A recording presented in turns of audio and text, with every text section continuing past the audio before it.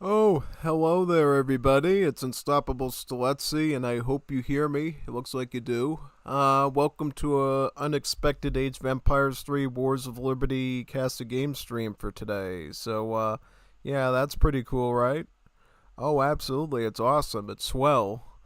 So, you might be wondering, why aren't we doing the Goozin showcase of the Hollow Plushie Girls today? It's because I got held up doing some familial stuff today that, stalled me for a bit of time, and let's just say I won't have the room completely cleared out for me to do the skit the way I want to. Yeah, that's unfortunate, right? Yeah, very unfortunate. Interesting. I'm looking at one of my old Stomping Grounds Discord servers I used to post links to, and it looks like they no longer have the channel for it. Yeah, that's sad. That's upsetting. Makes me want to cry profusely, but it's all right. We'll just find some other places to share the stream with. Yeah, how you all doing tonight? Doing good, I hope. Yeah, hopefully everybody's doing all right. Yeah.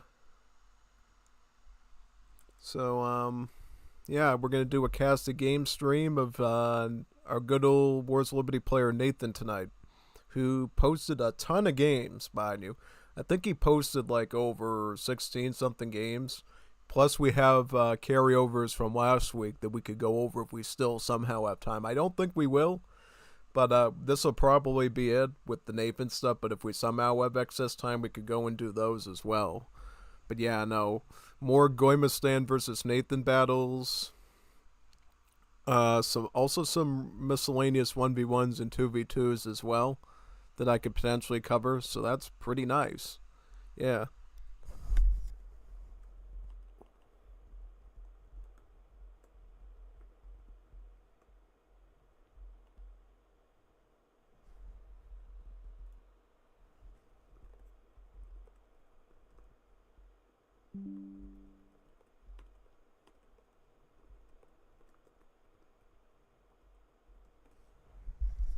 Yep.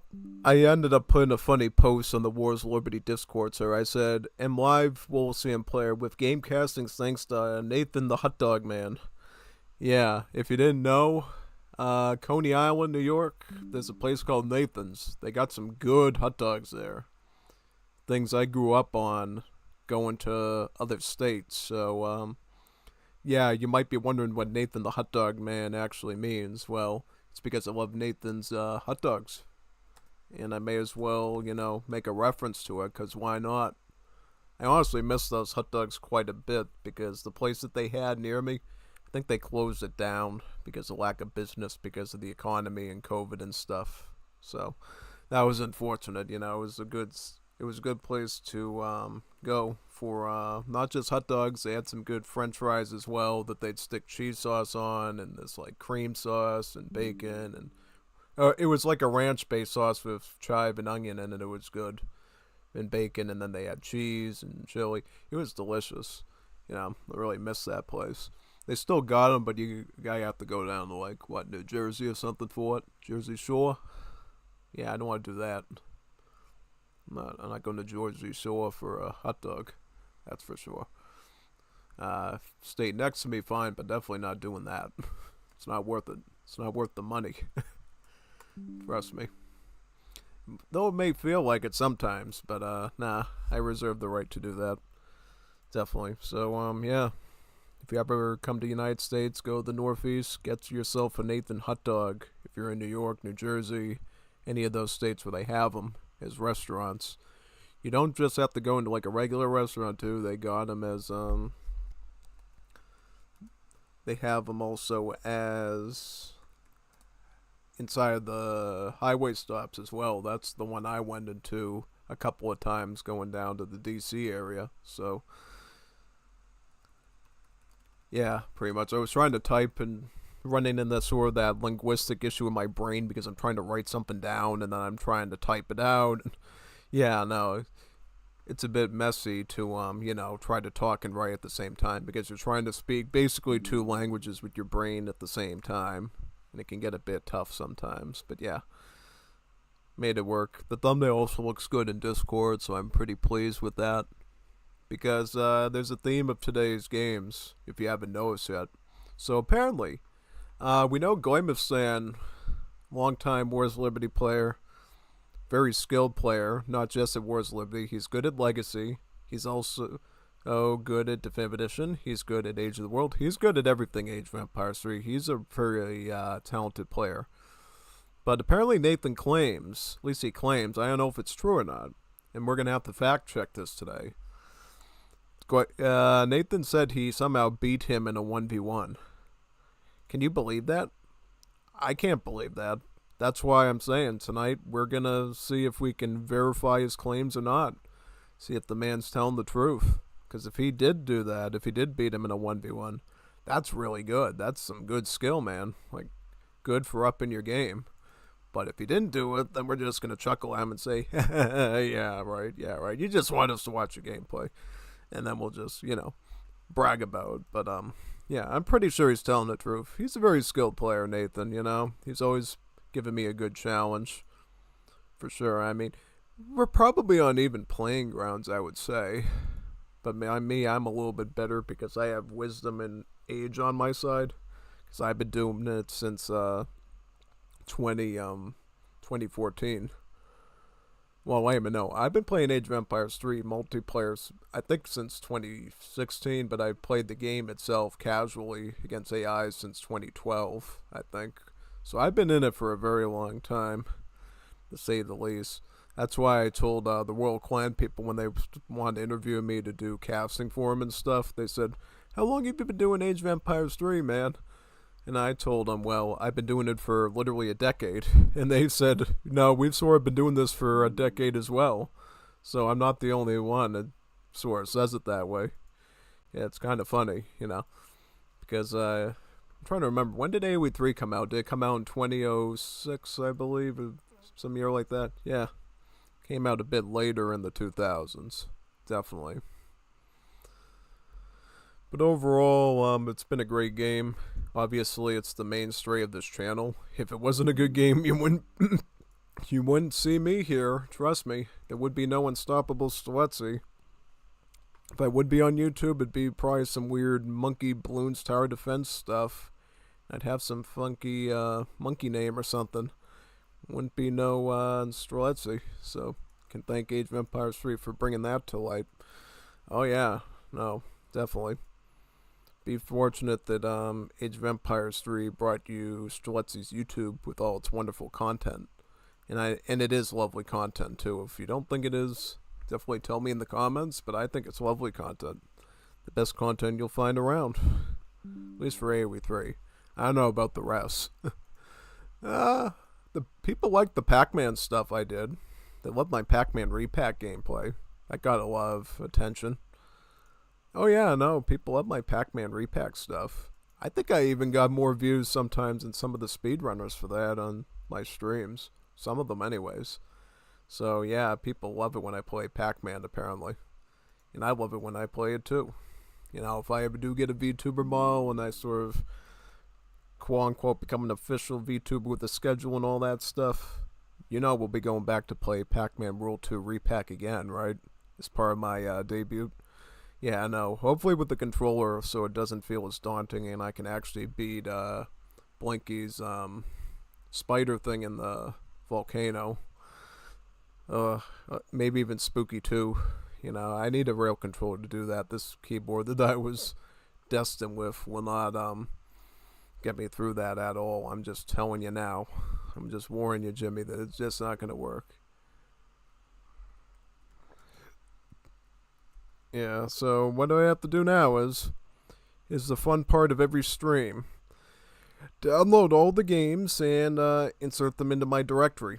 So I can count them out to you and just tell you right away how much we're going to be dealing with tonight. So here's the list. Checking it twice, making sure we're naughty and nice. I don't care if you're naughty or nice, just be nice in our chat. If you want to be naughty elsewhere, go be naughty elsewhere. Really don't care. I'm not your mommy. I'm not going to tell you to go to bed at 9 and stop eating all the cookies in the cookie jar. If you want to have a cookie jar meltdown, go do it. I really don't mind. Let's see. 1, Uno, dos, tres, cuatro, four, cinco, five, six, siete, seven, ocho, eight, nueve, nine. And then we got another set that he put up here. We could go Diaz, and then we got once, so 11, doce, 12, trece, 13, catorce, 14, and then we got quince, 15, and then we have dieciséis, 16. So 16 total. And those are the new ones. We obviously have ones from last week we didn't get to, so it probably is, in total, would probably be somewhere between 18 and 20. That'd be my guesstimate. So I don't think we're going to get back to those, though. I'm just warning you, because this is a ton of material right here we're looking at. This is a lot of stuff. Look at all this stuff, man. Look at all this stuff. This is crazy. You got a ton of recordings here, and I love it. I love it when you give me tons of recordings like this. It's beautiful. The problem is, and this is my one critique, they're all named Record Game 1, Record Game 2, Record Game 3, Record Game 4. You couldn't have at least put your name on it or something? Really? Call it Nathan the Hot Dog Man 1 or something. I don't know. Nathan the Hot Dog Man 1.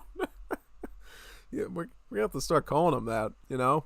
We got Juanitos Bonitos and Juanitas Muy Bonitas. We can have Nathan the Hot Dog Guy here too. We got Lars the special gummy bear and brownie boy. We got lots of funny titles I give people for various reasons. Though I think definitely the Nathan's Hot Dog is way more legit than the gummy bears and the brownies that Lars has. I'm just telling you. If you don't believe me, I understand, but that's just my opinion. I would rather have a good Nathan's hot dog with some french fries and melted cheese and bacon sauce than whatever Lars is doing with the brownies and the cookies and the gummy bears. Yeah. So where we start? So we're going to start with Record Game 1. But because I did in the wrong order, I'm going to have to do it a bit of a weird way with the indexing here. So, we got Record Game 1, right? How many do we got at this point? 24 of them? That's why you gotta come up with creative stuff, man. That's why. Because if you don't, that's what happens. So which one are we on? I'm just trying to let me do a file compare and actually look. I'm just curious for the sake of Curious George. So the Record Game 1, that's the big one. Okay, so go for the little index first. Okay. So I want to go with the second to last index because those are the Gommiustan versus Nathan ones. We want to see which one the Nathan actually won on. Alright, that's the GoldenEye, people. That's what we're looking for. We want to see if Nathan actually did win a 1v1 against Gommiustan. So let's get into the first one and find out for ourselves. Let's see if this man is living up to his word. I'm sure he is, but you never know. Yeah, definitely. At the very least, it'll keep you here to watch it with me. That's good. Okay, so we got Nathan as the Japanese, the Japoneses, and then we got Gommiustan as also Japan. So we got Japan versus Japan. Japan versus Japan mirror. Alright, somebody stayed up too late to watch Mamura Polka and Takana Louie collab on Hololive Japan, JP.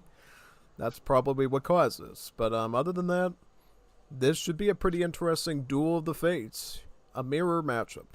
I know some people don't like mirror matchups, but I like them. You know why? Because they're a good show of raw skill. When you have the same Civ, it really comes down to who the most skillful practitioner of the Civ is. So we'll see if Nathan's Japan can beat Gommiustan's Japan, right? And know this Orchard Rickshaw is not lost. It's very normal for a Japan player to actually scout the map at the start of the game with their rickshaw. That way they can find potential treasures, they can find the enemy's base, from a safe distance, preferably, so the TC doesn't snipe it. But yeah, no. Best way to scout at the start of the game is Japan. Use your spare rickshaw for the orchard.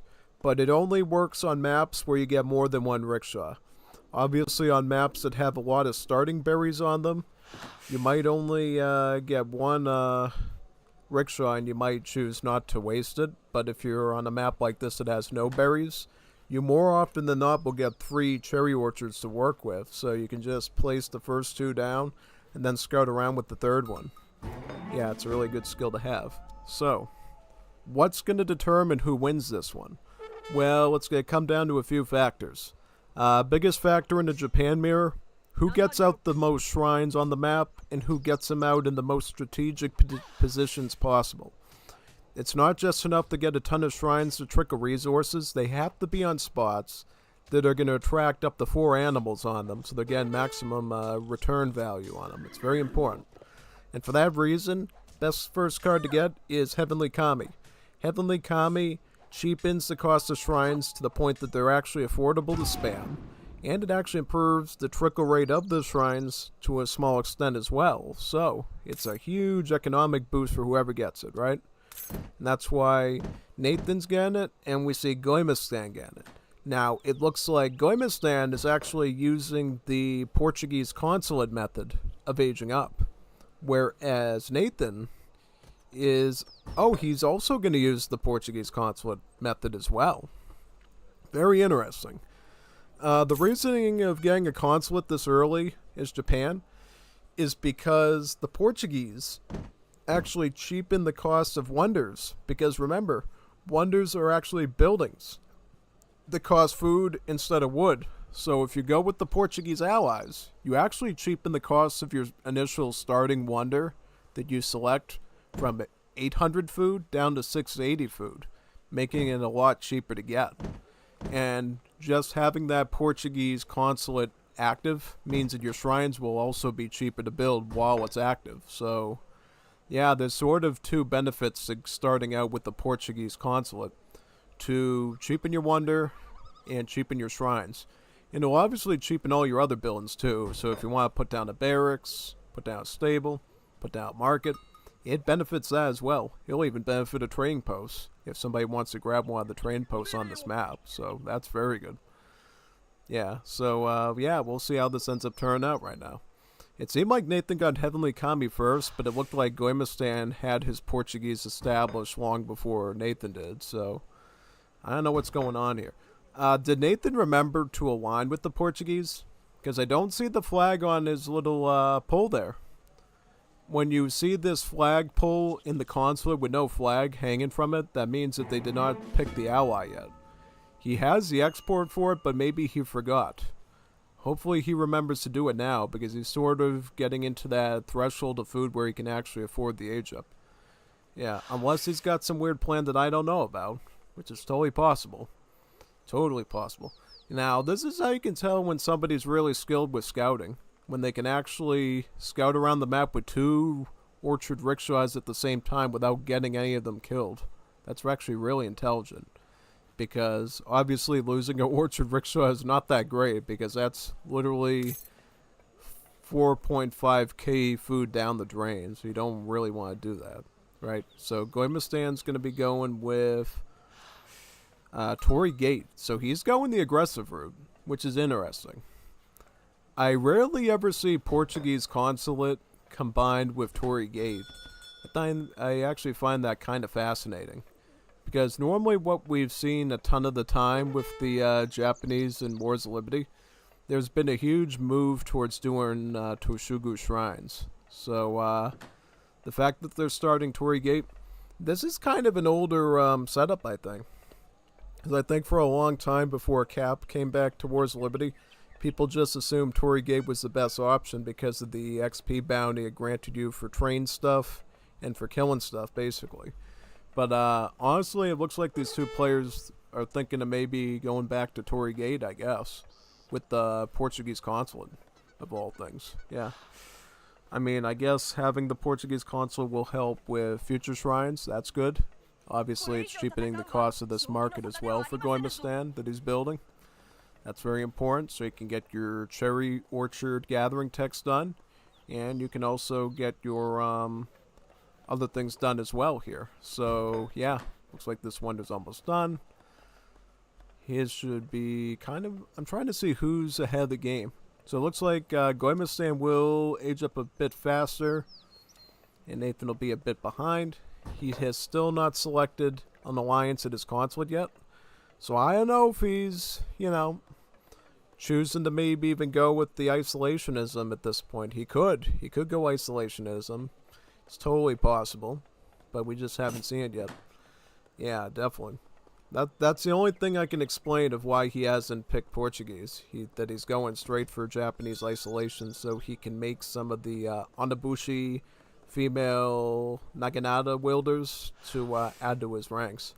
Yeah, so you get a free samurai actually with the Torii Gate age up, which is pretty neat. And you also get a military rickshaw. You can make a barracks or you can make a stable. 99% of the time you want to make a barracks though, because unless you're really certain the enemy is going to go straight up skirmishers at you, which is never a guarantee, you're going to want to go with the barracks because it's more reliable.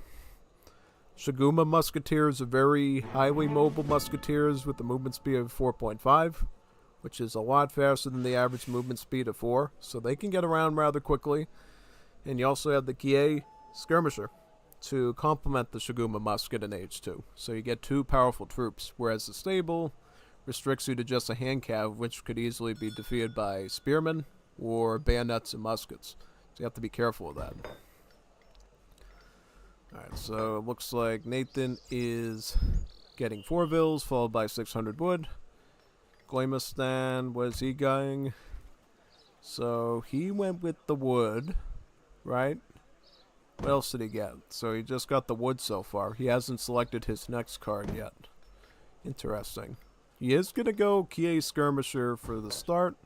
I think that's a pretty good idea here because this is a good way to surprise your opponent if they just assume Shiguma, Shiguma, Shiguma. Having a bit of a troop at the top there with an anti-heavy multiplier is going to be beneficial to you. So pretty much Shigumas are going to be easily countered by these Kies because of their little multiplier here of about 2. Because really what that means is Kie Skirmisher does about 38 damage to a Shiguma, which is very powerful. That's a lot of damage. That's quite a bit. So starting Skirmisher for Gommiustan was probably a very smart move. And see, this is the problem for Nathan here. He's going the heavy infantry route with the Shiguma because he's used to seeing that with all the Japan players. Because they do that for mobility reasons so they can quickly run around, kite the enemy, be annoying. But in this case, when he's dealing with the Japan that has an early access to a skirmish unit, this can be very dangerous. You know, these Kie skirmishers are not to be trifled with. They're very, very powerful. Their multipliers will hit pretty deep if you're not careful. And yeah, it's going to be a heavy infantry versus skirmisher battle, which is not good. Alright, and now what it looks like. He's got how many heavy infantries? He's got 8. How much skirms is Gommiustan on? He is on 4. He's got 4 of them over here. And where else? He's got 7 actually. So it looks like numbers-wise, both armies are relatively the same size, but Gommiustan technically has the better troop to win the fight with. So Gommiustan is looking to be favored in this position. Gommiustan is now getting 4 villagers, right? Now, one thing to note about that, I think technically Nathan was in the right to get the villagers first and then get the wood, if he felt like he was in a safe position with the barracks. Because honestly now that means that Nathan gained a few extra villager seconds by having those vills alive for longer than Gommiustan did. So I think that in part is something good that Nathan did on his side, right? Alright, so Nathan is now going to add Kie Skirmisher. He's also going to add Samurai. Samurai. That's an interesting choice. Samurai. A bit of a concerning choice. Yeah, I'm a little bit worried about that. Right, okay, so Nathan did end up going Portuguese, but he delayed it for a very long time for reasons I don't know. Like, he could have aged up faster, he could have saved on a ton of these shrines and other buildings. I don't know why he delayed his Portuguese that long. I thought he was legit going Japanese isolation and taking advantage of the attack or something. No, it looks like he was just being slow and sleepy at the wheel, which is not a good sign, no. But Samurai I'm a little concerned about here. You know why? These guys are kind of slow. They're not the fastest moving unit. And when you're dealing with an opposing Japan, their musketeers are fast, so they can get away from Samurai very easily. And then, of course, the Kie skirmisher has a range of 18, so they can keep their distance from the Samurai as well. So I'm a little bit worried he's going to be spending hundreds of resources towards units that are sitting ducks here. Yeah, I mean, look at the cost of a Samurai, so I can tell you. 100 food, 100 gold, and it uses up 2 of your population space. This is a very costly unit to make, but you got to be sure that they're going to be well used. Ideally, Samurai should only ever be used in situations where cavalry-type units are guaranteed, and in situations where you know you're going to be sieging enemy structures, because these guys are some really good siege troopers here. They do 67 siege. That is really good, right? And combine that with their anti-cavalry prowess plus the 1 splash, you got a good fighter against cavalry. But initially, Japanese fights are always just infantry. Cavalry is only added in later with the constructed stable in a standard Japanese set. Thus, I feel like Nathan is preparing for something that isn't going to happen. You know, that's at least what I'm getting the gist of here. Yep. What Gommiustan does, which is very interesting, he's actually going the daimyo route. And he will actually make cavalry from his daimyo here, his general, Seigo Takamori. Yeah. See, Wars of Liberty takes place in the Victorian era, so instead of calling them daimyos, they call them gensui, which basically means general or field marshal in Japanese. So it's a gensui. And acts exactly the same as the daimyo. He boosts up nearby troops, he can receive shipments, and then he can train troops too. He can train your infantry, and he can train your cavalry. So what Gommiustan is doing is he's using his gensui here to make cav without a stable, which is pretty cool, right? Definitely. So that's really awesome.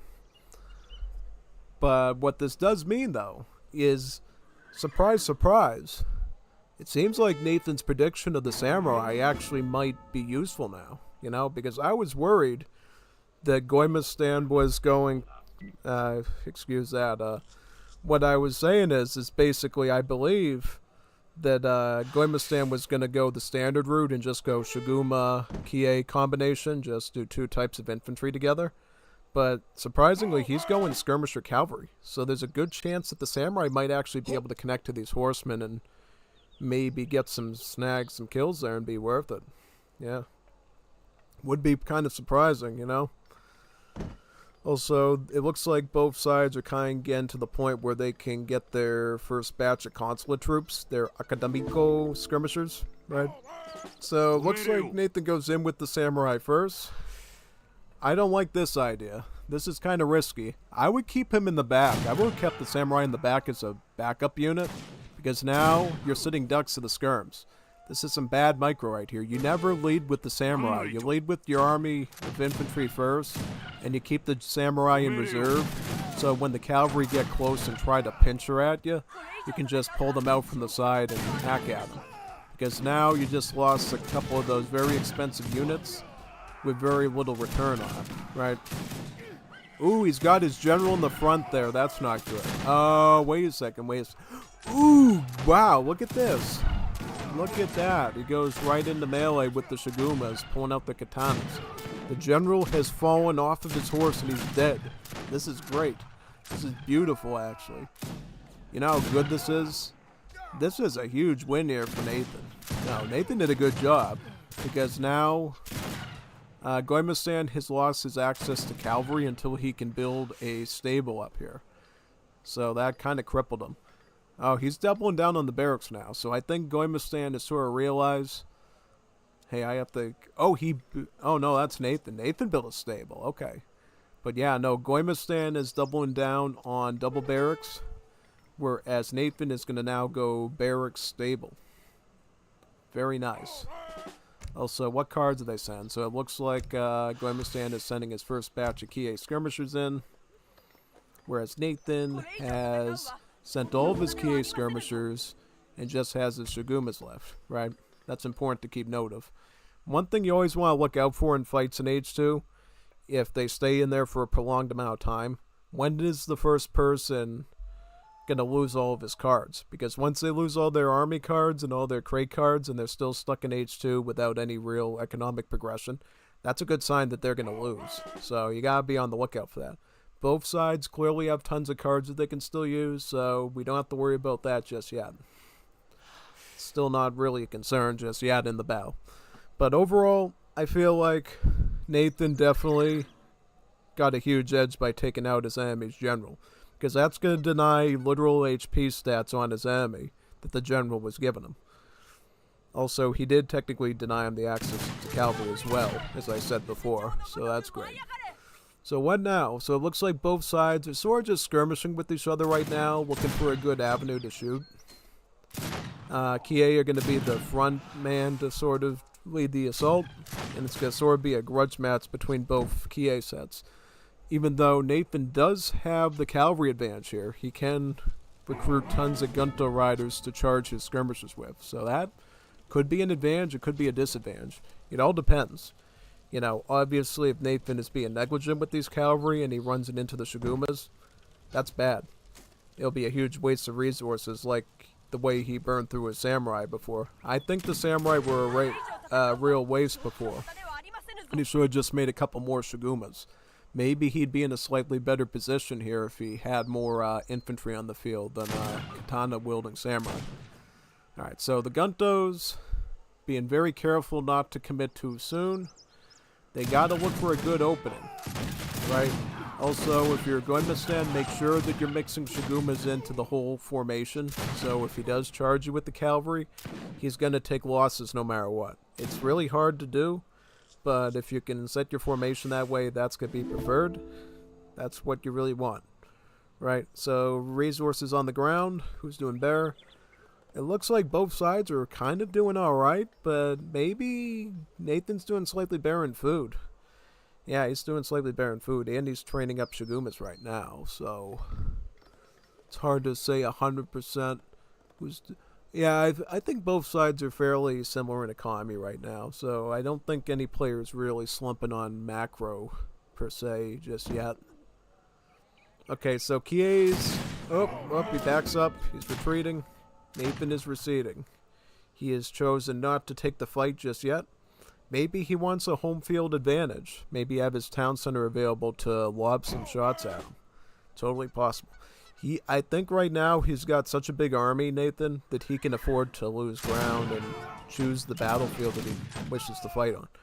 Alright, so Guntos need to go forward and charge the Kies. Okay, it looks like they do get some snacks and kills there, which is great. Also, remember, Nathan has a stable, so his cavalry mass is substantially larger than that of his opponent right now, so his can actually multitask a bit. Looks like part of them are playing the Guntos with some success, and then the other batch were wiped out by the side flanking Kies. Oh, wow, Nathan. Gommiustan's cavalry army ends up winning out because of the larger infantry force there. Yeah, so kind of a turnaround. I think Gommiustan is in the favored position. He has a big mass of infantry, and he's even got a few cavalry still left. It seems like, honestly, Gommiustan managed his infantry and cavalry a bit better there, and thus was able to, you know, deal with overwhelming odds of mounted troops and just eliminate them rather easily.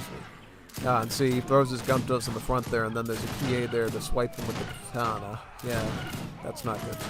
So, Gommiustan wins the first battle, right? And he's going to reinforce with double coin crate shipments, 600. And if Nathan does decide to stall the match out, he would just be going to H3 at this point and being him out there. So, yeah, Nathan is not looking good.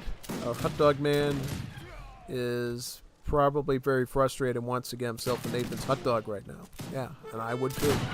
I would want a Nathan's hot dog even if I wasn't losing, but if you're losing like that, yeah, no, you need a hot dog.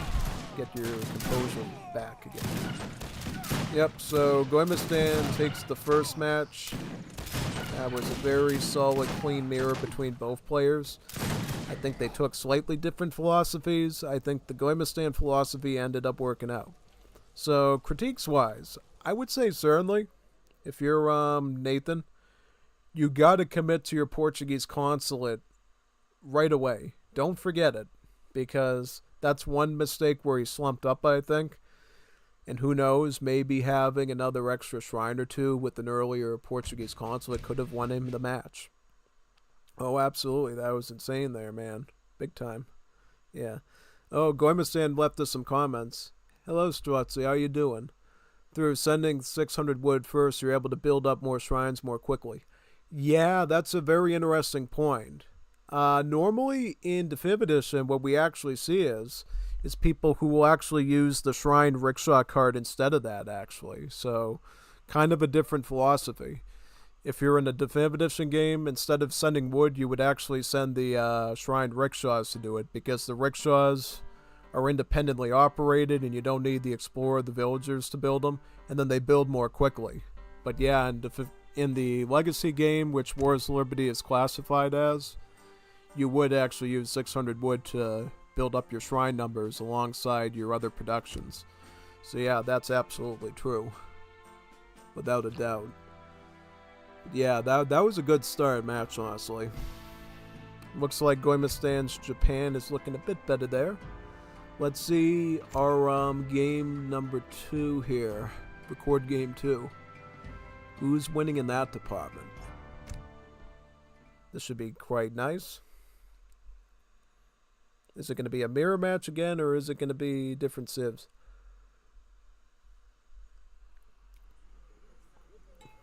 We got Nathan as Uruguay over here.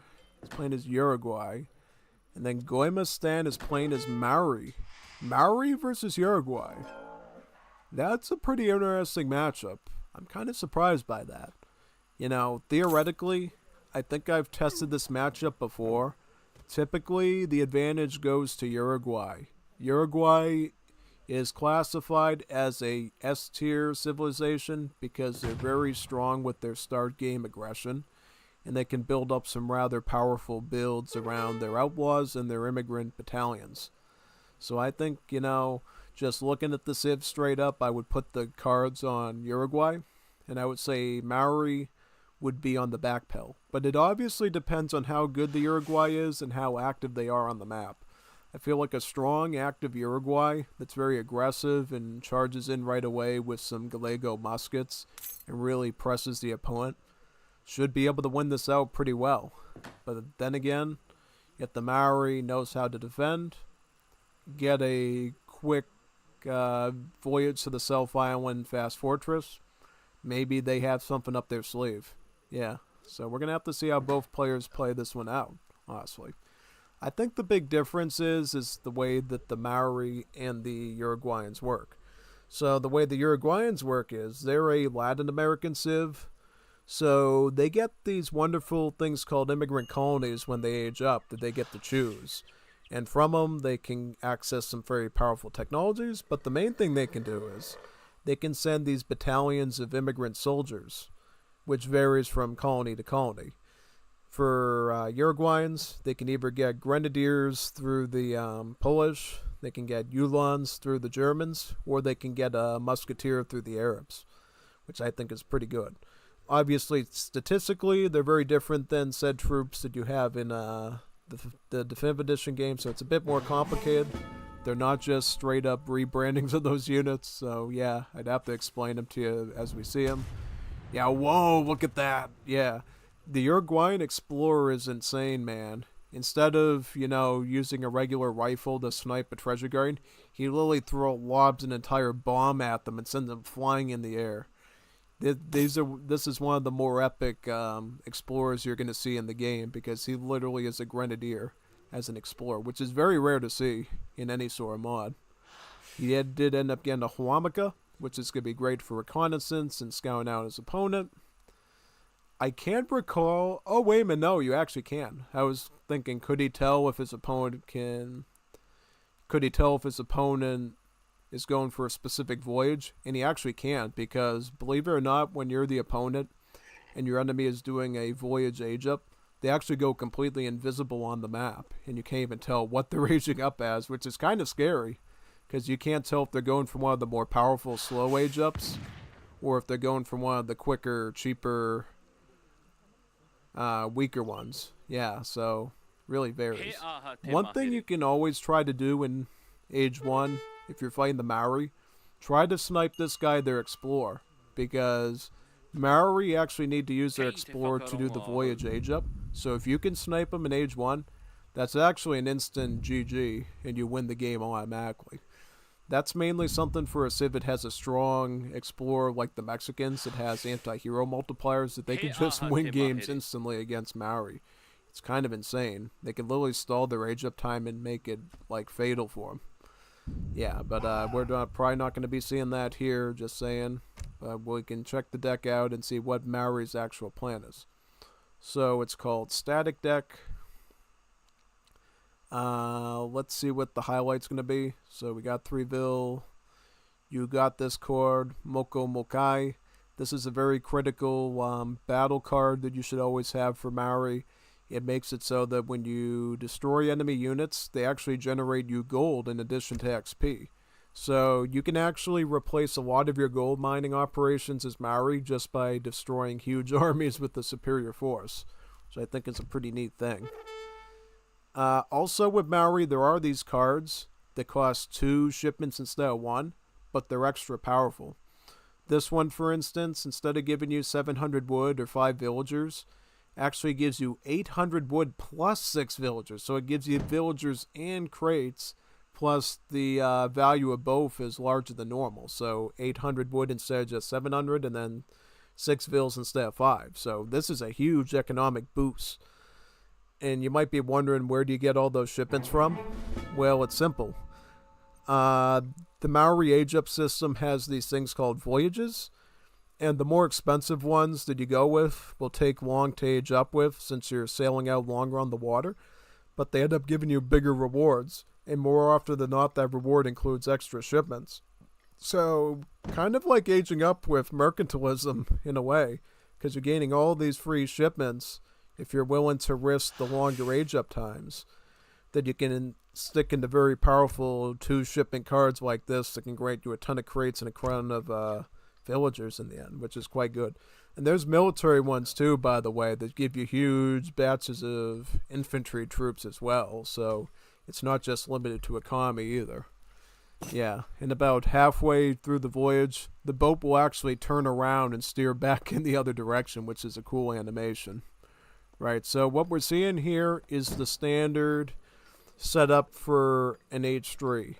So you have a very greedy option of going with the most expensive voyage to Fiji, or you can start out with the middle option, New South Wales, and then go for a semi-fast fortress or a fast fortress into the voyage to the South Island, which doesn't actually give you any reward at all, but it's the cheapest and the fastest age up. So kind of like a cheaper version of Exiled Prince for the Europeans. So we'll see if Maori is forced to combat in Age 2, or if they're given the luxury of making it to the Fortress Age. That'll be a good question. Alright, so it looks like our Uruguay, though, goes with Polish immigrants. Very interesting. So he's going Grenadiers. I usually go Arabs with Uruguay because they're a solid musket that can counter cavalry.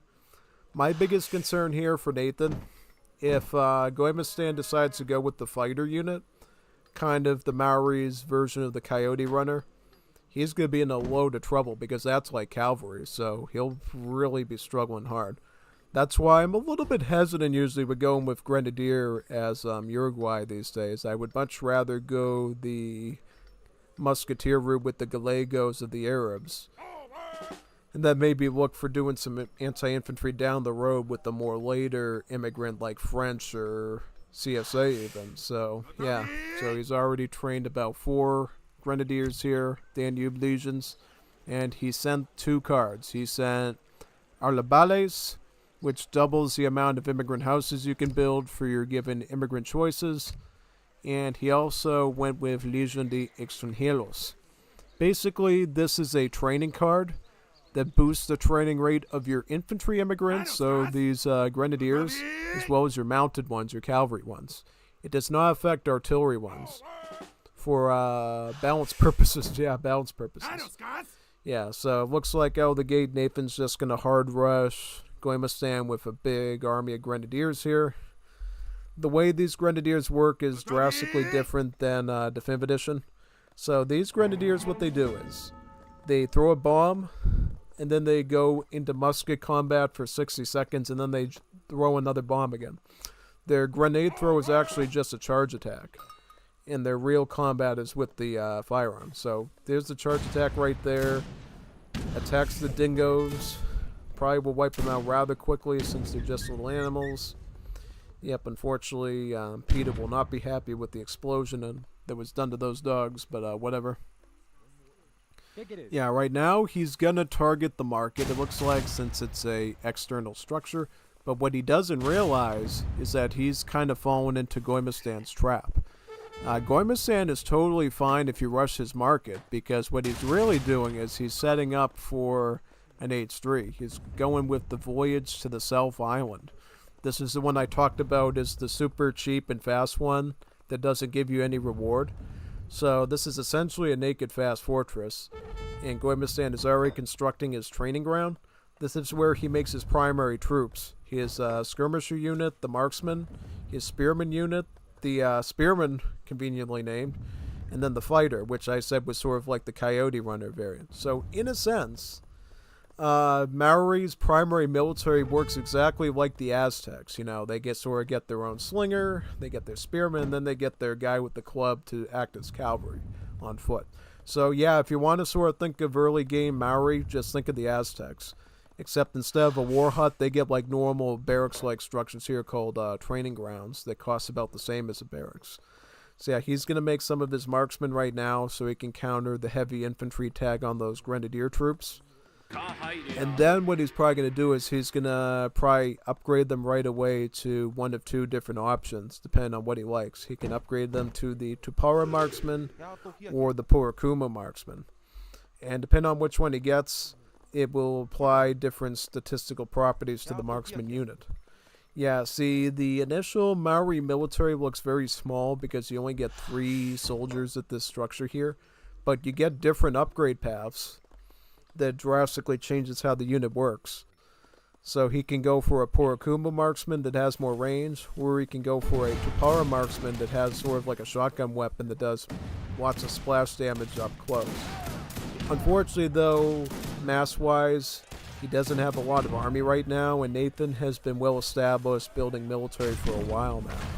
Let's see if he can find this constructed Pa here. Maybe get. Oh nope! Unfortunately, he's playing the redcoats now. Looks like Gommiustan shipped these guys in. These are essentially a British musketeer unit, and since they're classified as consulate units, that means they actually shadow tech with every age up. So these are actually veteran musketeers that Nathan is fighting right now. So he's actually forced to get out of there, especially when Gommiustan put them into stagger mode, which meant that he was essentially negating the splash attack on these grenadiers by a great amount by splitting his troops up and making it impossible for the splash attack to affect more than one troop, basically. So yeah, right now it looks like Gommiustan has a chance to train some more marksmen, probably get in another shipment of marksmen here, and keep continuing, yeah. Whereas Nathan, let's see what Nathan's up to. So Nathan is going big on the hunts and storing up all the herdables. My suggestion for Nathan, get a livestock pen. Normally when you have this many herdables, you should take 100 wood and make a livestock pen so you can fan them up a lot faster. And then you'll have a steady stream of food to ideally get you aged up and be able to continue your army queue.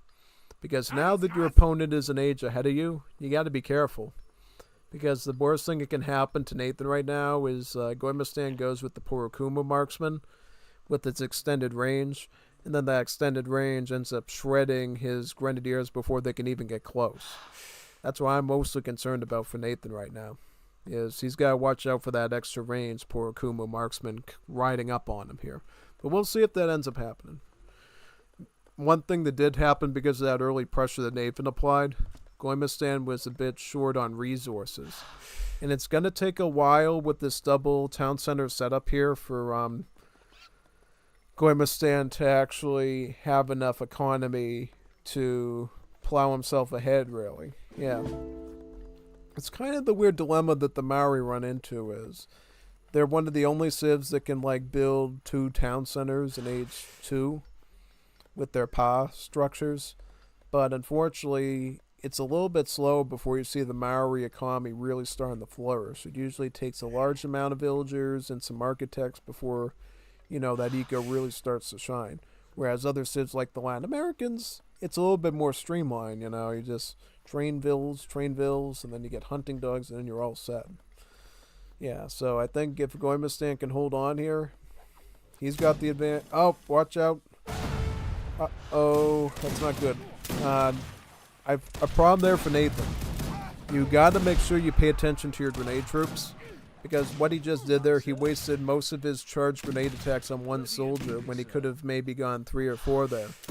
Because now he's essentially got himself on the back pedal now, and now Gommiustan can start to pursue his army and can snag a ton of free kills there, which it looks like he just did.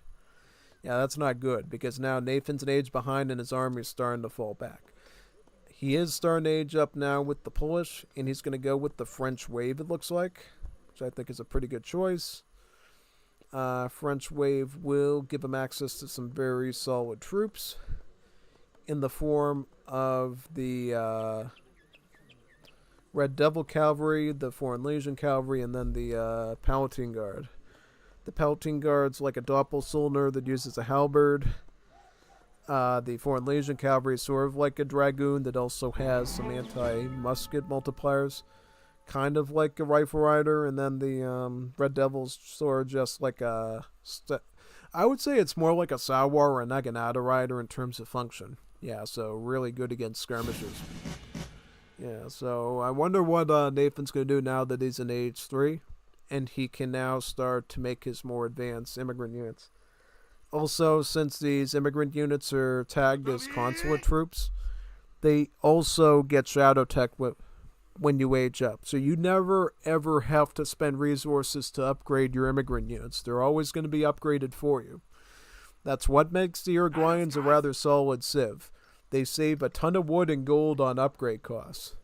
Just if you stick with just the immigrant units and don't make any of the other normal troops. Yeah. Nathan does add in a stable, it looks like, so he's maybe thinking of doing some of those unique French cavalry units as well. And that could be a good advantage against those redcoats, but we'll see. Alright, so Foreign Legion Cavalry are in. He's queuing up about 3 of them. What is Gommiustan planning now? So he's mainly just focused on getting his population up at his PA, and he has trained and upgraded his Porokuma marksman to the Porokumus. So now they have a range of 20, which is that of a standard H3 skirmisher. So that's quite good. Plus, if he sends the advanced card later, which it doesn't look like he has, that would have allowed him to get these Porokumas up to a range of 21, which is actually more than the standard skirmisher range. And he also trained and upgraded his spearmen to Tehedawa spearmen. Upgrading your spearmen to Tehedawa spearmen gives them 1 splash.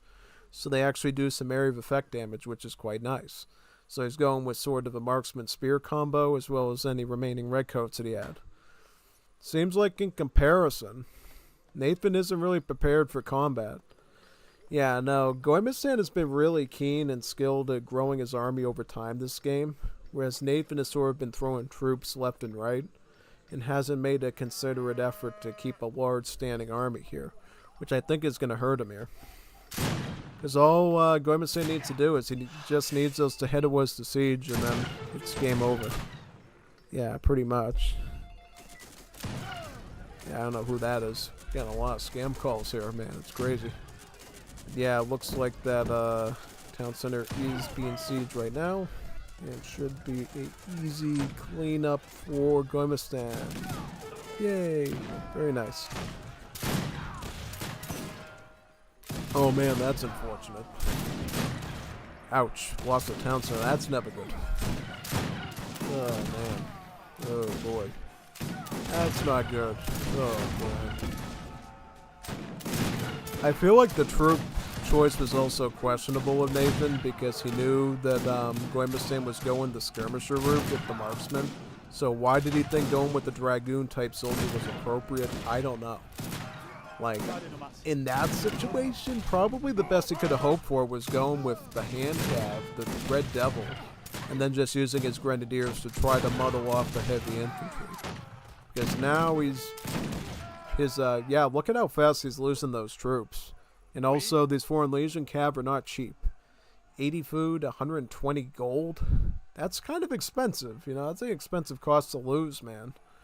Like, you should only be making these, I feel like, once you know either A, the enemy's going mass musketeer, or B, they're going with the assault cavalry. If they're going for assault cavalry, especially if they're going assault cavalry with some muskets or spearmen, then make tons of these Foreign Legions. If you know they're going skirmisher, never make these things, because they are really only supposed to be used for fighting muskets and fighting different cavalry units, namely the melee types. So, bad idea.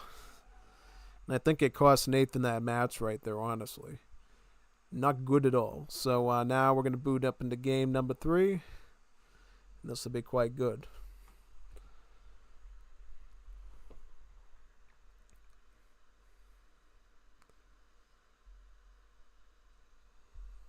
Alright, so any more comments from the chat? Nope, nothing yet, so let's continue. So we're on game number 3 now. See what game number 3 offers us here for record game 3. Let's get over there. So for this one, is this one that I have to look for the second to last one, or is this one appropriate on the... Let me just check real quick in Discord so we know 100%. Yep, scroll down. Almost there. Okay. So, this guy, did he have a record game 3 in his second set? No, he did not. So we can go for record game 3 here. Record game 5. This one. This one right here. Alright, let's do this one.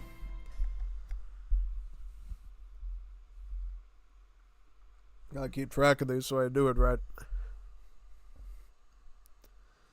Okay, so now it's Gommiustan versus Nathan again, so this is round 3. It will be Nathan's Uruguay versus Gommiustan's Maori again, so they're resuming the same matchup for this game as well.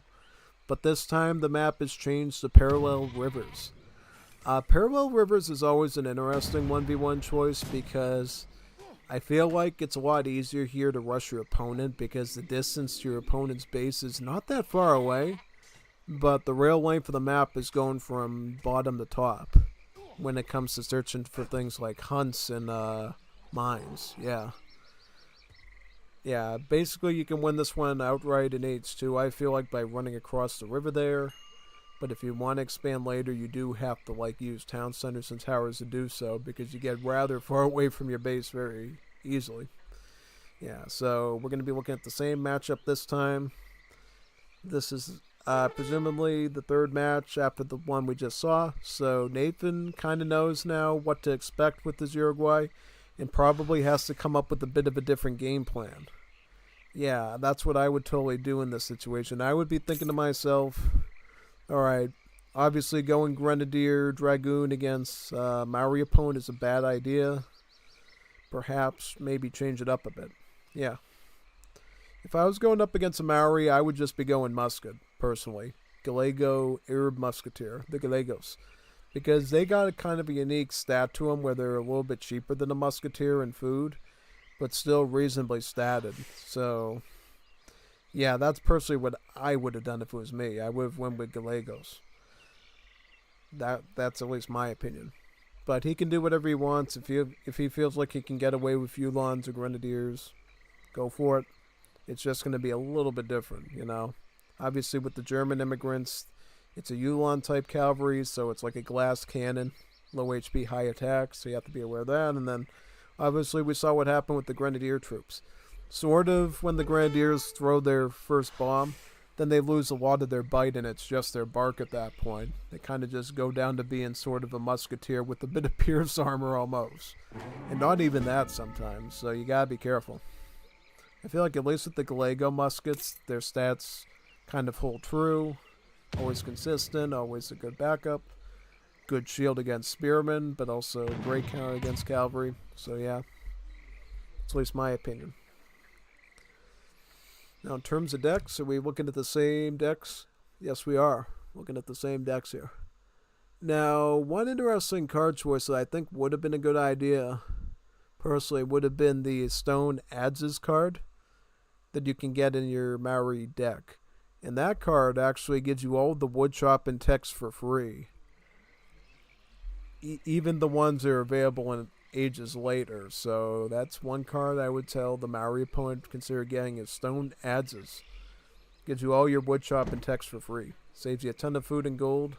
Plus you get the text way ahead of time. Including the H3, the 4-1 too, which is great. Now, how about the Uruguay deck? Is the Uruguay build going to be the same? So going for the Arlabales. Okay. Alright. Now, I have a critique about that. I'm kind of critical of him there. My thing is, this is my complaint, is if he does legit want to go with Polish immigrants, the reason I don't understand why he would want to double the build limit of his Polish houses if he's Uruguay. Because all the Polish houses do is they heal nearby troops like a field hospital. Why would he need field hospital houses? Like, why is he spending a shipment to get field hospital style houses? Is he still going Polish or is he going... Oh, he's going Arab now. Okay. He's going Arab. Alright. Now, the Arabs are a little bit different. So the Arab houses don't act as field hospitals. They don't heal your stuff, but they do contain more population space.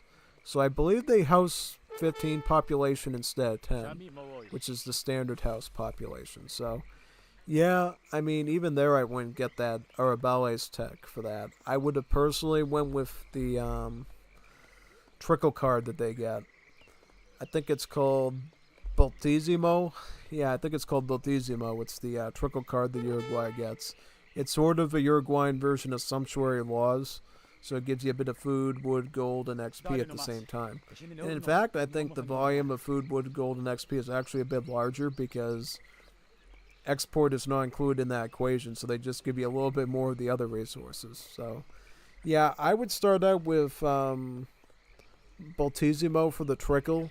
Or I would go with the Oriental Exodus to make it so that my Pequeño villagers here house 2 population instead of 1 population. Because one thing you'll notice is this Uruguay player doesn't have any houses.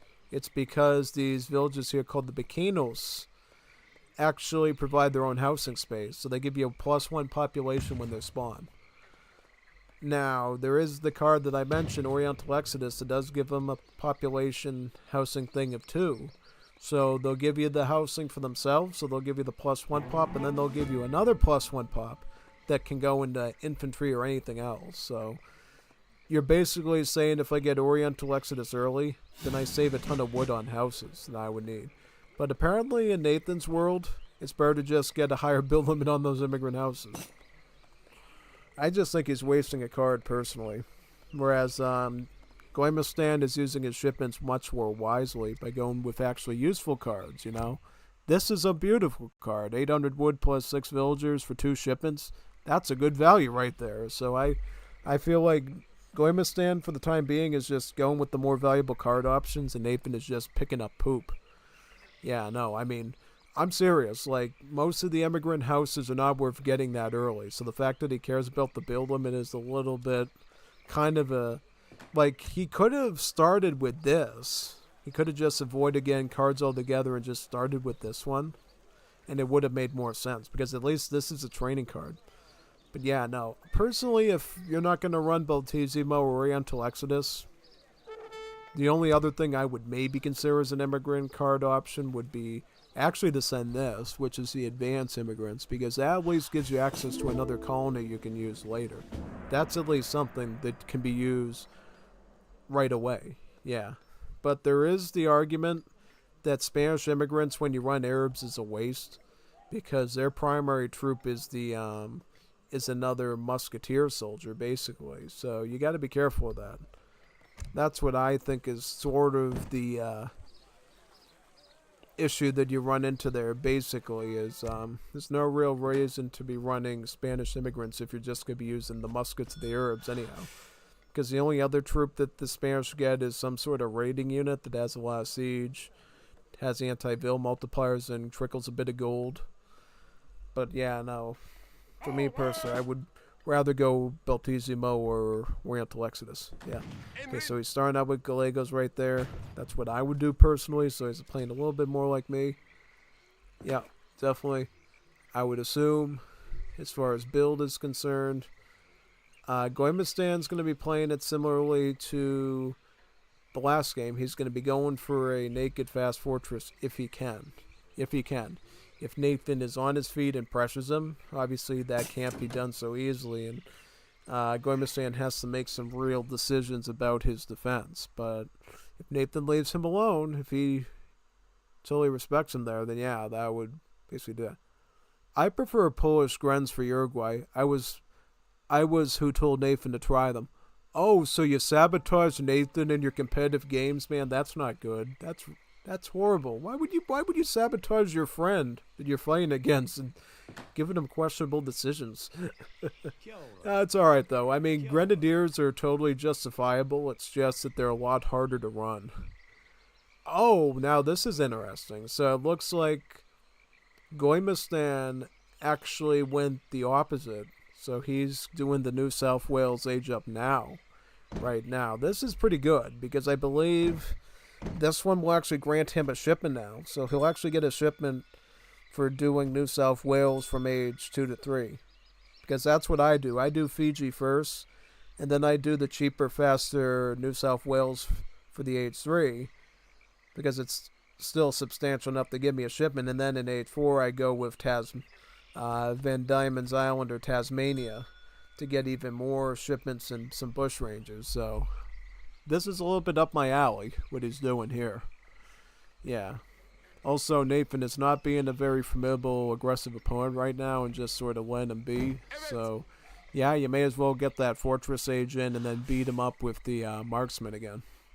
Because that's what's going to happen. He's going to get poor Akuma again, and then he's going to have enough range to cook these Gallegos into next week. That's exactly what's going to happen. Mark my words. He's not looking too good right now. Constructing a temple to generate some XP trickle. Could make a healer. We have seen some healers being trained in the PK tournament in the 5th edition. So, if you want to make a healer in Wars of Liberty, go right ahead. I used to be a real skeptic of it because I thought healing was impractical in a lot of fights. But I've seen some high-level players in the PK tournament actually running priests. Not shipping them like Jeff does, but actually training a priest or two from a church to keep valuable troops alive. So, yeah, I wonder if that's sort of into the decision process of going with the church there, honestly. Would really doubt he would just build a church just to get an XP trickle, but maybe he is. I think, that's alright. Okay, so New South Wales gives you a ton of food crates, by the way, so look at all the food he's going to get. It's quite good. Gives him a bit of stockpile to resist these Gallegos.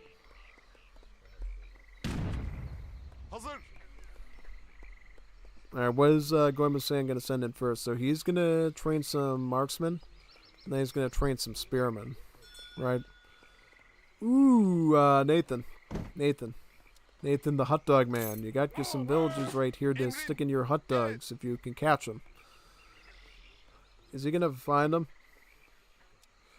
Oh, man, look at this. Missing it just by a hair of the... Whoa, man, that is so bad. Unreal. He missed out an opportunity to raid 4 or 5 villagers there. That is so bad. He could have gotten a huge... This is why you gotta scout more. You gotta, like, go a little bit deeper and look at the whole shoreline, because you would have found this. I mean, there's still idle vills, so it's almost like you kill them almost, but, just having them dead outright would be better. I guess the only devil's advocate I could say is at least they're using up housing space. That I could say is true, but I would just still say taking those vills out would be a much more practical, good solution there. Basically, yeah, big time. All right, I like how he's maintaining the numbers though, and he's stacking them up. That's important. Because if you're going Gallego as the Uruguayans, you gotta mass them up like crazy for it to work. So he's at least getting that part good. I just don't know if he's applying sufficient pressure. I feel like if he was a little bit more aggressive and a little bit more hard on Gommiustan's position, maybe he could make it work. But now Gommiustan has his red coats established. He's got some marksmen, he's got some spearmen, so yeah, now you actually have an army you have to really fight and compete against, which is not good, right? Another thing to watch out for with Maori when they kill enemy troops, their nearby troops get an attack boost. So Maori rewards you for getting tons of kills on units, because if you can kill them in a constant chain, your troops will gain attack rather bigly. They'll get a ton of stats from it and then be able to shred the rest of them rather easily. Alright, so these vills are still here. I wonder what Gommiustan knows about them, or is he just idling them because he's busy? Good question, actually. Okay, so Nathan's going to continue pressuring in with more Gallegos, picking up hunting dogs now. I would have personally tried to get the hunting dogs a bit earlier because it's a rather basic market tech that's just really good for your economy there, yeah. I made a mistake with the age ups this time. I wanted to go for the slow one first and then for the fast one. This way you can use the resources when hitting 2 to quickly go to age 3. Yep, that's the standard Maori fast fortress strategy. Go New South Wales first, followed by a faster, cheaper South Island age up for the age 3 age up. Yeah. So I didn't know that was unintentional. That's very interesting. I didn't know that you made a mistake on that. But yep, that just shows you even pros like Gommiustan makes mistakes.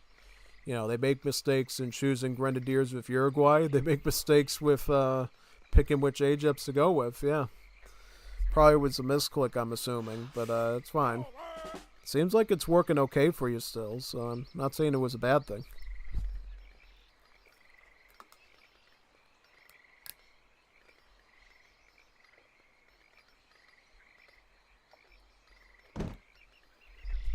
Yeah, and I believe, like I said, I believe you do get a shipment with going with New South Wales and age 3, so there is kind of an incentive to wait for him later. I suppose. I suppose there is. Yeah, unless going with Fiji first is a prereq for it to give you a shipment, then I guess I'm wrong then. I haven't played around with all the combinations with Maori to actually assess that fully. I will say one thing that's on Gommiustan's side. Now he's sort of on 3 TCs. He's got this one, and this one. So basically we're looking at really strong economic boom from Gommiustan should Nathan be unable to dislodge this at all. So I think in this sense, the tables have definitely turned economically to the point that now Gommiustan is in the favored position. All he really needs to do is get these up to poor Kumus, which he can afford right now for the costs. And then at that point, he can secure this position and then just boom like crazy and then push. Yeah. Ooh, interesting. Going with the basket technology at the market. So Maori actually gets technologies to gather berries faster. They actually get those techs, but it doesn't just affect berries, it also affects their farming too. So yeah, kind of a good tech for the Maori to get now, I guess. Helps them in early and as well as in late game as well. Yeah. But yeah, overall I would say, yep, exactly. Good. Get that marksman upgrade there, poor Kuma right now. That's what you want to do. Then you got your little army of spearmen right there. You're all set. You have turned the tables. It's Nathan, the hot dog man here, that actually has to come up with this counter here. And he's got like no gold right now, so it's not like he can just jump to H3, get them to veteran, and then think about adding in the French cavalry. Because if he did that, things would be alright. But no, I think right now Nathan's on the back pedal because he just doesn't have his plan to get to H3 in place right now, which is sort of holding him back and putting him into a risky spot there. Yeah.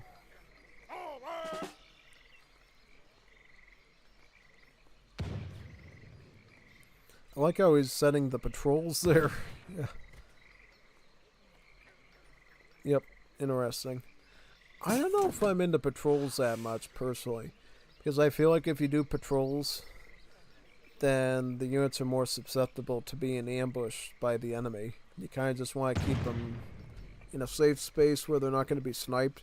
And then you can call them out quickly. Yeah, no, I guess that's just a difference of our combat styles. Where is he built now? He's building stable? Stable. He's going double stable. Double stable. He probably learned his lesson from the last game, and he's probably thinking to himself that he wants to go with hand cavalry. And if he can't make it to H3, he's going to have to train Lanceros, unfortunately. Still reliable, but yeah. Definitely my least preferred choice when I'm Uruguay. I'd rather just be in H3 and be doing the Red Devils. But if you have to do Lanceros, do Lanceros. Just be aware that if you're going to keep doing Lanceros, that you actually have to upgrade them as regular military and get, Veteran Guard, Imperial, and actually have to pay up that wood and gold over time for those. Whereas the Red Devils, since they're part of the French Immigrant Battalion, don't have to do that. They shall take. Okay, so let's see where this Maori army's heading to, and looks like they're going around the top. They're going to try to swoop in from the behind. Yeah, at least that's what it looks like, because this is all water here. You can't walk here. You have to sort of re-enter at this spot. So he'd be kind of slumping around this area. Yeah. Does he have enough spears to siege? I don't believe he does. Certainly has enough to fight Cav, but to take the buildings out. I don't think he's quite there yet. Yeah, definitely not. Ooh. Yeah, I mean, in this situation, I think Gommiustan's just scouting him out. He does have the bear economy. He has the bear army right now. So he can just sit easy. Just prepare. Okay, getting the kelp bag. That's the second berry upgrade. Notice he has all these berries here, so he can use that very easily there. Yep. Going for the big boy fighters shipment as well. Probably going to turn them to the Hawera fighters, I'm assuming. And get their really cool one splash attack with their big stick clubs.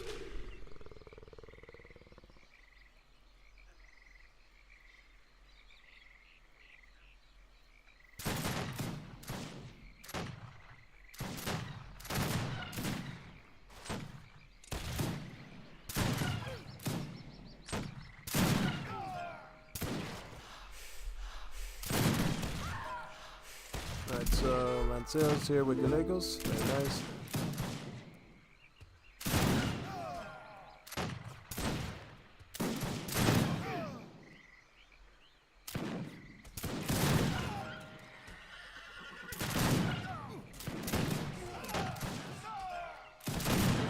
Oh, interesting.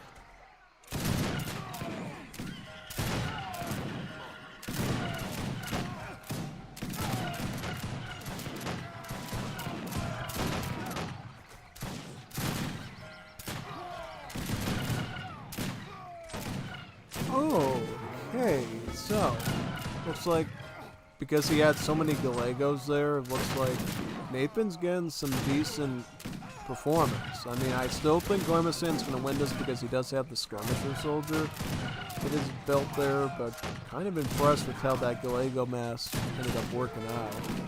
Oh, Spearman definitely being a problem there and distracting, so yeah, now he's going to have to retreat, unfortunately. Better fight than last time, though. I'll give him that. I'll give Nathan that. Bit of a better fight that time. But unfortunately, his economy is stale right now because he's on 1 town center and Gommiustan's on 3. So, doesn't matter, I think.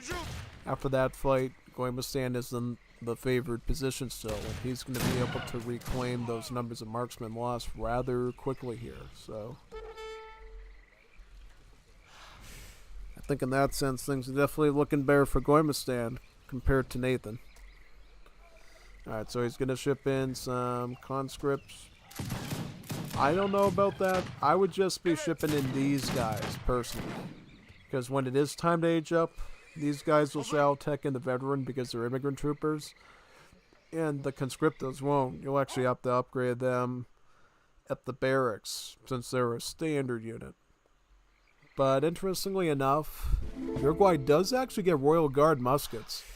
The Floridos. So, yeah, I can kind of understand why he has them in the deck. I just wouldn't ship them in Age 2. I would consider getting Floridos later on, especially if I went Germans or Polish as my first immigrant instead of Arabs. If you're going Arabs, you're almost usually expected just to go with the Gallegos. If you go Polish or Germans, and you skip the musket unit, then you can go conscriptos to back them up. And I would do so in rather a slow, gradual way, personally. I wouldn't be introducing them right now. Only get them as needed to fight Cav.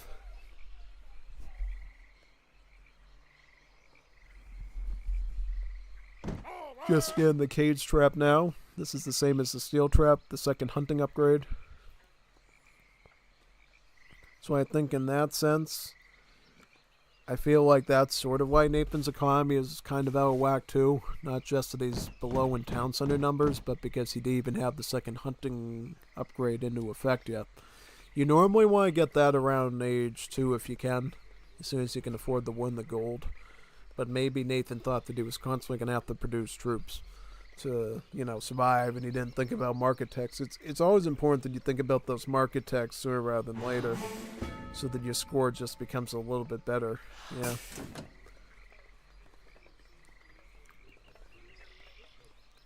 One thing to know about Maori, they get the Bushido Principles bonus active right away. So they can actually train their troops in blocks of 10 just like the Japanese Bushido Principles tech does. So yeah, it's pretty easy as long as you have the resources to maintain an army as Maori. Because instead of having to constantly click to queue stuff up. Yeah, pretty much. Oh, yep, that's exactly what I said, Gommiustan. I was lucky Nathan did not pressure me earlier. Going the slower 1 second is more greedy but also more risky. Yeah, that's the biggest pitfall of the Maori right there. You basically are forced down a certain trajectory as the Maori, mainly by the fact that all their other options puts you in extreme peril of being rushed out of the gate. But if you're in this situation where your opponent is not pressing you and putting you into check, Maori are very dangerous. Yeah, so I feel like it comes down to the fact that, yep, if you leave Maori alone, they're one of the most scary civs to deal with, but if you keep them on their toes, then they're one of the weaker civs. Yeah. Alright, so it looks like in that fight, Uruguay fights some of the spearmen and then pulls out, because they know they can't deal with marksmen just yet. I would like to see Uruguay try to get to Age 3. Would really benefit them quite good if they could. Yeah, I mean, at this point, it's like, you kind of have to. So he has a gold crate. He has a crate of gold, so he at least gets the gold under control. He just needs all that food hunted so he can do that. Yeah, basically.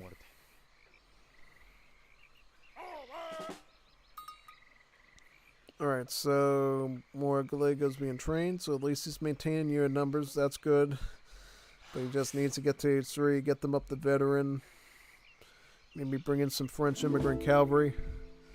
And then you should be in a little bit of a better position. Yeah. Looks like Gommiustan is going to start pressing, though. He does have a very substantial number of the Tehedawa spearmen, which have a siege of about 45. So he thinks he can finally start pressing Uruguay in their weak spots. So he's going to do his best here to use the 20 range on these Porokuma marksmen to snipe as many of these Gallegos and Conscriptos as he can. Because the more he can get rid of for free means a much easier push in with all those spearmen. And he definitely isn't bringing in those spearmen yet until the Gallego mass is effectively cleaned out. Yeah.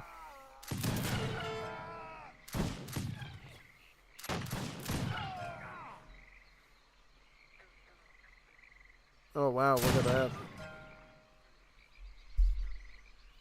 Poor Kuma's doing a good job at scaring off those muskets, yeah.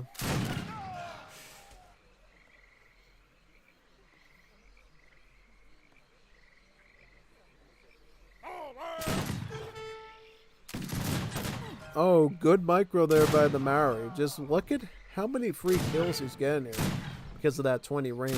Plus the Maori kill bonus, where the attack just spikes when you get rid of nearby units. Right. Very nice. So now he's actually is going to run the Spearman in, I think, to sort of smother the Gallegos' attacks, so the poor Kumas can just clean them up while the Spearmen are distracting them. Good use of them. Good use of them.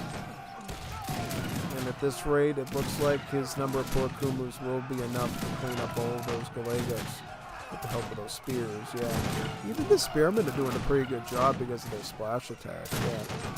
I wonder if he'll even preserve some of those spearmen at the end of that fight. Looks like he will.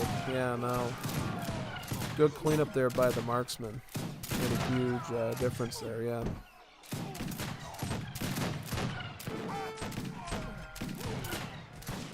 Look at that. Clean sweep. Clean sweep there for the Maori. So, yeah, even when Gommiustan fumbled with his choices, he still ended up winning the match. Quite good. Yeah, Uruguay at this point, they're kind of spent. They're trying to queue up muskets out of one barracks and then shipping in the Escopetero skirmisher. That is not going to be enough to clean this up. And I think whatever advantage militarily Nathan was holding on to is now expended. It's gone. It absolutely was. Absolutely was. Yeah, Uruguay just did not prepare the production bill into this sort of thing. They got the training upgrade, but they just should have had like double barracks here to keep up with Maori. Big time. Or at the very least, looked at going to E3 so they could get those necessary shadow upgrades out of Tonya, though.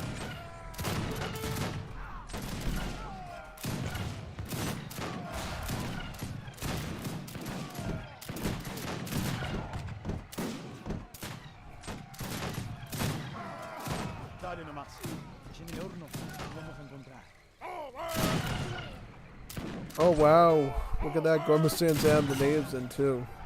Did he go for any specific native cards for those? Let's see. Just curious. Ah, so he went with the... Oh wow, look at that. Very nice.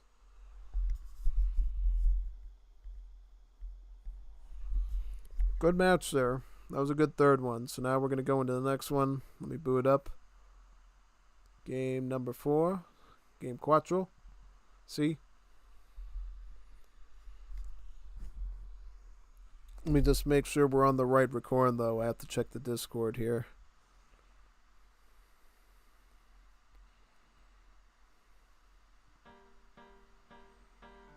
Rec games. There is a 4 between those, so we do have to watch out for that one. Yeah.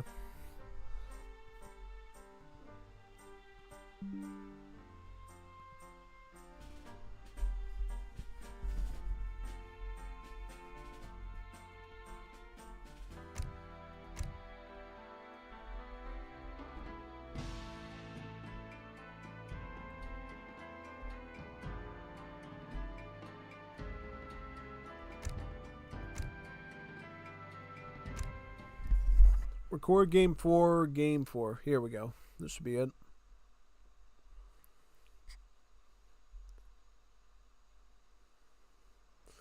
Alright, so this is the 4th match. Nathan is still going to Uruguay, this time on the Thar Desert. And Gommiustan is playing the Maori again. So, I don't know if Nathan is just figuring out how to beat the Maori with the Uruguayans. But it looks like they're just going the same civs yet again. Yet again. Yeah. One thing I would consider doing in this situation if you're still struggling is Uruguay. I would probably, if you're going to be that slow in developing and giving Maori time to do stuff, I would consider going outlaws, bringing in some of those outlaws with the swords. Yeah, you know which ones I'm talking about, right? The Cuchilleros, I believe. The Cuchilleros. Yeah, I would bring those in. I'd bring those wonderful Machetero type outlaws in because then you're at least doing splash against the marksman and you're putting the spearmen in check since they're assault. But yeah, no, I mean, what you're doing right now is just not working. You got to be more aggressive with the Uruguayans and you got to press the advantage. Because the thing is, the one thing you don't have to worry about as much with the Maori is their infrastructure. Yeah, instead of having to worry about all these houses and towers and stuff with the Maori, they just have this big town center here. Yeah.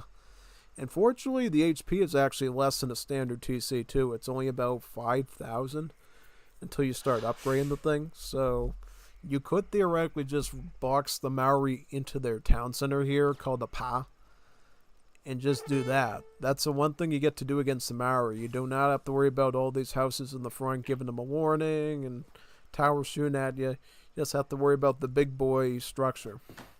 If you can keep the vills in the structure, then it's most certainly going to be a win all the time against the Maori. So definitely Uruguay needs to work on their aggression game if they're going to beat the Civ. The choice of Gallegos was solid, but it's quickly gets diminished if you let your enemy slip into age 3 and start making like real skirmishers against them. It's one thing you got to avoid. Yeah. We'll see if Nathan learned his lesson or not. We'll find out soon enough here. So I'm presuming decks are going to be the same. Yep, stack deck. This one, nothing too different there.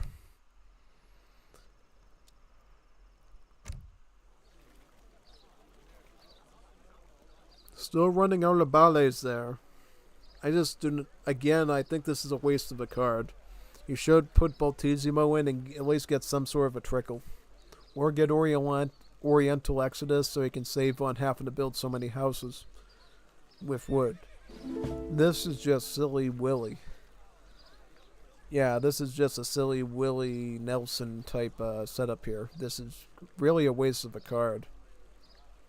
Even going for an infinite 300 food card would make more sense and have more of an immediate reward than this card does. Yeah, I think it's kind of insane that he's actually going with it there.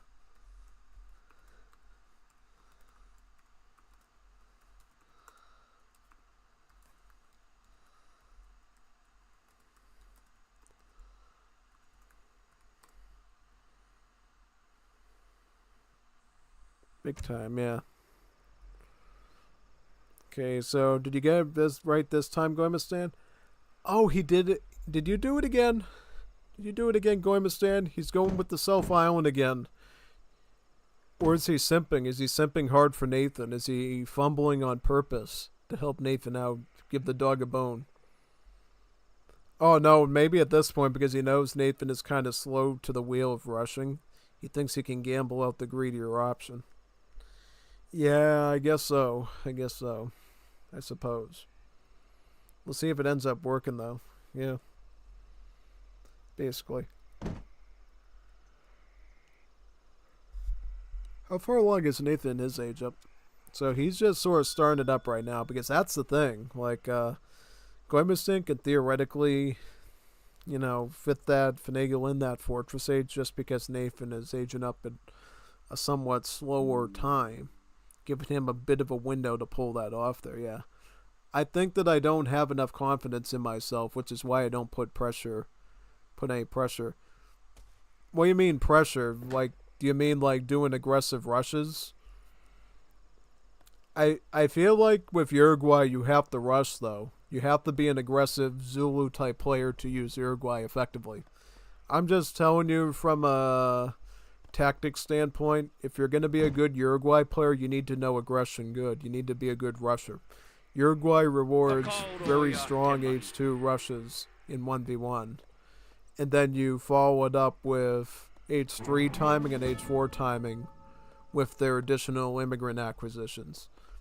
if you delay too long with Uruguay in the initial push, you get punished very hard.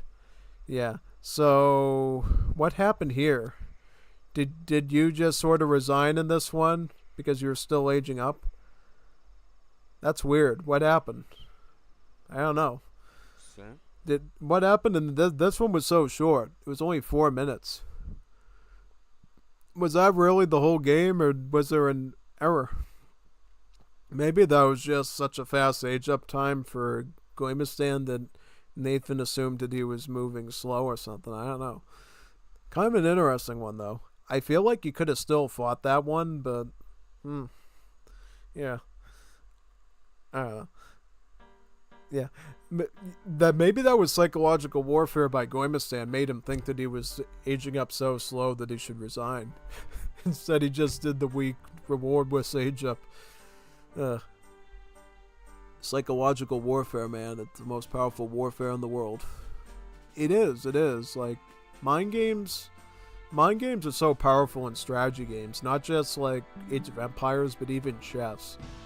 I think the Russian champion that fought Bobby Fischer actually said that. He said, it's not about knowing all the skills in chess. It's actually just learning the psychological warfare of how to break your opponent's mind and force them to cave in and make more mistakes. So I don't think Gommiustan was doing that, but I'm just saying, like in a strategy game like Wars, Liberty, or chess, if you can break your opponent's mind and confuse them and make them assume things and make them fall back on heuristics and improvise, as they say, then you can really throw them for a loop and scare them really good into submission. Yeah, typically.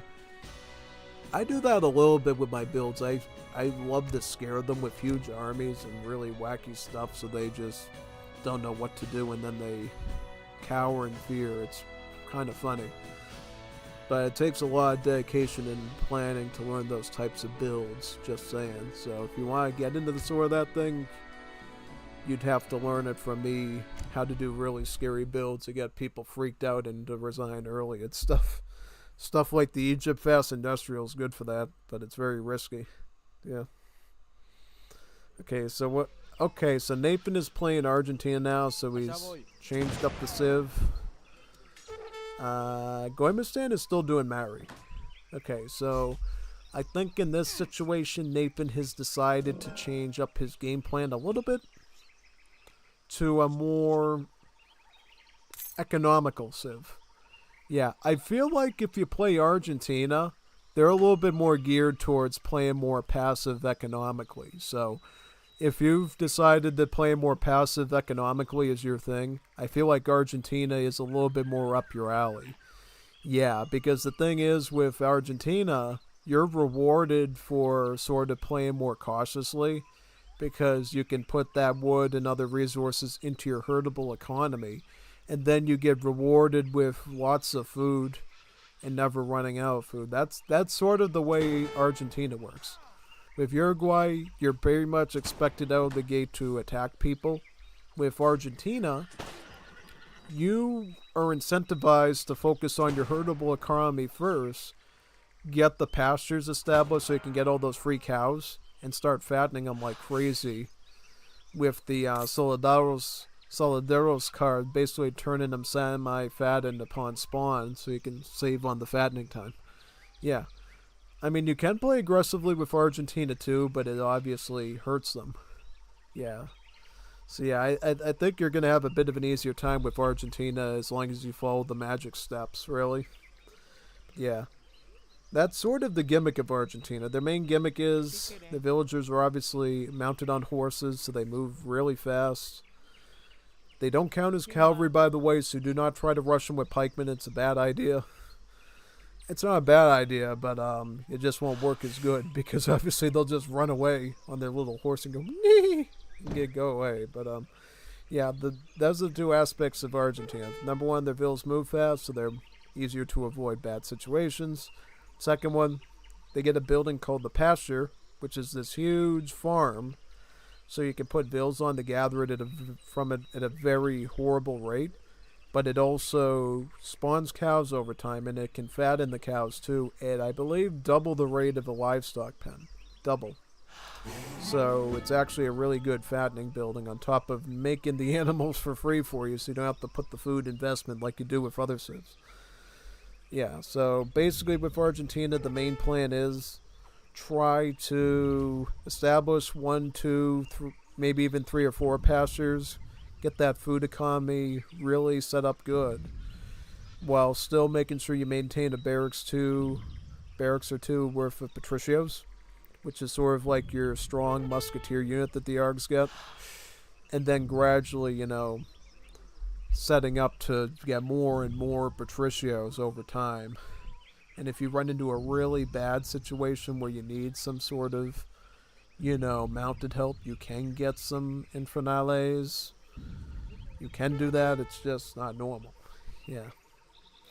Yeah, I feel like if you love mass musketeer play, Argentina can often be better for you. Mainly because they can build the economy a lot easier with the herdable eco.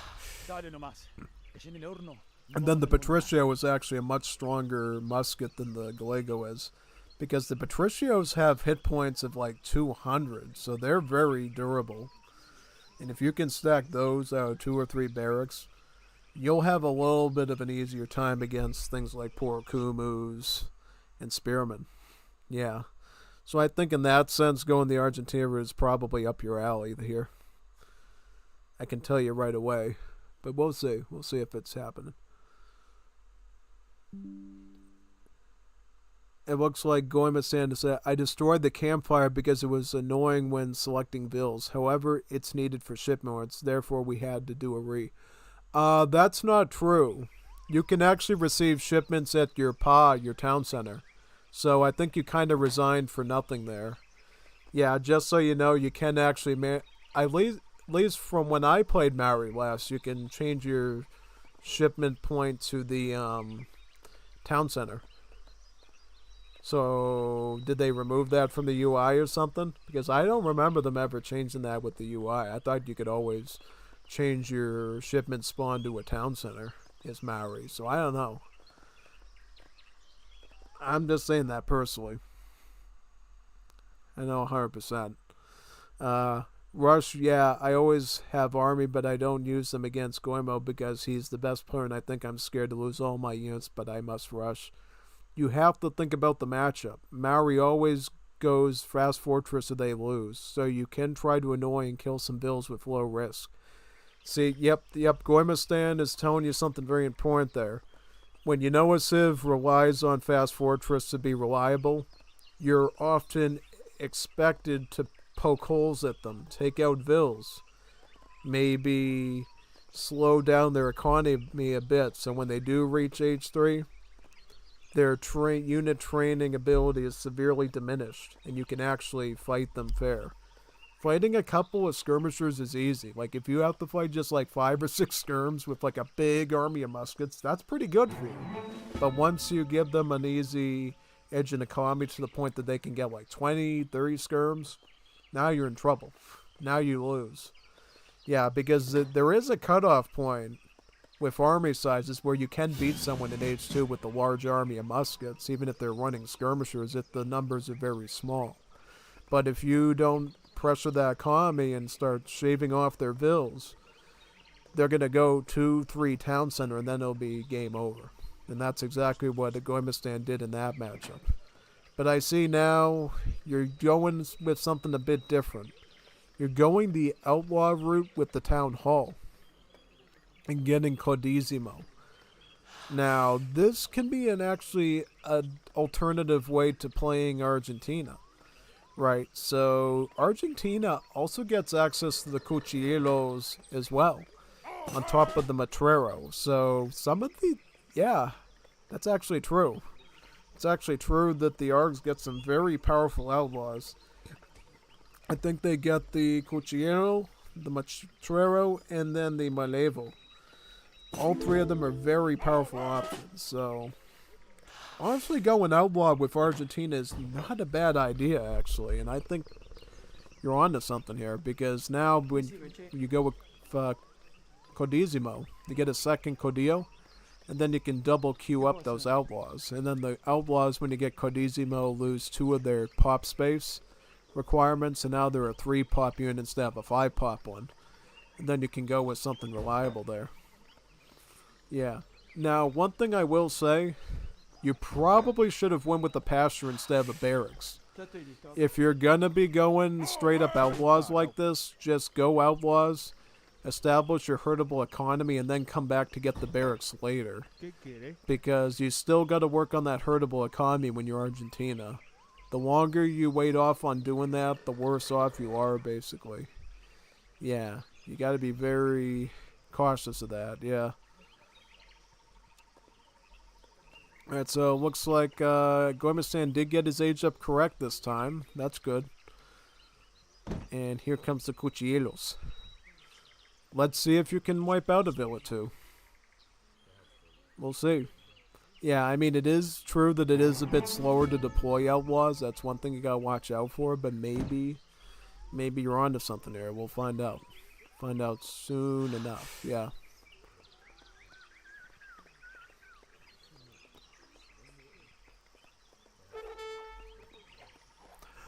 You get more. Whoa, you have 1.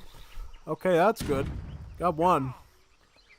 Now, Gommiustan's being very clever, and he's pushed everything to the back. So, he's given himself more seeing power, more line of sight to know when Nathan's coming in. So, the Vil losses like that can mostly be avoided. So, yeah, you did get 1 Vil kill right there, but Gommiustan is definitely taking measures to reduce your ability to do that, basically, yeah. Also, he's picking up all the primary pod technologies, including the pop increase one, and then the food trickle one, Kumara storage, which actually allows these town centers to trickle a bit of food too, which is really neat. Argentine gold crates are also slightly improved because instead of the normal coin crates, the Argentines get silver coin crates, which contain silver coins, which actually, the crates actually contain 10 more coin than a standard coin crate, so 700 coin is actually 770 coin, and then 1,000 coin is actually 1,100 coin, which is quite... It's not huge, but it does make a slight amount of difference, especially when you're going outlaws like this. Ooh, now this is good. Oh, no, you messed it up, man. Don't do that. You had a good thing there. You gotta micro that better. See, you should have just pursued them in the walking formation and then just, like, decapitated them. You gave them a warning and then you split off and you start colliding with each other. That's bad. But you can cancel this town center out now.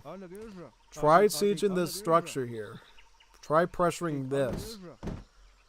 Yeah, you could come back here and siege this town center down and give them a real pain for doing that. Yeah. See, if you can drive your opponent away from their building, you can harass their structure and siege it. Good. No. Take the building out first. Don't be risking yourself near the town center like that. Yeah, take the structure out first. Stall him some more time. Be annoying. That's what you want to do here, because now you're not just denying him another town center, you're denying him extra population too. Okay, so looks like... Oh, good. Beautiful. That's what you want. Alright, so Cuchilleros are an assault unit, so they're a cavalry, but they have hand armor, which means they can actually deal with spearmen a little bit better than hussars would. So going Cuchillero versus spearmen is actually not a bad idea as long as you have the numbers to justify it. So that's good. Made a good decision right there. So good fight against his army. You denied him a town center structure. You're forcing him onto a mine now. The struggle for resources, so right now you're looking pretty good. He's going for marksman right now, which you can also beat using these since these, again, are sort of like a hand cav unit. So you're looking okay. You just gotta follow up with it now. You can't just let him grow back and get away with it. You gotta, like, keep the herd on him to make it work. If you let him slip through your fingers, it's not gonna be good. Don't be a butterfinger right now. You gotta be consistent. Right? Yep, see. What I think is gonna happen now, Gommiustan's trying to go with the ranged soldier. so he can lure Nathan's outlaws in and then have the TC eat them for breakfast. But no, he is going with the musket as well, the redcoats, so Nathan does have to be careful here. He is growing his numbers of cuchilleros pretty good though, so he is keeping up a sizable mass of these guys. He is also choosing to train in some escopeteros too, so skirmisher unit as well. I would say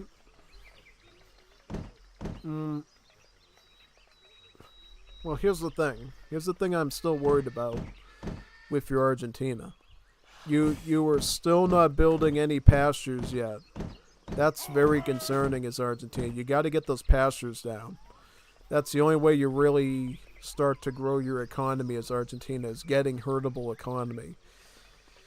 You can go all huntable economy, but it's not recommended because you're giving up one of the key parts of the Argentina economy that makes them great. So, yeah. But anyways, here we are with another battle. Marksman will be executed and decapitated very quickly here. What about the redcoats? So the redcoats he will retreat from, which I think is totally fair. It's especially because he's using choke points here to protect him from being surrounded. So I think it is fair to retreat from these redcoats right now. That's good. One thing to note about redcoats with the British redcoats do not have any armor, believe it or not. No, they basically, the way British redcoat soldiers work is they get stronger attack and HP, but they get no armor. Yeah.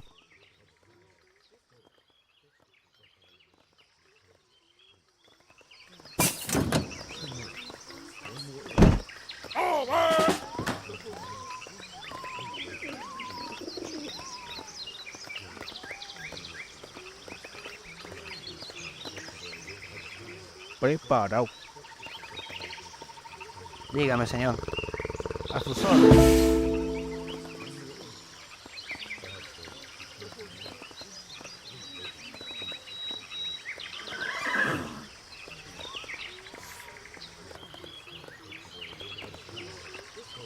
¿Qué quiere?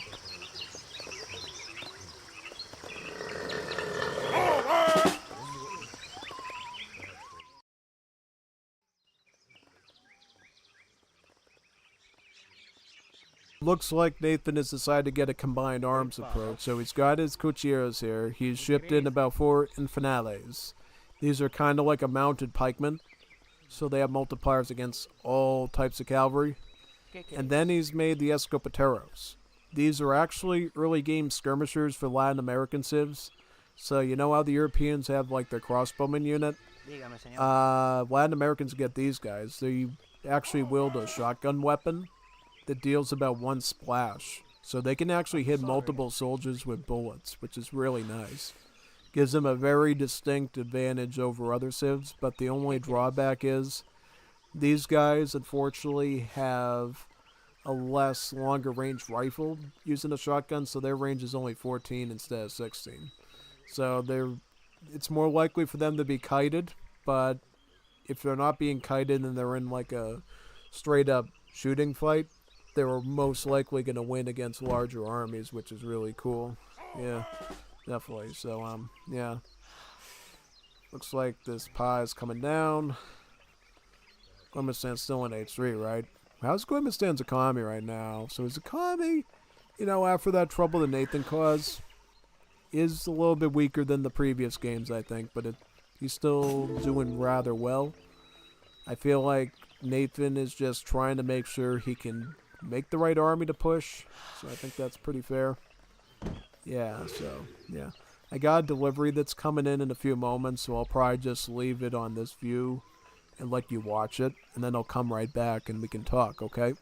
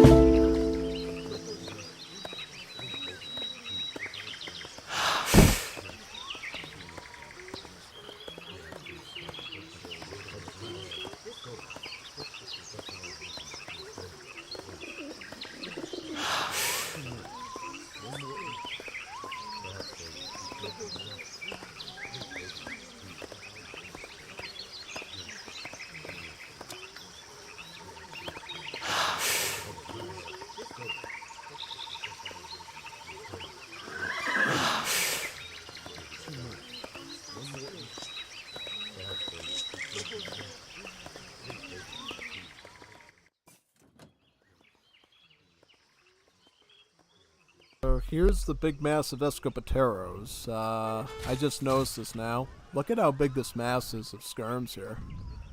It's got about 52 of them. This is actually a good choice by Nathan, because this is going to be a nice massable army, a splash attack that he can use as a, sort of a wall of bullets against Gommiustan's army.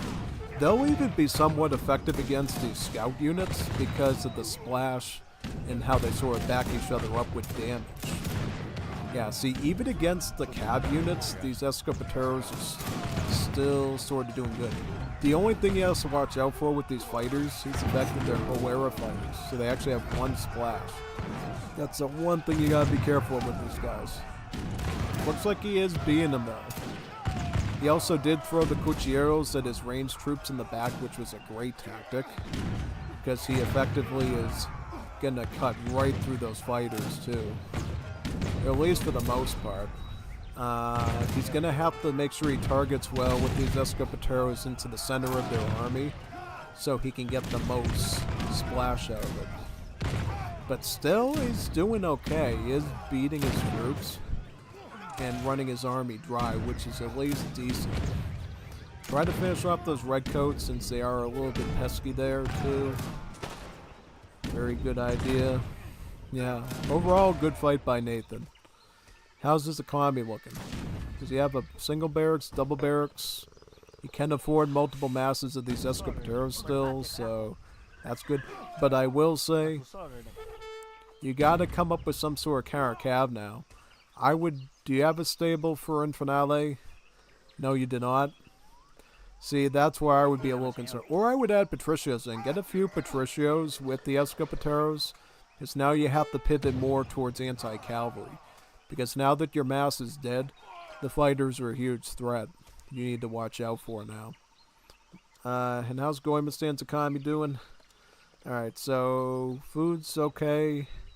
He is going 3 town centers still, so most of his efforts are being greedy on the economy. And the longer he plays this game successfully, the more vills he's going to have on food that he can use. And even when these berries and hunts are gone, he can put them on Kamara fields and get a pretty good economy out of that. Alright, so shipping about 10 marksmen, training up about 4 Huera fighters. That's pretty good. Very nice. And what else? So it looks like after that, Gommiustan will be out of his big unit cards, except for these grapnel team, which is just a siege trooper. So that's really nothing for Nathan to worry about. He does have a 6 redcoat shipment as well, though that is a little bit smaller, so I think, at least for right now, it seems like Nathan has sort of survived the brunt of the unit shipments that Gommiustan can throw at him. Yeah, everything else is just upgrade cards except for this one in Age 4. Which is a 2 shipment one, so it does take a while to develop. Alright, so he's going to do Mass, Escopetero. He's got a stable now for Infernales, so he does know that he does need some sort of anti-cav to deal with the scout units that Gommiustan is making. And yeah, it seems like, okay, so yep, he is going on to farming now, Kamara Fields. The thing is, though, as I mentioned before, it's actually the berry gather rate text at the market that also upgrades the farming rate. So it's very cheap, actually, to develop farming for the Maori early on. But the only problem is that these farms are depletable, which means they come in with about 3,500 food, and then you have to rebuild them again for another 200 wood. Oh man, look at this. Fighters right on top of the Escopeteros. That's horrible. Cuchilleros do connect with the skirmishes though, so it looks like the cab units on both sides are right where they need to be, so both sides are taking some heavy losses there. When it comes to straight up combat though, the Cuchilleros will be in a much better place against the fighters, because it's the assault unit, the Cuchillero, that has the hand armor, whereas the Huera fighter, the scout unit, has pierce armor. So these guys can tank the attacks of the fighter and not the other way around. So Nathan is able to win that fight as well. right? Looks like getting another mining tech for Maori over there. As for Argentina, they are starting to get cavalry hand attack. So, actually are probably investing into the Infernale unit from the stable. Because they know how bad these fighters are, and they kind of want a strong multiplier unit to go up against them. And since the Infernales are sort of a mounted pikemen, they do have hand armor just like these guys do, so they can resist the melee attack of Huera fighters and deliver some very crushing hand damage. In some ways, Infernales can also be used for raiding because their hand attack, though not the same degree, is kind of on comp with Hussars. Yeah. You were right, Stiletto, is because the campfire gives...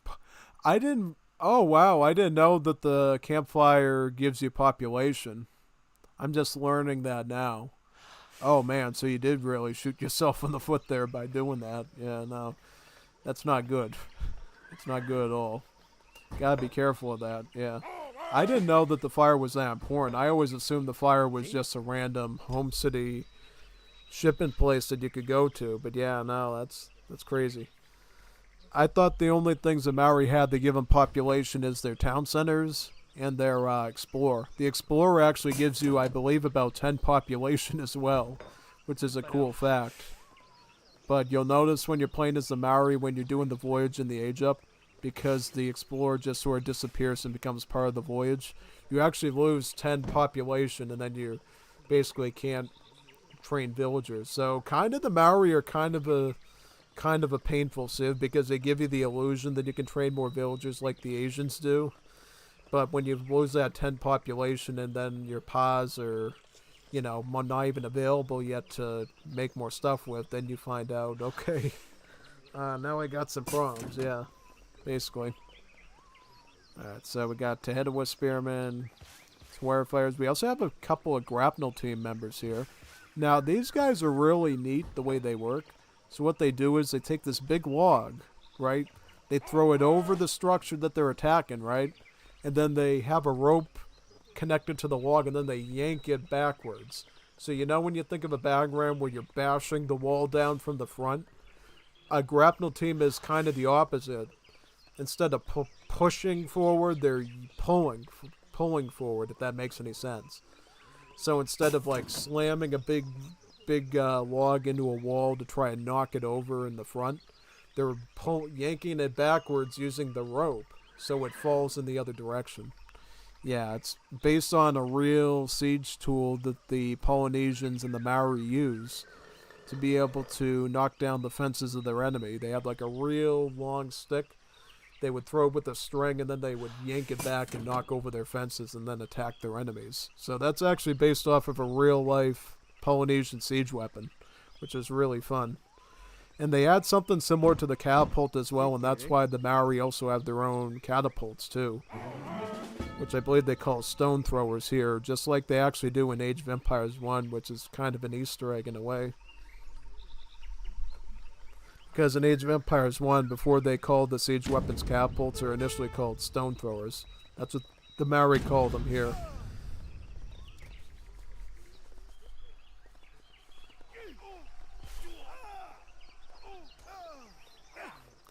Again, Cuchilleros are always going to have an edge against warefighters, so Nathan is still getting pretty good fight out of that. Very nice. I think he's just going to retreat now, though, because they're so weak that he probably should try to save them. Can he get away, though, is the question, because if he can't, he may as well just sit there and, eat up their HP. Yeah. He is now getting pastures, getting the Saladeros tech. Well, he doesn't have any pastures yet, but he's at least getting the card for him so that he can start making them. Right, okay. He is getting Infernales, though. He's getting Infernales. But oh no, he's got Spearmen, he's got Tehedawas. I feel like that's going to be a bit of an issue, so he better get some Skirmisher or something here to deal with that. If he gets some sort of Skirmisher to fight the Spearmen, maybe some Cuchilleros, and he can mix all three in, I feel a little bit better that he can, but I don't know though. What has he got for army right now? He's just got a big, massive in finales. Well, I wish he had the HP tech in that deck. That would probably help a little bit. Yeah, no, I'd feel a little bit better if he had that. Okay, so finales are engaging. Only problem is these Tahitiwa Spearmen again have one splash, so it's not like you're just fighting regular pikemen. They're actually dealing damage to multiple of these guys, especially when they're so closely formed like this. Yeah, no. It's just a sad situation of just having the wrong unit at the wrong time, I think. If he had some like infantry there too, if he went Patricio, he would have been in really good shape there, but he just sadly went with cavalry at the wrong time and lost the match. That's why scouting is so important, man.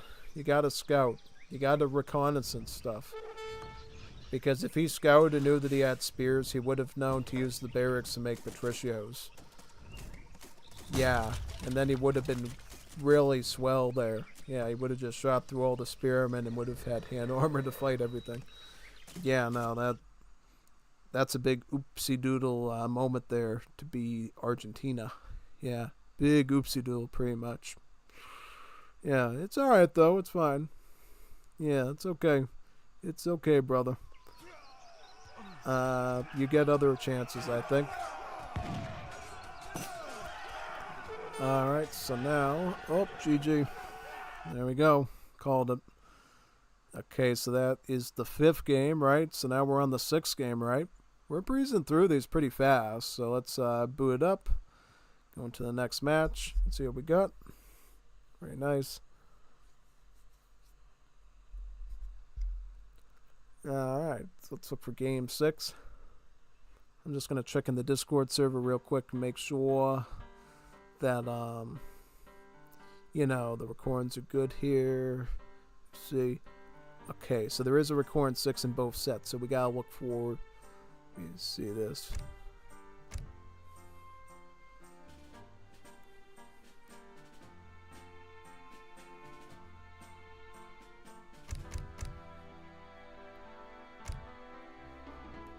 So this is the one we want here. Record game 6 parentheses 1. So let's do that one now.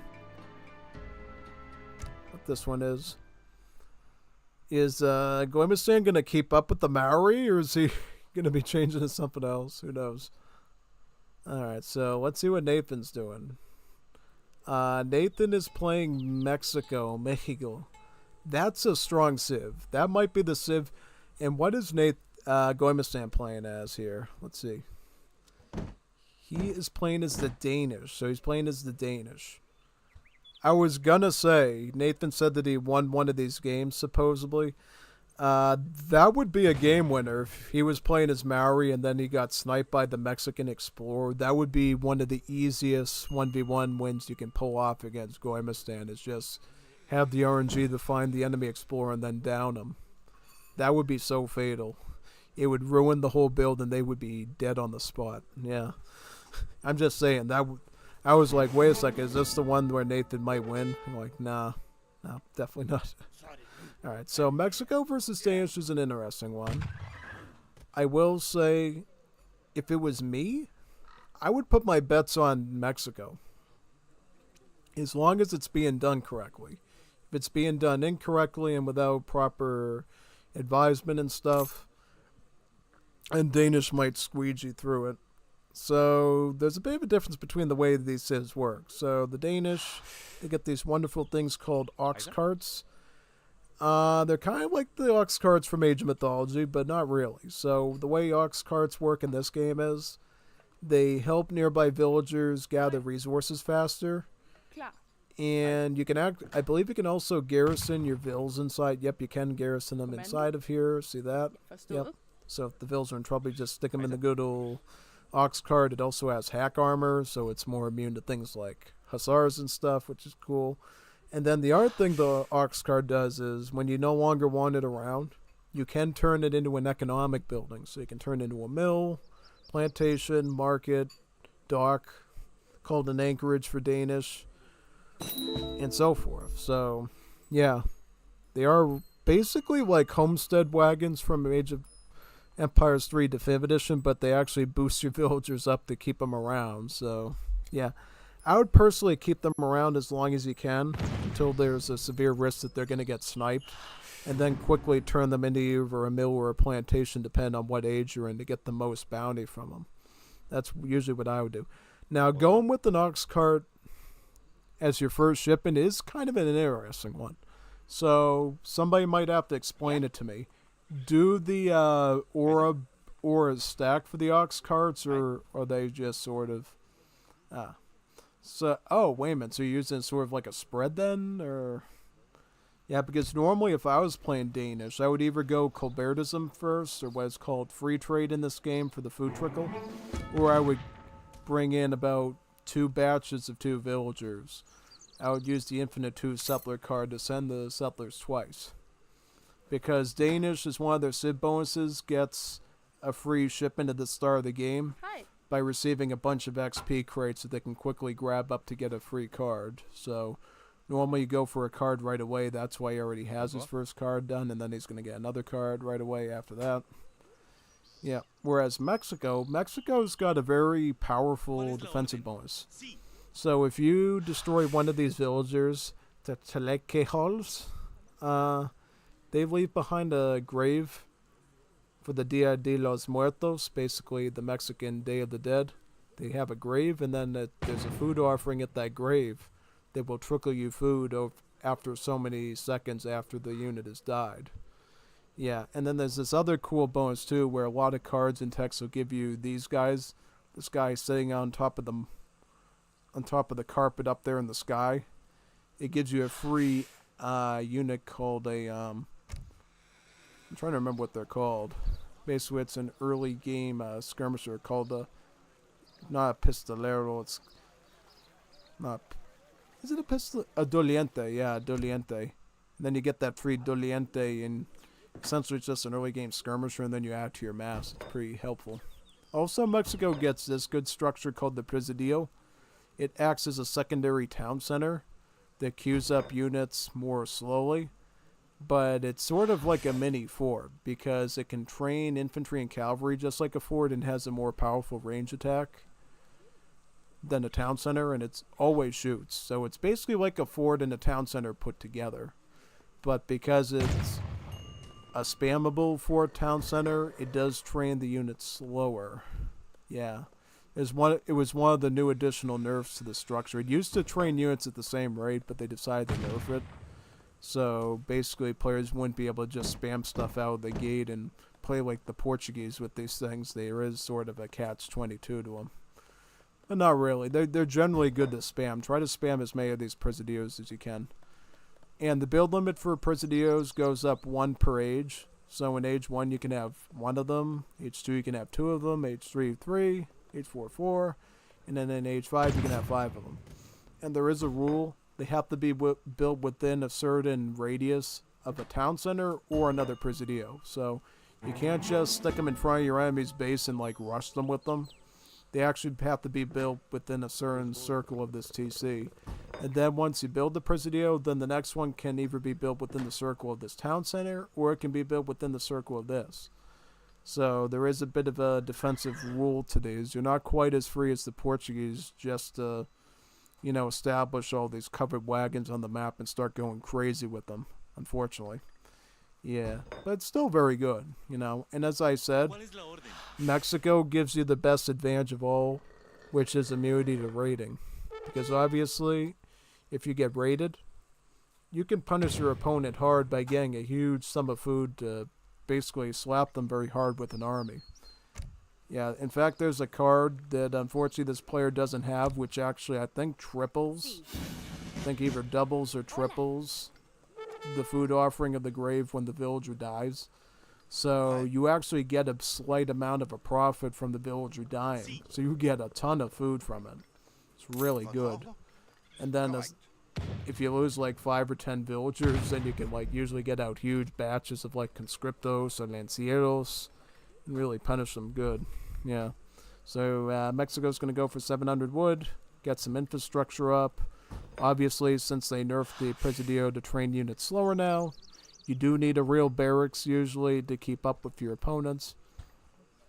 goes with the French immigrants as the first age up. French immigrants is a pretty solid option for Mexico. French immigrants can give you access to 2 food works, which can make your food economy even better. They obviously have the Red Devil Cavalry, which is a good starting unit, so that's pretty good. And what's Gommiustan up to? So Gommiustan is going 700 wood. And what is he going to get next? Coin? It's uncertain what his plan is just yet. So he's going to go early game skirmisher. So he's going to get volunteers. Volunteers are just crossbowmen. So they're just crossbowmen without crossbows. They use guns.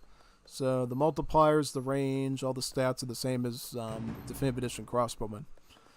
So you would mostly want to use them against muskets or dragoons if possible. But yeah, no.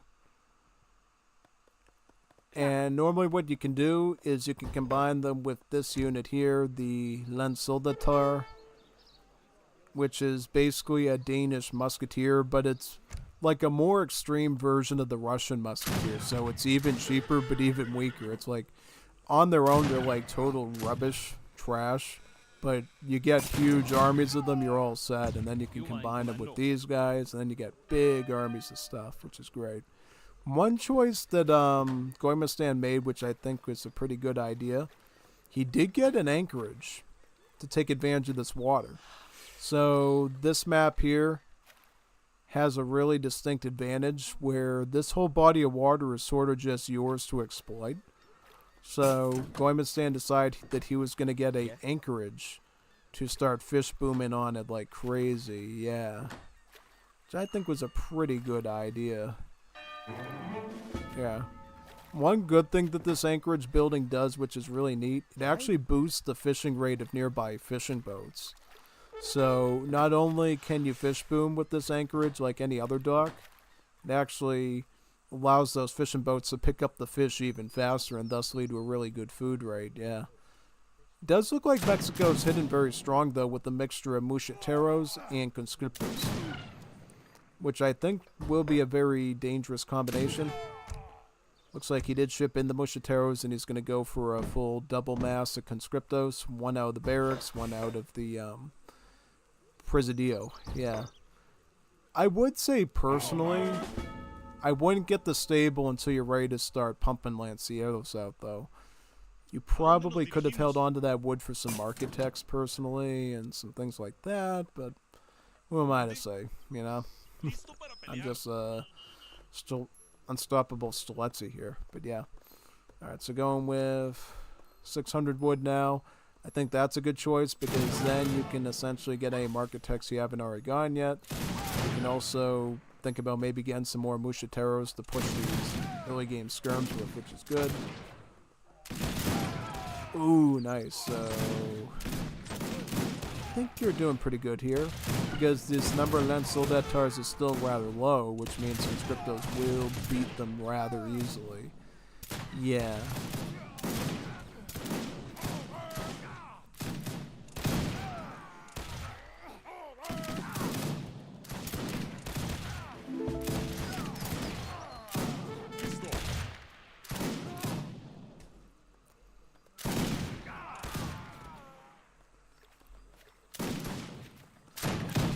So, volunteers there, do that, yeah.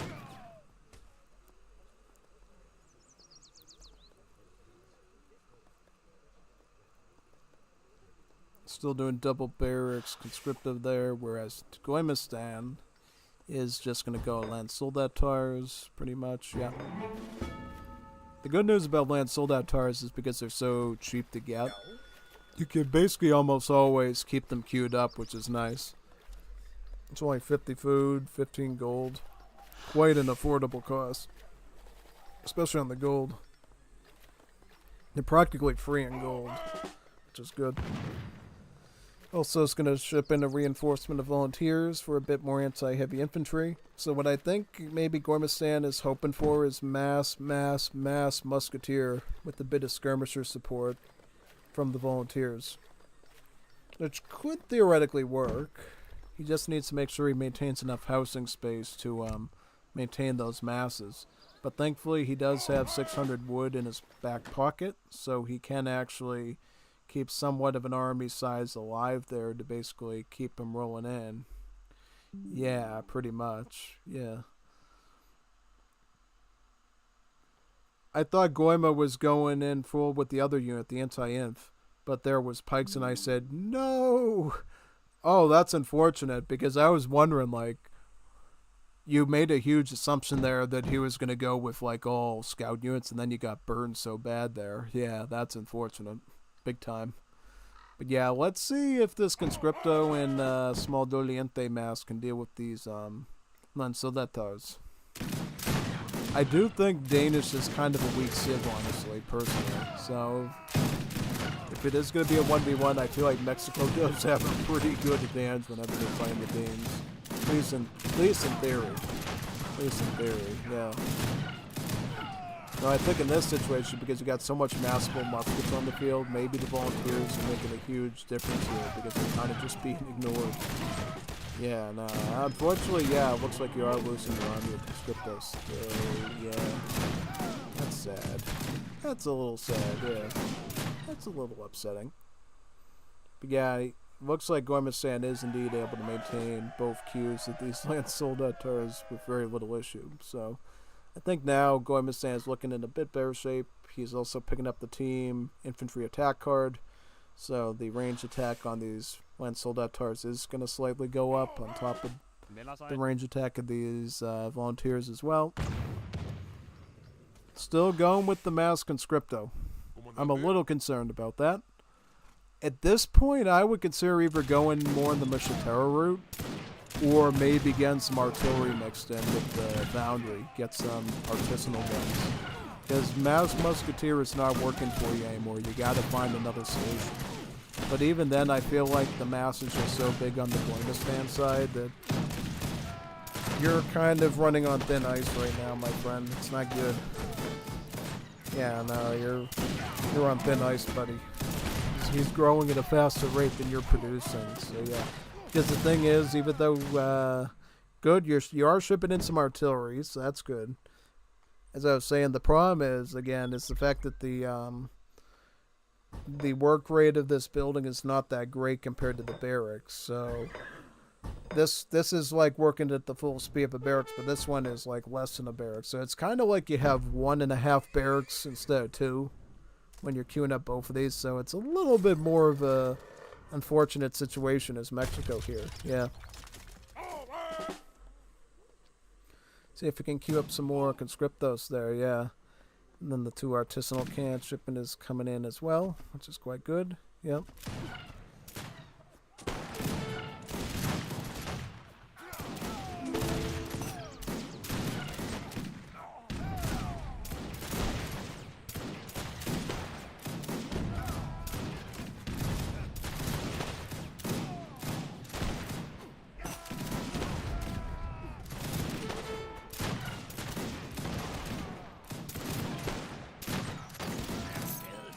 More conscriptos coming in, yeah.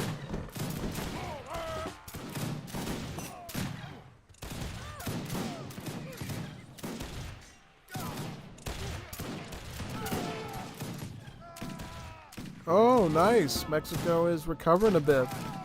Ah, interesting. So, see, that artillery did make the difference there. That's what I was saying. Now, if you could get, like, an actual foundry and queue up a few more of those cannons, I feel like you could turn this around. Yeah, no, I think you could turn this around if you get some artillery. Yeah, because all that's going to happen now is the Danish are just going to go spam, spam, spam I am on the land soldatar. And eventually you're going to get overwhelmed like crazy by those things. So you got to change up the game a bit in your favor to be able to fight that unit personally. Yeah, that's really what you need to do there. You kind of just need to, like, get a better troop there to meet to the occasion so you can deal with it. Yeah, pretty much. Yeah. Exactly. Exactamundo.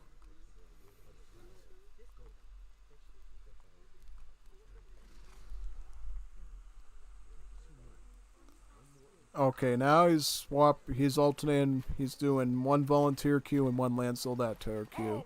So adding in a bit more anti-musket to these conscriptos, so that's not good. Also a bit of added siege with these pikards as well, these partisans. So that's not good.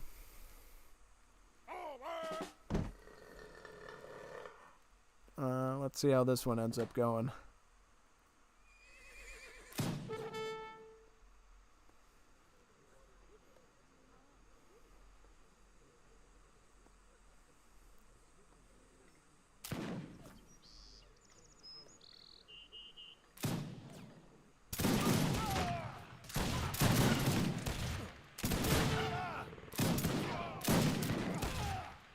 Yeah, that's not good.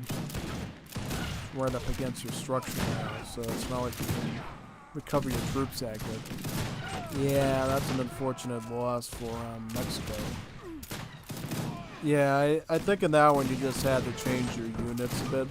Like go artillery infantry. I feel like with Mexico's boomable economy, you should be considering artillery a little bit more often as Mexico and getting some sort of artisanal cannons as a support for your heavy infantry there, basically.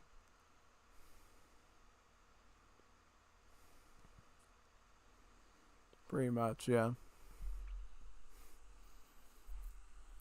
Alright, we'll go on to the next one now.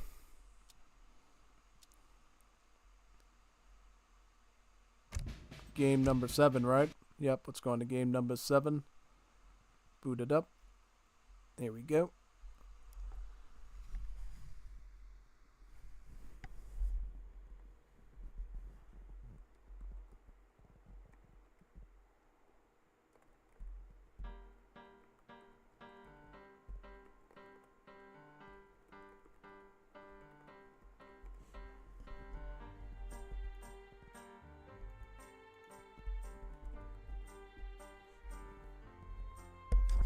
Let's find game number 7.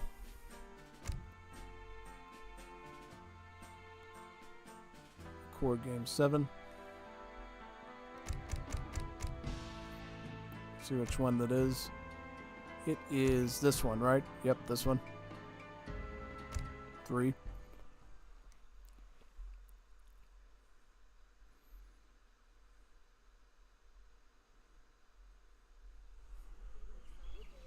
Okay, so we got Nathan as Ottomans, right? And then Gommiustan is Austria-Hungary. Austria-Hungary versus Ottomans. Very historically accurate for the earlier part of history, but if we're looking towards World War One, they would actually be allies. Yeah, so a bit strange there. So I think for this matchup, I would always put my money on the Ottomans. If it was like in a equally skilled arena, the Ottomans would usually win this one because even though Ottomans in Wars of Liberty don't get military upgrades for infantry and cavalry to Imperial Age, double Jan barracks, Jan Abbas, all those builds are still more powerful for the Ottomans. Yeah, the only thing I would say counts against the Ottomans here is the fact that this map has no trade route. Only a couple of native sites, so you unfortunately don't get to leverage that whole trading post setup that you normally get to on a map like Great Plains, which we've seen in the PK tournament on the 5th edition. You can still build a mosque, and the mosque, just like in the 5th edition, does trickle XP. So you can use that to catch up a bit on the unit shipments that you want, but other than that, you're going to be moving in a bit more slow here. And I think that works more in the favor of Gommiustan running the Austro-Hungarians, because this Ottoman will not be pushing them quite as hard early on with the Jan Abbas setup, because I would say for the most part in Legacy Wars of Liberty, Janissary Abbas tends to be the more powerful build, typically. To get a 200 wood barracks and the 300 wood artillery foundry, with the foundry queuing up Abbas guards and the barracks making the Janissaries. That's typically how you want to play Ottomans in Wars of Liberty. But if you can do it successfully, it's one of the more powerful builds, because the units back each other up like crazy, and that's usually what you want to do there, pretty much.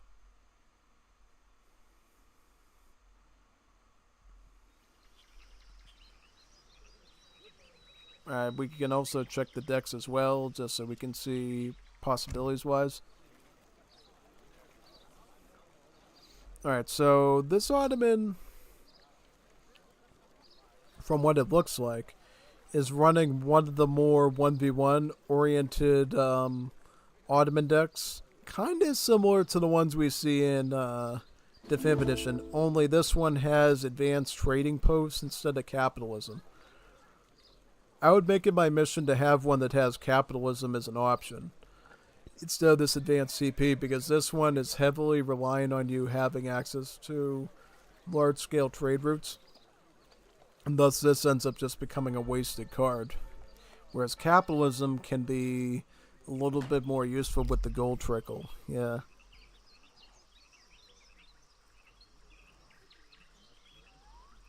Just a slight note there, pretty much, yeah. But other than that, should be pretty good, yeah.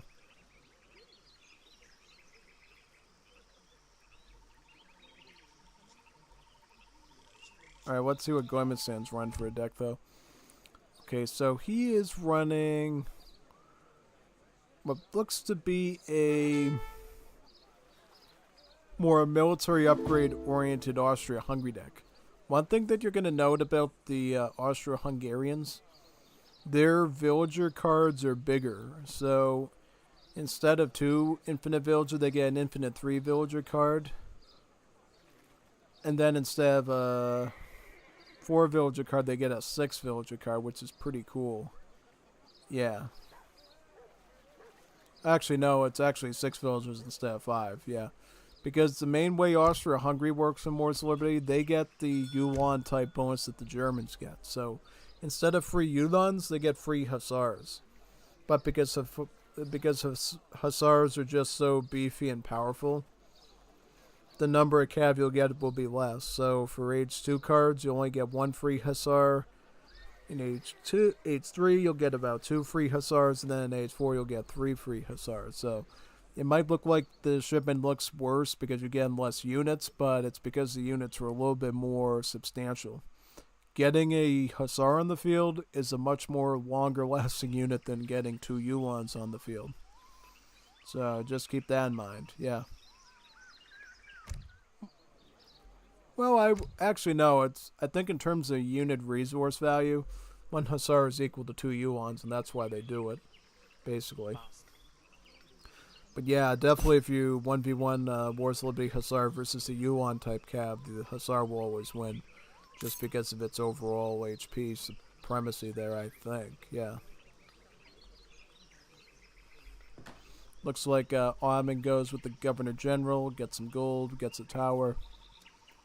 Whereas Austria-Hungary is going up with the Artisan for 400 wood. Very good choice. Basically the same as Core Master in the 5th edition. I wonder what they'll open up with here. That's a good question, actually. Now, if he went with like another villager batch, he could have gone like a 5 Hussar shipment here with Magyarization, because every Age 1 card that you send, this will give you 2 additional Hussars in the shipment, basically. So it's usually recommended to run Magyarization if you plan on doing a 2 shipment Age 1. So that way your Hussar shipment in Age 2 is very beefy and scary. Yeah, pretty much. Instead, he's going to be playing a bit more into economy. Again, 6 villagers sent to his base, which I think is very strong. Does get a barracks for line infantry. Yeah, unfortunately, Austria-Hungary doesn't get a lot of different barracks troops in early game. They just get the line infantry. So we unfortunately already know what he's going to make, which is just straight up muskets there. Is getting steel traps to make sure he can get enough food to keep that queue going. Whereas Nathan is going for a naked fast fortress environments, which is always a good idea, because that means Nathan will be able to get some powerful cards in here. He'll have access to the Falconets, the Sifahi, the Mamluks, Delis, the Janissaries. He's got a pretty good mix here, actually, yeah, so I would say for this particular situation, the Ottomans are looking pretty good in H3. Yeah,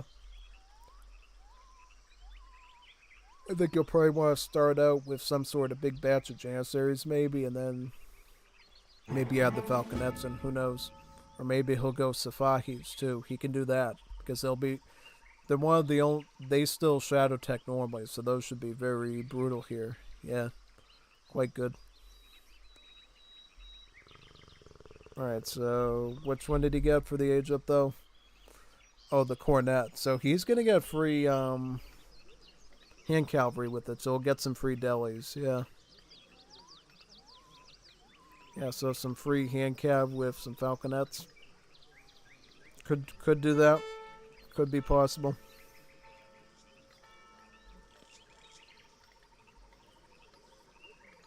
And then from there probably I don't know yet. We don't see any sort of production done from the Ottoman player yet, so he's really just relying on shipments right now. Oh, interesting. So Austria-Hungary again, the other unit they can make an H2 from the barracks, the Grenadier.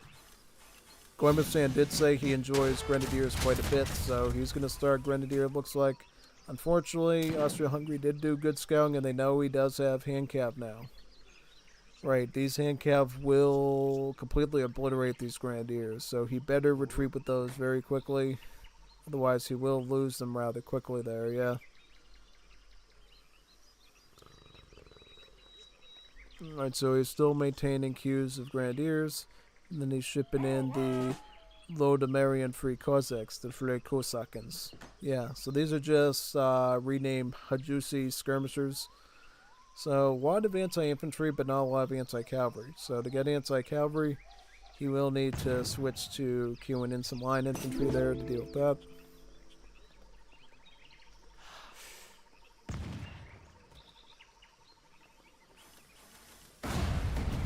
Alright, so Yuans get on top of those Grenadiers. Oh, he only gets one Grenadier though, that's horrible. It's really not good. Really not good at all. No, definitely not.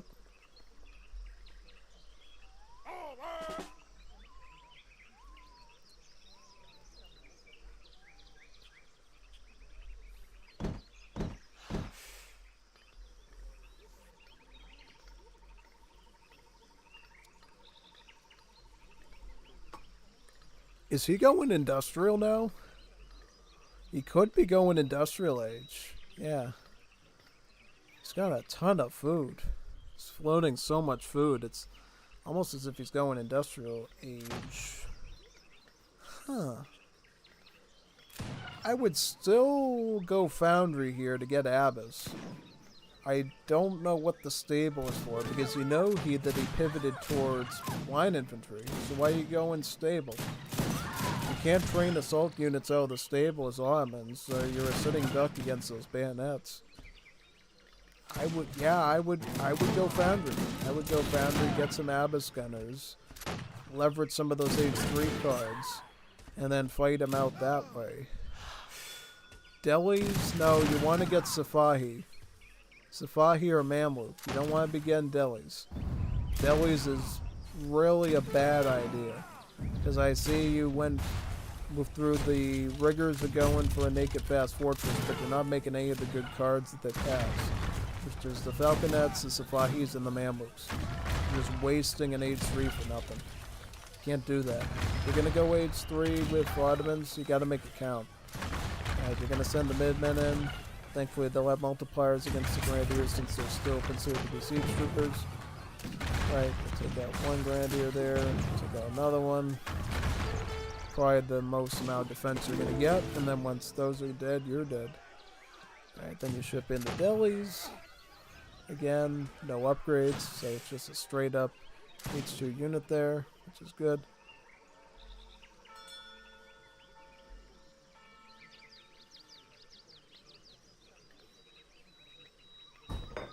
Alright, the stable's right over there, very nice.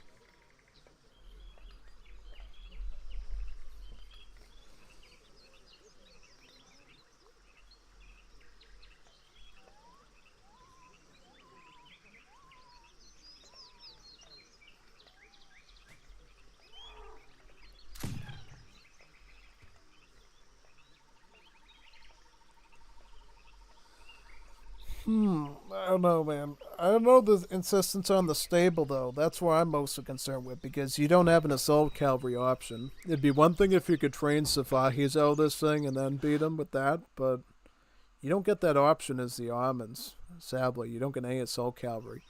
I think in the future, when they rework the Cid, they will get an assault unit out of the stable, but just not something to get right now, unfortunately. Yeah.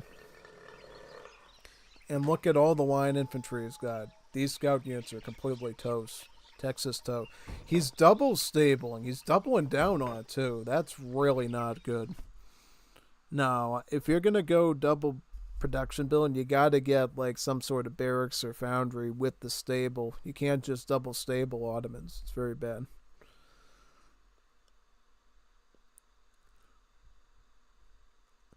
Gommiustan said, we were in a call and I said, I found a good unit. Therefore, Nathan, I was talking about the scout unit and that I would go only for it.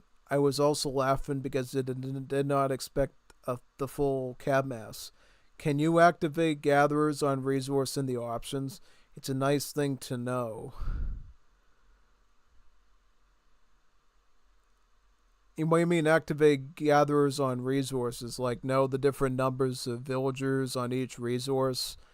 I believe, yes, you can do that according to Jeff. Jeff said that you can do that. I can't remember. I think it says show gatherers on resources or something. Yeah. One Yulon costs 50 food and 100 gold, which is a total of 150 resources. One Hussar costs 120 food and 80 gold. It's a 200 resource cost. So 200x 1.5 equals 300. One Hussar is worth 1.5 Yulons resource-wise. So yeah, that's basically what I said. It's sort of like the midpoint between 2 Yulons and a Hussar, basically. However, coin is also gathered slower, so in total it's a little bit less than 105. I guess so, yeah. Right, so falconets are down, but there's no protection for them, so the only thing that's going to make these falconets get a good battle is the idleness of Gommiustan. As soon as he knows what's going on, he's going to go into sort of the stagger mode and focus those things down. Yep, basically. Also, grenadiers do crush damage, so they're really good for fighting artillery up close too. Probably one of the reasons why Gommiustan loves grenadiers. Yep, look at that. Look at how good the grenadiers did the job right there. They just cleaned it up instantly. Yeah, and at this stage, it looks like Gommiustan just has to retreat for a bit, come back with a bit of a bigger army, and then he's out of the woods, yeah. Effective win there, basically, pretty much, yeah. Which is quite good.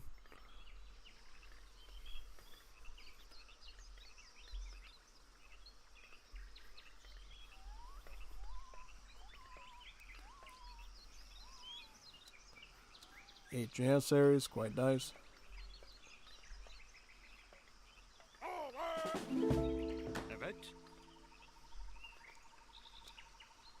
Oh, double barracks grenadier. That's even worse now. So I think at this rate, the Ottoman player is kind of in deep dog doo-doo. Yeah.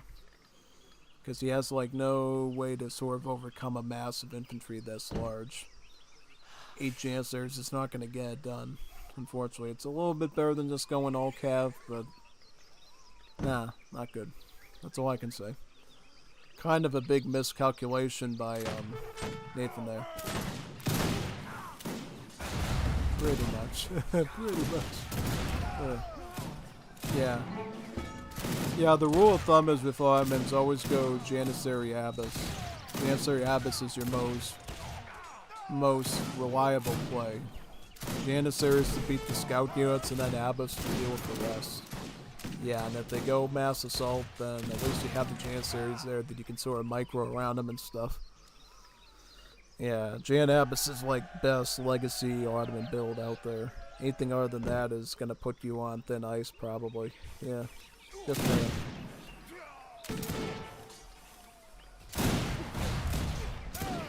It's what you see all the pros in Wars of Liberty use, like cap and stuff, basically. Yeah. Alright, let's go on to the next one now. Game number 8. Still waiting for that Nathan win against Gommiustan. Donde está? Where is it? Where's that Nathan win that we're looking for? Hopefully it arrives soon so we can celebrate him for it.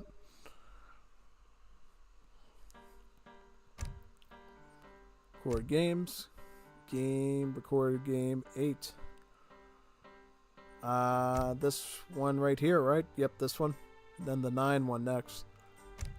Should be good.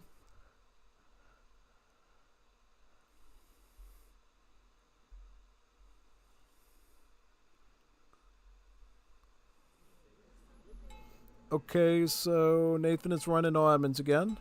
Strong Civ as always. And now Gommiustan is running Peru. He's playing like Senor Beringo, Juanita Peruana. So running a very powerful non-musketeer Civ. So the way Peru works, basically they don't get a musketeer, so they rely on spearmen and grenadiers for their early game combat. As well as a trash unit that they can get called the Brinero, which is basically like an early game skirmisher, but it only costs wood, and it doesn't have any musket multipliers. It's like a really spammable trash unit, because what you can do is you can get a ton of upgrades on wood, and just like double or 3 barracks spam them to death, and they can get you out of a lot of sticky situations, really. So yeah, that's quite nice. I wonder what Gommiustan will do. Will he go Legion Peruana Grenadier? Will he add Brineros? Will he go Pardos? You also have the option of Musketeros as Peru. So technically you get 4 reliable barracks options with Peru. So barracks for Peru is quite good. You get a little bit of flexibility there that you can use for different situations. Yeah. My preference is to go Mas Brinero to start. And if you want to go Grenadier later, you can. If you want to add Spearman, you can. If you want to do Musketeer, you can. And then as you go later into the game, you want to think more about the Grenadiers, the Vivanderas at the barracks, and then at the stable start adding cavalry, particularly their Lancieros, which becomes the Hussars, Husales, de Muerte or something like that. Basically a very powerful... Oh, the Junin Hussars, the Hunin Hussars, the Jun Hussars. So basically they become actual Hussars, because they actually switch out their lances for a sword. It's one of the only Royal Guard upgrades that literally changes the weapon of the soldier from like a spear to a sword, which is really cool, and then they become quite good then, yeah.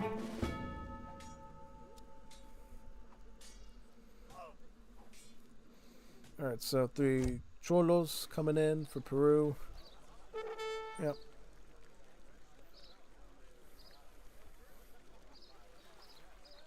Alright, so this one makes an emphasis on, looks like Lanciero and Grenadier. Yeah. You got all the Grenadier upgrades, it looks like, so all 3 of them. But also Huera Pampienda. So this card will boost the speed and hit points of all military for a short period of time.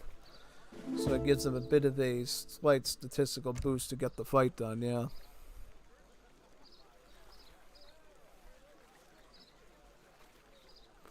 The biggest thing you need to be aware of Peru is sort of their more defensive bonuses. So their first one is they can garrison villagers in most of your buildings. So they can garrison villagers inside of houses as well as some other buildings. Thus, Peru is theoretically harder to raid because of that. Because as long as they can reinforce their army to that position within a certain amount of time, it's almost impossible for Peru to really lose villagers. And then there are other defensive bonus, if you want to call it that, is if you defeat a Peruvian soldier, it lays behind a grave, and then all the nearby Peruvian troops will gain a line of sight bonus and a speed bonus to either retreat or to pursue the enemy. So like if you're chasing the enemy with an army of infantry and they snipe one of them using kiting, the rest of the Peruvian troops will actually increase in speed, so they can actually run down whoever's kiting them and beat them.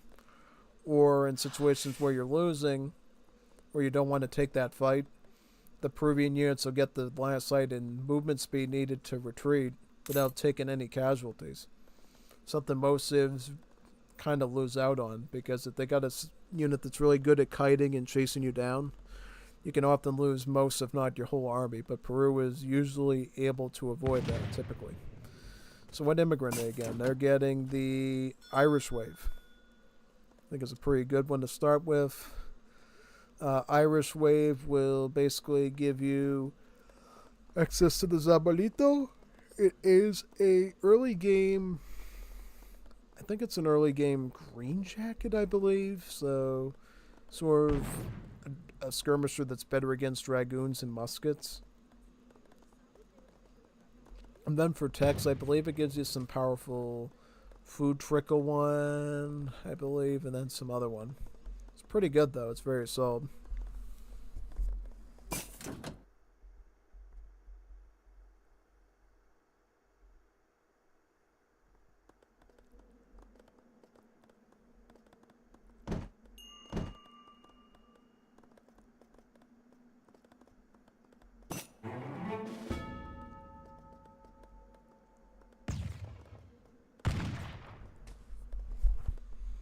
Also, what are you doing, Nathan? Are you gonna do better this time with almonds or what? Alright, so it looks like he is able to get H rating post down. And he's gonna build another one, right?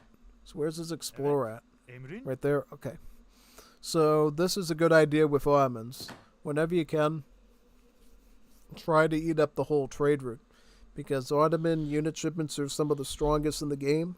So if you can get a full trade route full of XP deliveries, you can get unit shipment after unit shipment after unit shipment.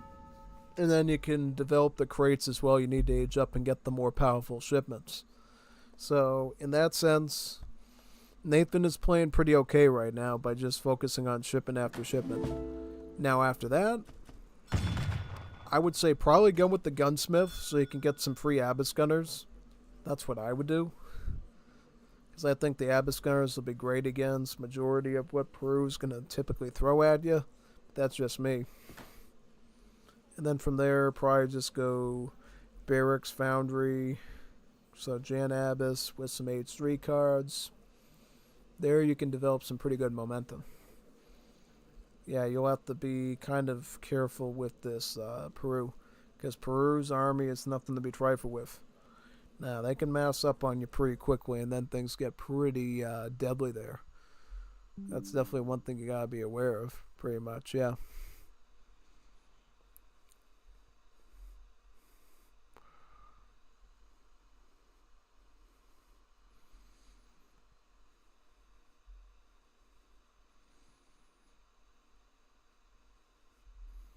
$15. Ooh, wow. Gommiustan just posted more record games for me to cast.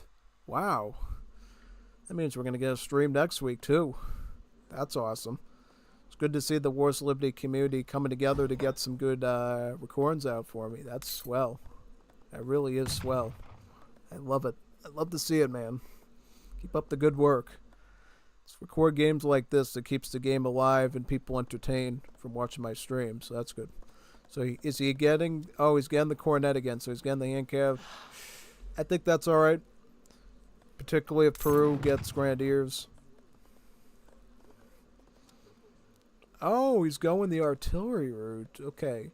So this is something we see Varingo do a lot, is he combines Barracks with Foundry. Because Varingo either goes like full Grenadier, or he'll sort of mix in Pardo, Brunero. Actually, Varingo kind of does a little bit of everything sometimes. He'll go Mushitero, he'll go Brunero, he'll go Pardo. He knows his way around Peru very good. But he often loves to have a Foundry there to make some artisanal cannons, too. He's sort of a supplemental troop. Yeah, typically. Alright, so Nathan's got those delis. He could run them at his opponent's base to look for a raid.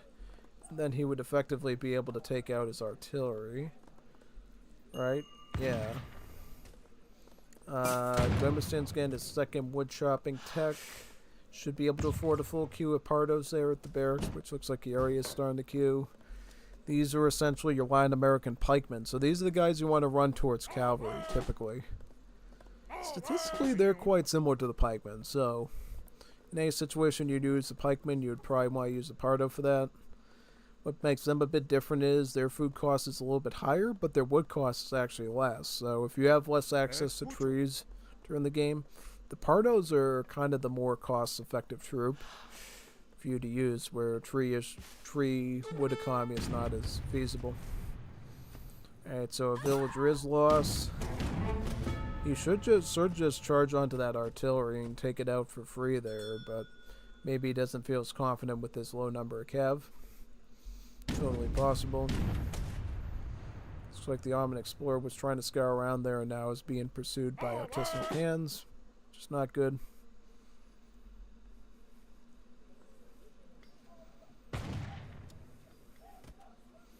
Okay, barracks, a little bit of a better choice. At least this will give you some good range backup against what the Peru is making there, basically. Yeah.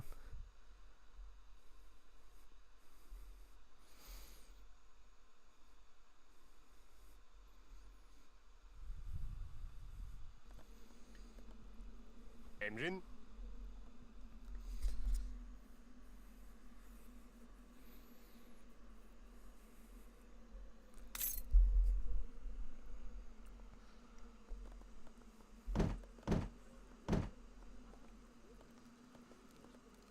Going for a sewing machine. Now that's interesting. That's actually the villager HP upgrade.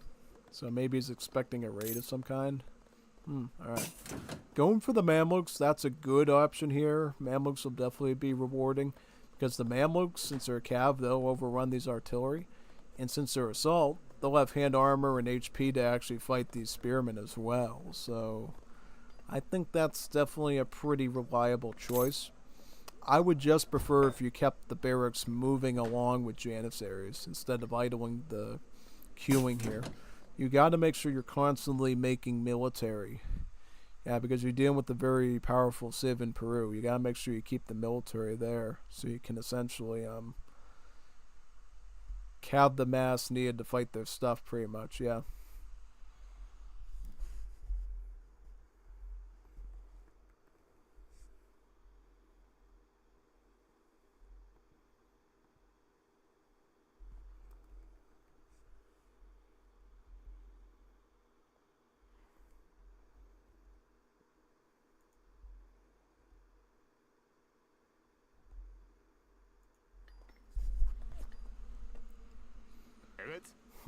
Alright, yeah, see, now he's listening, now he's getting the Janissary cues, that's good.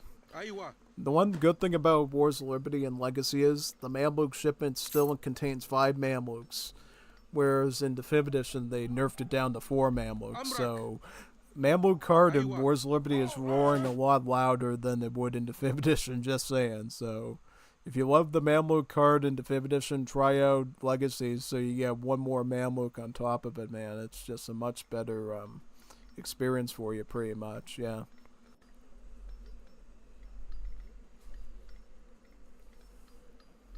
Tamam, olur.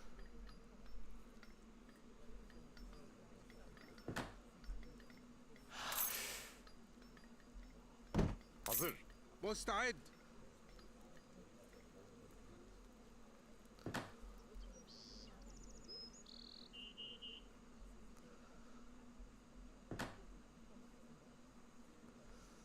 Going for 4th TP. That's good. I kind of find it funny he kept the spearman there, though, to try to alert Gommiustan that he's building a TP there. Because he can see that, right? Let me look at the line of sight. Oh, he actually doesn't know if he's building a TP there or not. That's so cringe. Look at that. If he was just a little bit closer, he would know about his whereabouts. Yeah, so it looks like Ottomans will get a nice 4th TP there. They could even go for the 5th one if they want to risk it, yeah. No, that's pretty good for the Ottoman player. Now, the Ottoman player should get Falconets next. That'd be my next move. Get the Falconets in, or the Safahis. If they can get both the Safahi and the Falconet in, then yeah, basically that would be quite good.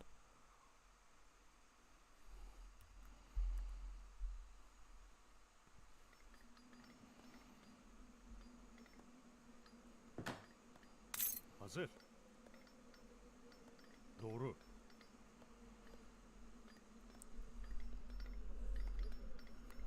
Emrin? أمرك.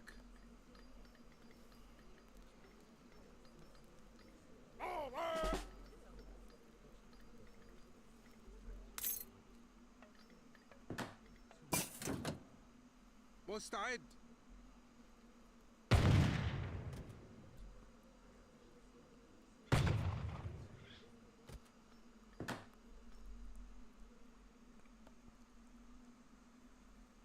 أمرك. مستعد. هجوم. Oh, whoa, whoa, whoa, whoa, whoa, whoa, whoa, whoa, whoa, whoa, whoa, whoa, whoa. Pay attention to your army. Don't give them free stuff like that. Hey, أيوة. hey, take out those spearmen. Just sit there and fight them. أمرك. Okay, I guess. Alright, I'll take it. Oh, man, that's annoying, though. Yeah, it's obnoxious, but okay. Alright, I understand, alright. Okay, get the Safai shipping in, that's good. He's got the Falconets. He is training some Abiskars. I'm liking this a little bit better than your last attempt. Last attempt was kind of rubbish. At least here you're making some more conscious decisions, which I like. Alright, the Gommiustan is going to compete with the trade route just to down his opponent, which I think is a good idea. So he's going to take out TP. Peru's going to get a ton of XP off of that, mind you. He can get gold, he can get some Lancieros, so probably going for the gold, right? Oh no, he's going for military engineering. So military engineering, I believe, improves the movement speed of artillery. So it allows these artisanal cannons to move more speed-wise to infantry, which is quite nice there, yeah. Pretty much.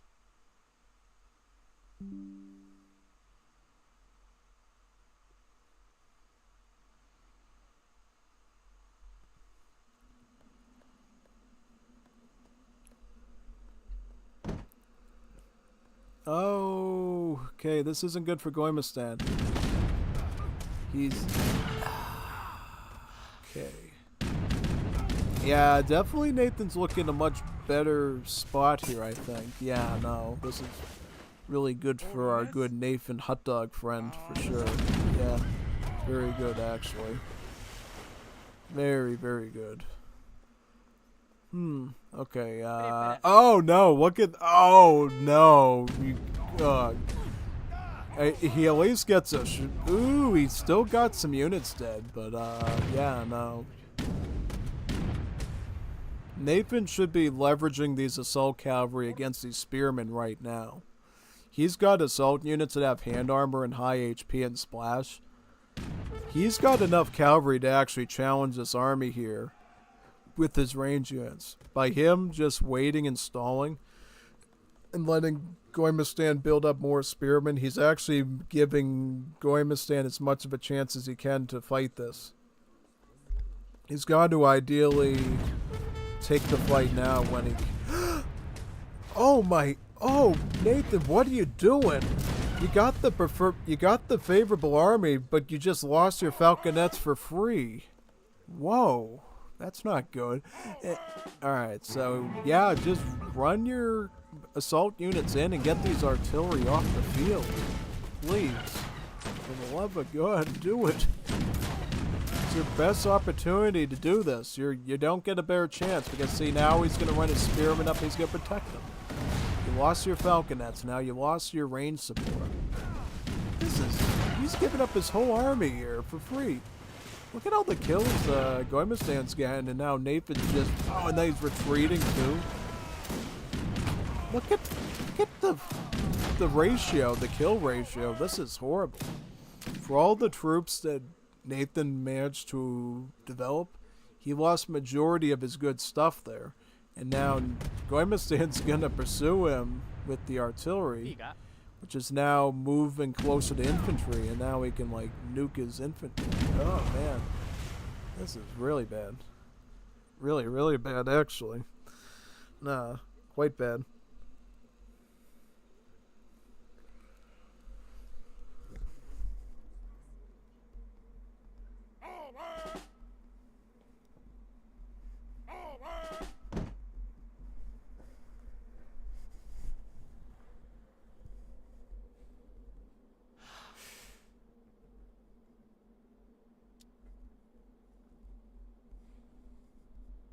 preparado.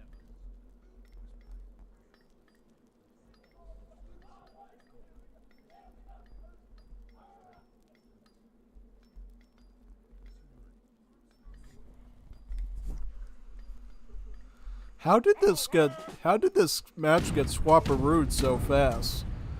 I felt like that game Nathan had his best army there and he just lost it. Well, he didn't lose it yet, but now he's really on thin ice because he let his opponent get so much spearmen that now the assault cavalry are in jeopardy. But yeah, no, he should try to deal with these artillery now. And then run his ranged infantry up to support them. What do you... Really? Yeah, no, you gotta connect with... You gotta fight these guys. You gotta do something about these spearmen while they're... Now he's just giving them free hits. This is insane. This is unreal. Okay, you're at least fighting him with the... Alright, you're beating him with the adders. Okay. I just don't understand what he's doing here. You realize you could just fight them now and, like, get a good number of them out?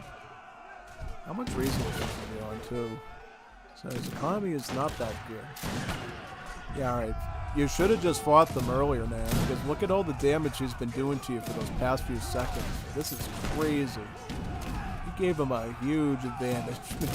See? Splash attack, you could have won that earlier, but now... It's just not good. Ah, man, that's just so cringe. You should have just fought it earlier.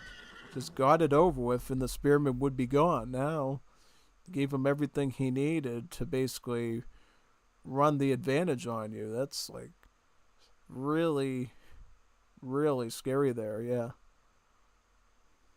Insane.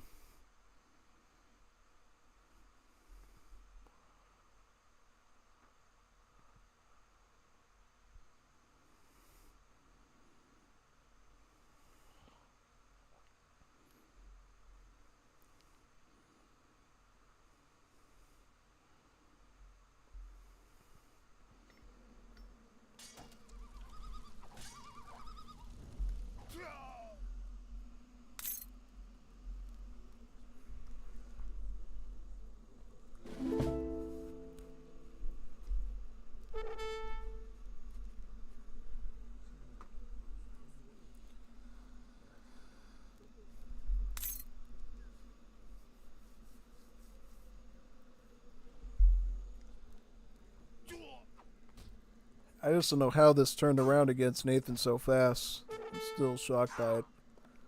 Yeah, absolutely. Because how much vills is Gommiustan on now? 44. And how much is Nathan on? hazır.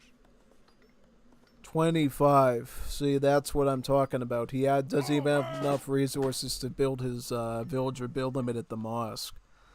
He is really walking on thin ice here. This is not good. Not good at all. That's all I'm going to say. That's all I'm going to say. Literally insane. Literally insane. Yep. I don't know. I don't know, dude. It's pretty crazy.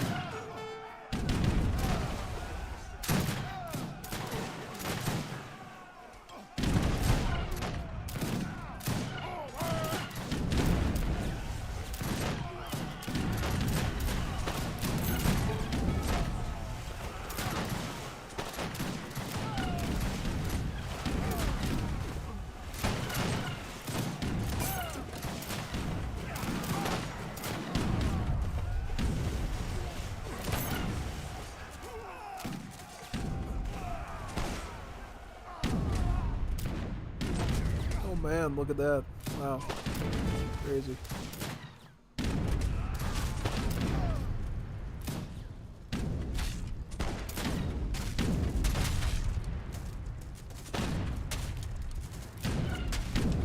What's going on with this artillery here? Is the Janissary gonna beat it with his sword? Oh, oh wow, that was a close one. Oh.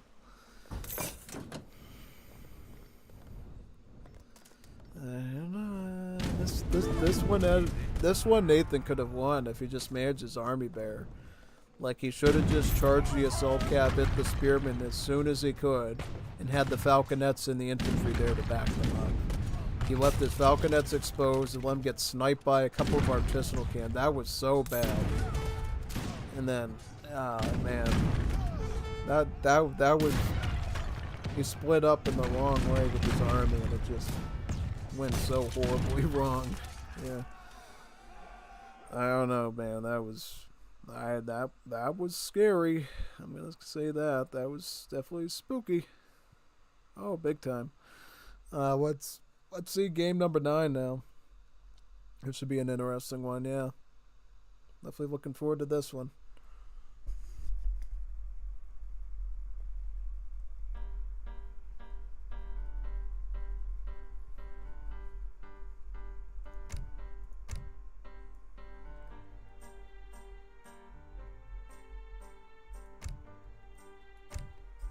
All right, game number 9, parentheses 3. Here we go.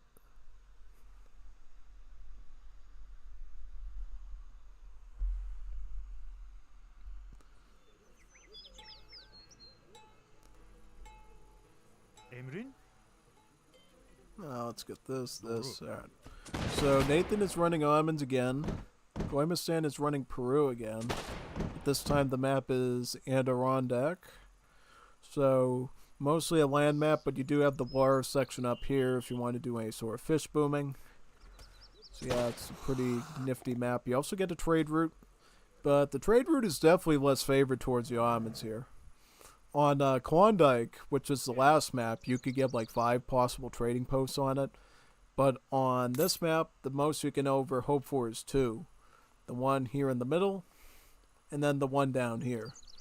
So, yeah, almonds are going to have to struggle slightly harder here for trade route. But at least they have trading posts. It's not as bad as the Bengal map that we saw 2 matches ago, where they just have the the 2 TP there. Now it's at least a little bit better. Yeah.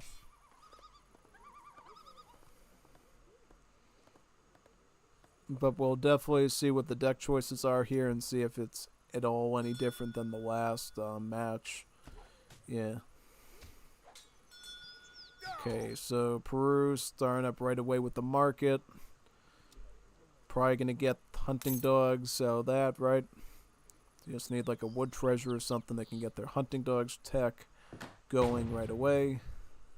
Probably going to see a setup very similar to last game, I would assume. Artisanal cannon spearmen, maybe. Could try grenadiers as well. Really depends. Yeah.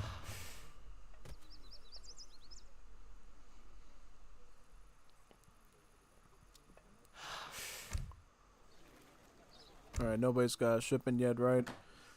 Okay, going for the mosque again. Very good choices, Ottomans. So he's playing pretty similar to Definitive Edition, actually. This is a Definitive Edition build order.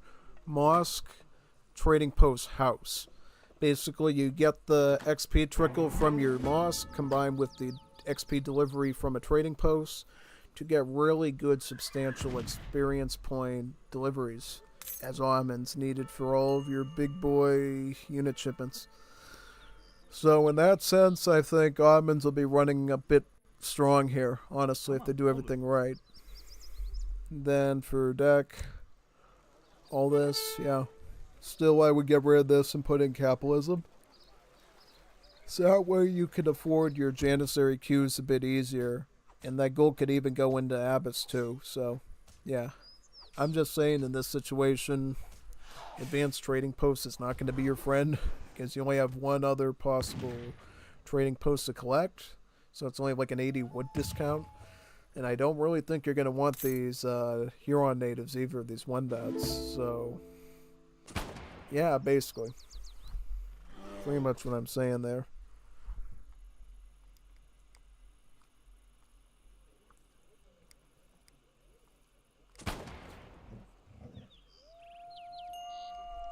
We'll find out, though. We'll find out. Alright, going back to Gommiustan's area here. Okay, so he's running the same deck. He's got 3 Vills that came in. Probably going to go for crates in H2 next, I would assume. Does have the option for Spanish immigrants. Now, Spanish immigrants for, it's this card, by the way, the one that gives you the Spanish immigrants. Spanish immigrants are actually pretty good for Peru, because Peru can't actually train musketeers at all. So the ability to ship in battalions of musketeers through the Spanish is actually pretty good. You know, it can be a really good support unit that they normally don't have access to within their roster, which is quite nice, basically, yeah.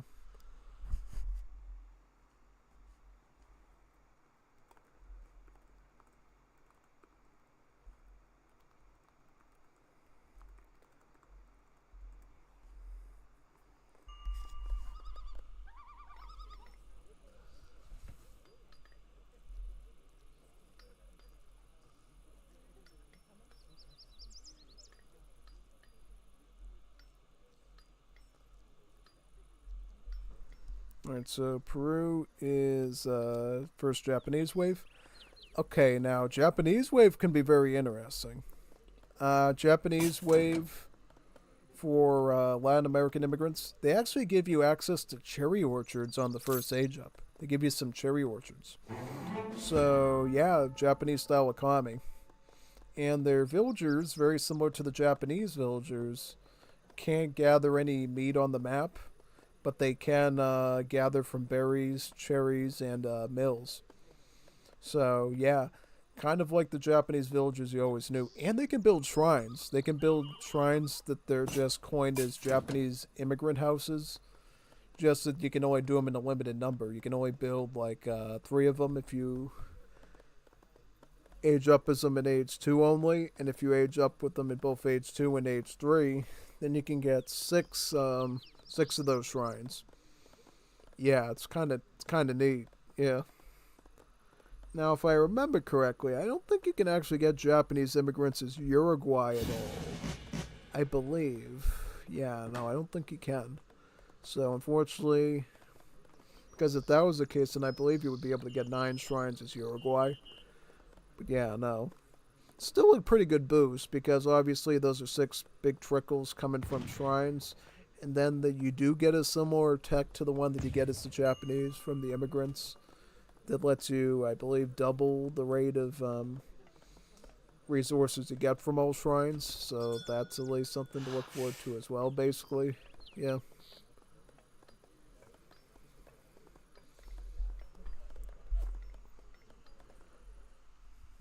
Patrón.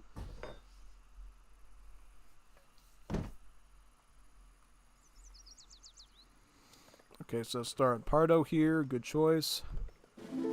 As Nathan is going to go double Barracks Janissary. Okay, that's a good build. That's a build we've seen a lot during the Definitive Edition PK tournament. Double Barracks Janissary. It's a good way to settle down in H2 and go hard aggression against your opponent. Also, starting with the Janissary shipping to 5. Off to a good start. So, we'll see if Gommiustan is able to adapt to that or not. Right. So he does have a few spearmen here. Very nice. I am a little concerned by his lack of food, though. Yeah, no. Also, he's not running a foundry like he did last time, so... Yep, that's unfortunate. Also played a bit greedy, theoretically, because what he did do is he did go for a villager card before his crates. So if he wanted to have a foundry there for artisanals, he did slow down there a bit, yeah.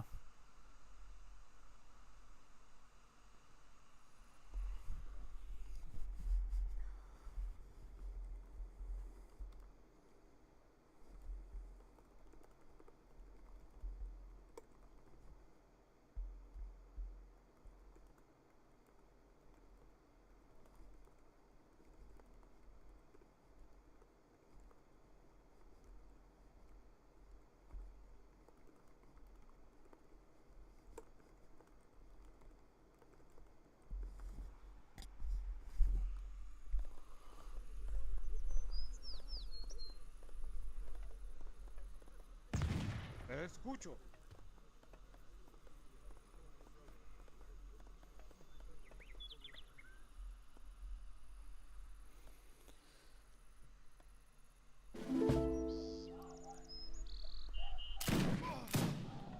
Oh, Brunero. So he's gonna go Brunero this time. Unfortunately, I don't think his build is as strong for it, though. Yeah, normally when I go Brunero is Peru, I'll actually start the game with wood upgrade cards instead of villagers. I'll use Virgin Forest, which is like a 20% wood boost, and then Carpentry, which is a 15% wood boost. And then I'll often go with Chinese Immigrants, which has a resource tech I think is called Chafel, which gives you another wood boost from the Chinese Immigrants. And then I'd run Extractivism, which is kind of the Latin American version of Eco Theory. Combine all four of those, and then you got like a really godlike wood economy to be able to queue Bruneiros up from 2 to 3 barracks. And you can like sustain a whole ranged army just off of that, basically, which is quite good, typically, yeah. So, in that sense, I feel like what Gommiustan is doing is a little bit delayed, and it's going to cost him. He's probably going to lose this one. I think Gommiustan at that point was just assuming Nathan was meant for the hot dog stands and not Age of Empires 3 at that point, so he just sort of let him, accidentally let him get a full double barracks Jan setup. Yeah. Yeah, see, double barracks Jan setup here is going to be legendary because, unfortunately, these Bruneiros that Peru have no anti-musketeer multiplier, so Janissaries here is like phenomenally exceptional. Yeah, no. Good time to be the Ottomans right now. At least from what it's looking like, yeah. But then again, he is backing up and letting Gommiustan get some free volleys on them, which is not good. He should just be running his advantage and running down his barracks and stuff. It's not good that he's giving him all these free kills, though, because that could totally give Gommiustan a chance to regrow and become a real pest. Yeah. Yeah, like, you should not be giving him this many free kills. I mean, you're starting strong, but then you're fumbling the advantage again, which I don't like. Nah, you can't be doing that. You can't be fumbling that advantage like that, because that'll defeat you pretty much.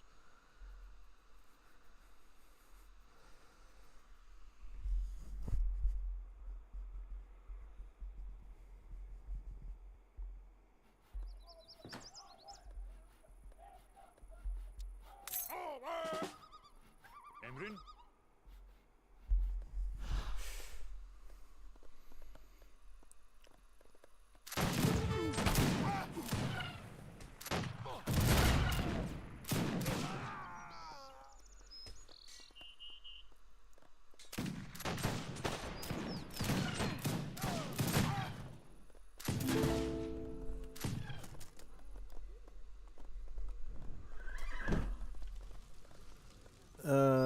Okay. Like I'm saying, Ottomans could theoretically beat him out now by sieging his barracks down and like pressing his houses and stuff, but he's giving his opponent way too much time to prepare, though. Yeah, no, he could be just wiping him out right now. Yeah, that's the only thing I don't like about this is his build is phenomenal, but he's just giving Gommiustan way too much breathing room, because if Gommiustan was a little bit more prepared in this situation, he would be able to use that time to like maybe ship in some artillery or something and then like force his opponent out and win the game. I feel like in this case, Gommiustan didn't quite go with the strongest start, and thus, he's making himself have enough of a vulnerability window to basically give his opponent Nathan a chance to really shine against him here. Yeah, that's the only unfortunate part I would say about this situation for Nathan is he's just giving his opponent way too much time to grow. Like, you should be giving him enough time to get like a foundry and then get artillery, because then if he gets artillery and he gets enough Bruneiros to hide him behind, then the whole advantage of the double barracks Jan just gets really hurt, really injures your chances. So you don't want to give him that opportunity. It's just not good. You know what I'm saying? No, it's not good at all, actually. Yeah. So It's really bad. Pretty much, yeah. Very, very bad, yeah.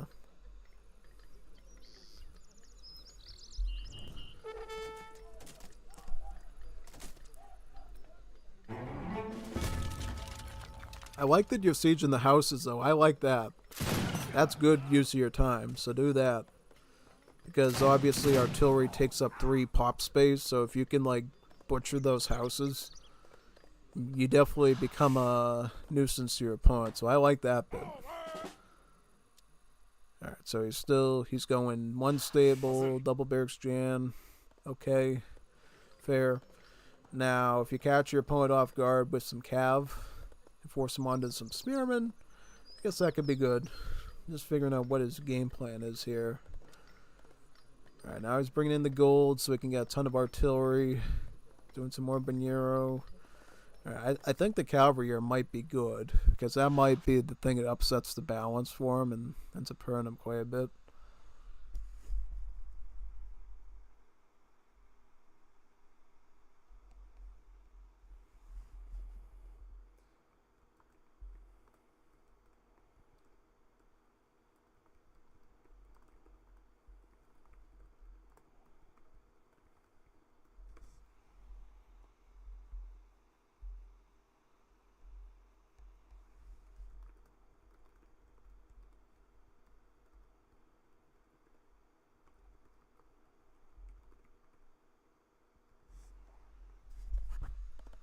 Dígame.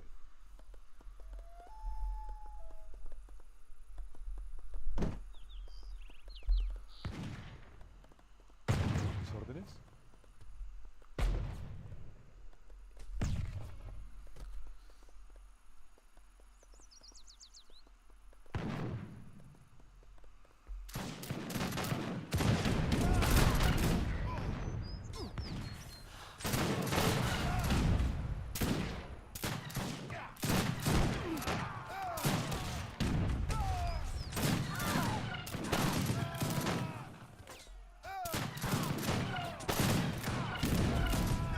More artillery there, yeah.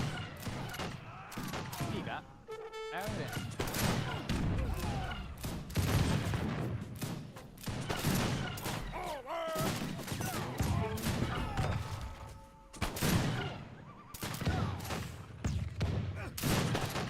Yeah, I know that the tank cat would came really handy here. Yeah, no, that's good. So what is Gommiustan's plan now? It looks like the cavalry definitely put Nathan in a much better position. The Jans are now chasing down the Baneros. TC to get rid of the last cav. What can he do? Can he ship in Lanceros? Can he get gold? He could make some Shotai muskets from his Jap colony there too, which might be useful, yeah, basically.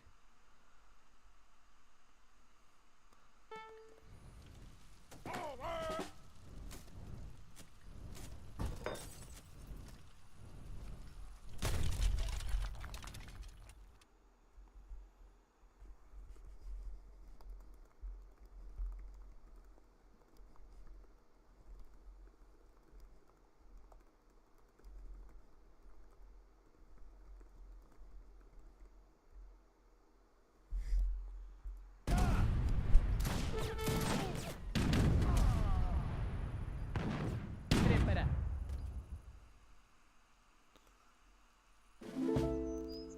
Listo. Preparado.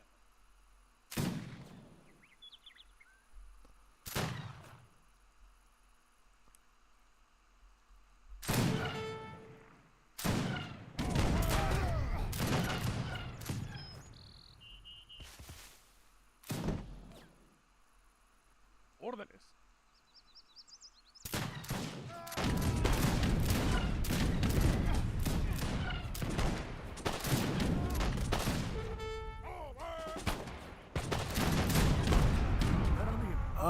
Okay. Now you need some cavalry, Nathan. Yep, good. Get the cavalry, and cavalry should win you the game there. Yeah, no, he's got like no spearmen. Get the cavalry and you're all set. He's losing some vills, which is never good. That's That's never a good sign. We'll see. Let's... Okay, Gommiustan's gonna have to get some good volleys here on the Barrows, I think, to do this. Alright. One cav is almost down. Gotta really look at these numbers now. Second cav is being... Okay, he had to abandon his artillery. He's good for Nathan. This is a lot closer than it should be, though. I feel like this match probably could have ended like 5-6 minutes ago if he just kept the pressure on with the Jansen personally. Yeah, because the thing is with double barracks Jan, you got so much gas areas that you can afford to lose a few. You just go in there and wreck his barracks, wreck his houses, and just crush him under your weight. Kind of like Julian K did with the Russians in his matchup in the PK tournament. Like, the way he was able to keep his army right underneath Moon's town center and keep him from doing anything. That's what you should have done with your Janissaries here, I think. Just do it the way Julian K used the Russians in the PK tournament. Just keep them under the town center area, keep the vills from working, just crush them slowly over time, and use your better economy to knock them under your heel. Yeah.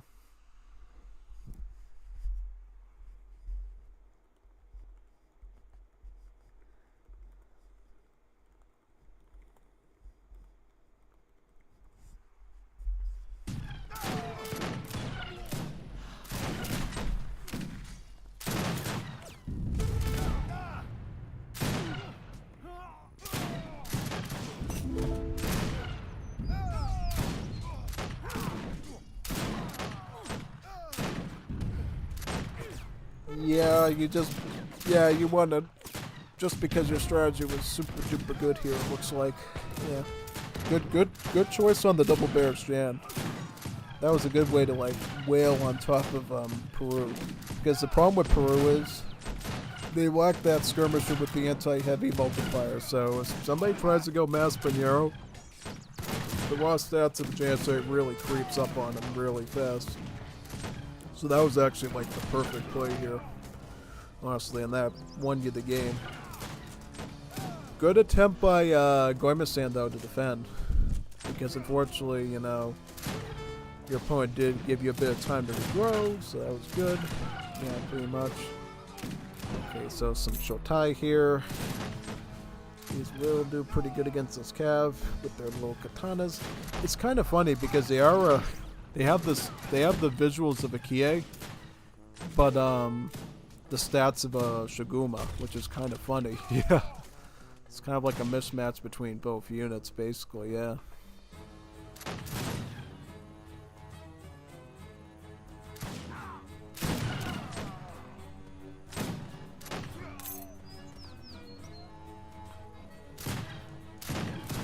Oh, that's not good. Okay. Looks like Nathan won that one, yeah.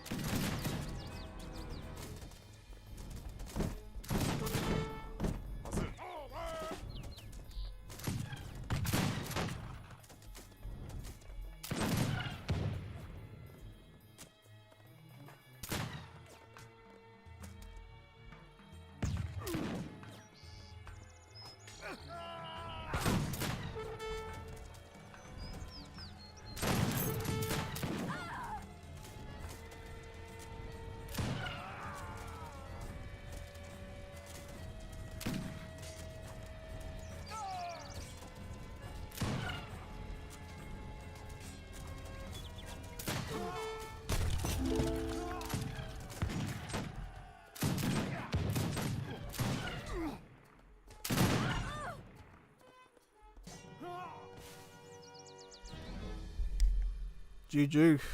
Congrats on your first win against Gommiustan. That's not easy to do, trust me. It's not easy.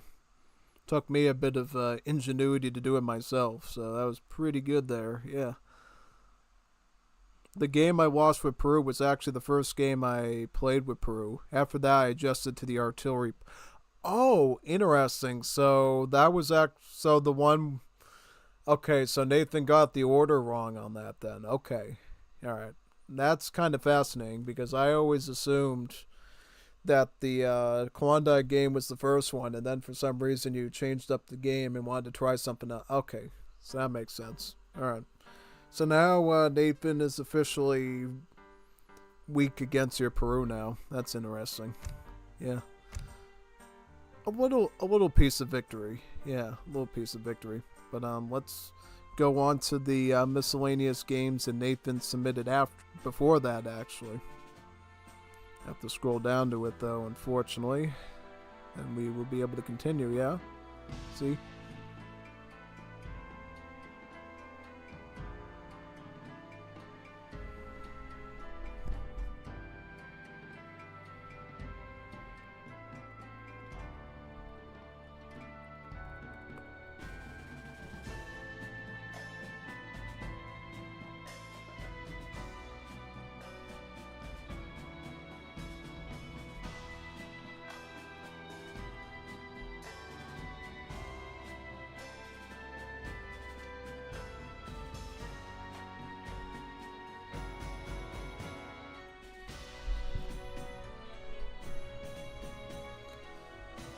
Alright, let me see which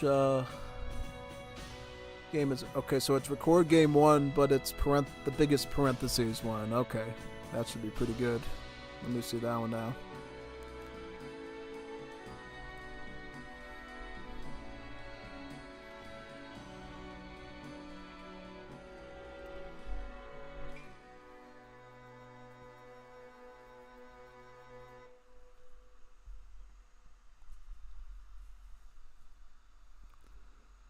Record game 1.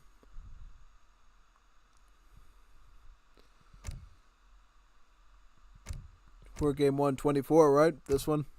Very nice. So will this be a 1v1 or a 2v2?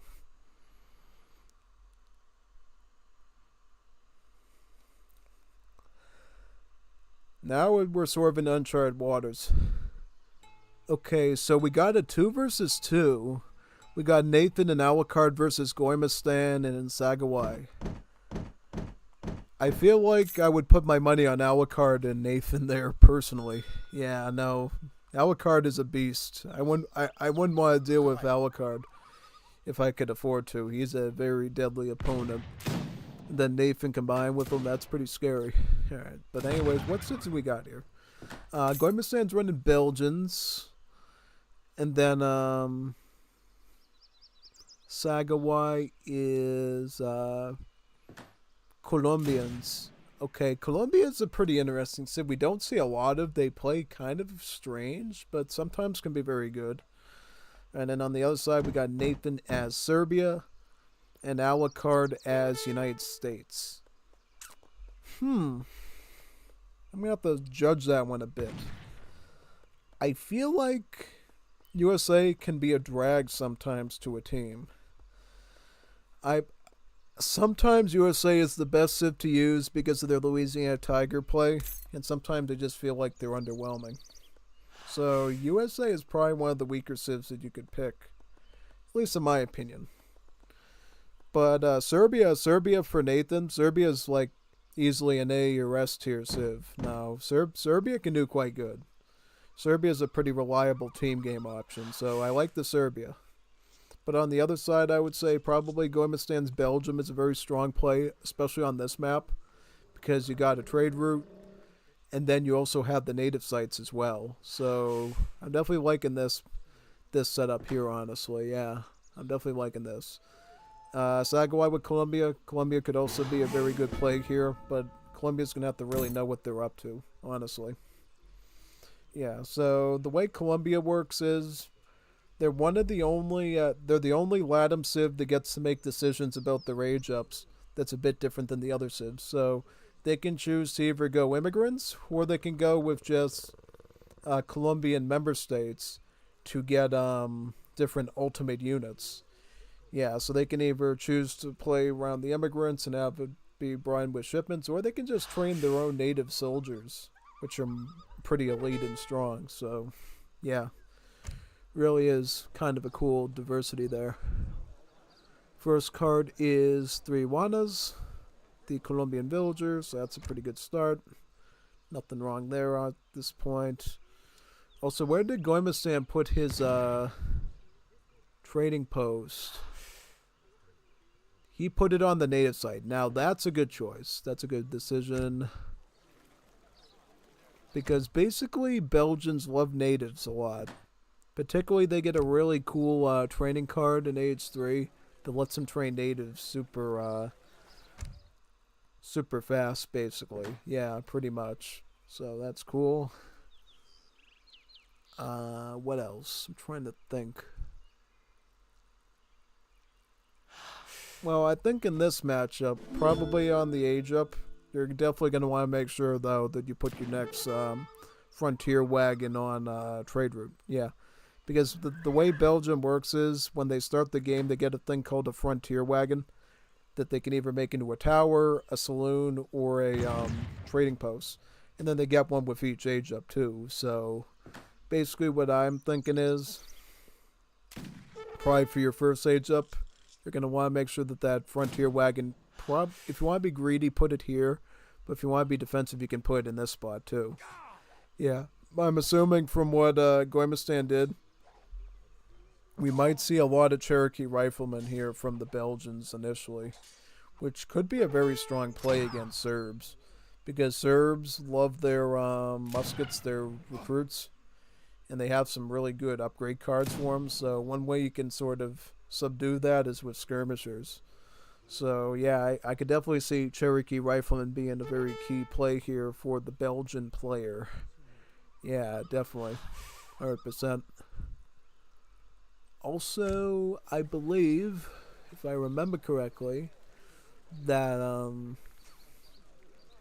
Belgium can get a pretty solid fast fortress too and go right into machine guns with the Militaires. That's another option you could go with personally. So yeah, that's another thing. So Belgium goes up with the Burger. That's usually a sign for fast fortress if you get the Burger. The Burger gives you 4 silver coin crates. So coin crates amount to 110 coins, similar to Argentina. So all you have to do is just ship in the 700 coin and stay on hunts, and then you can get a quick age 3 with that. Sagawai is going up with the Colombian seamstresses. It's kind of a rare one. I don't usually see people go up with Colombia. I believe Colombia gives, I believe the conscriptos, but I could be wrong. Yeah, it's an option I used to usually go with there, but yeah, no, yeah. Trying to think now.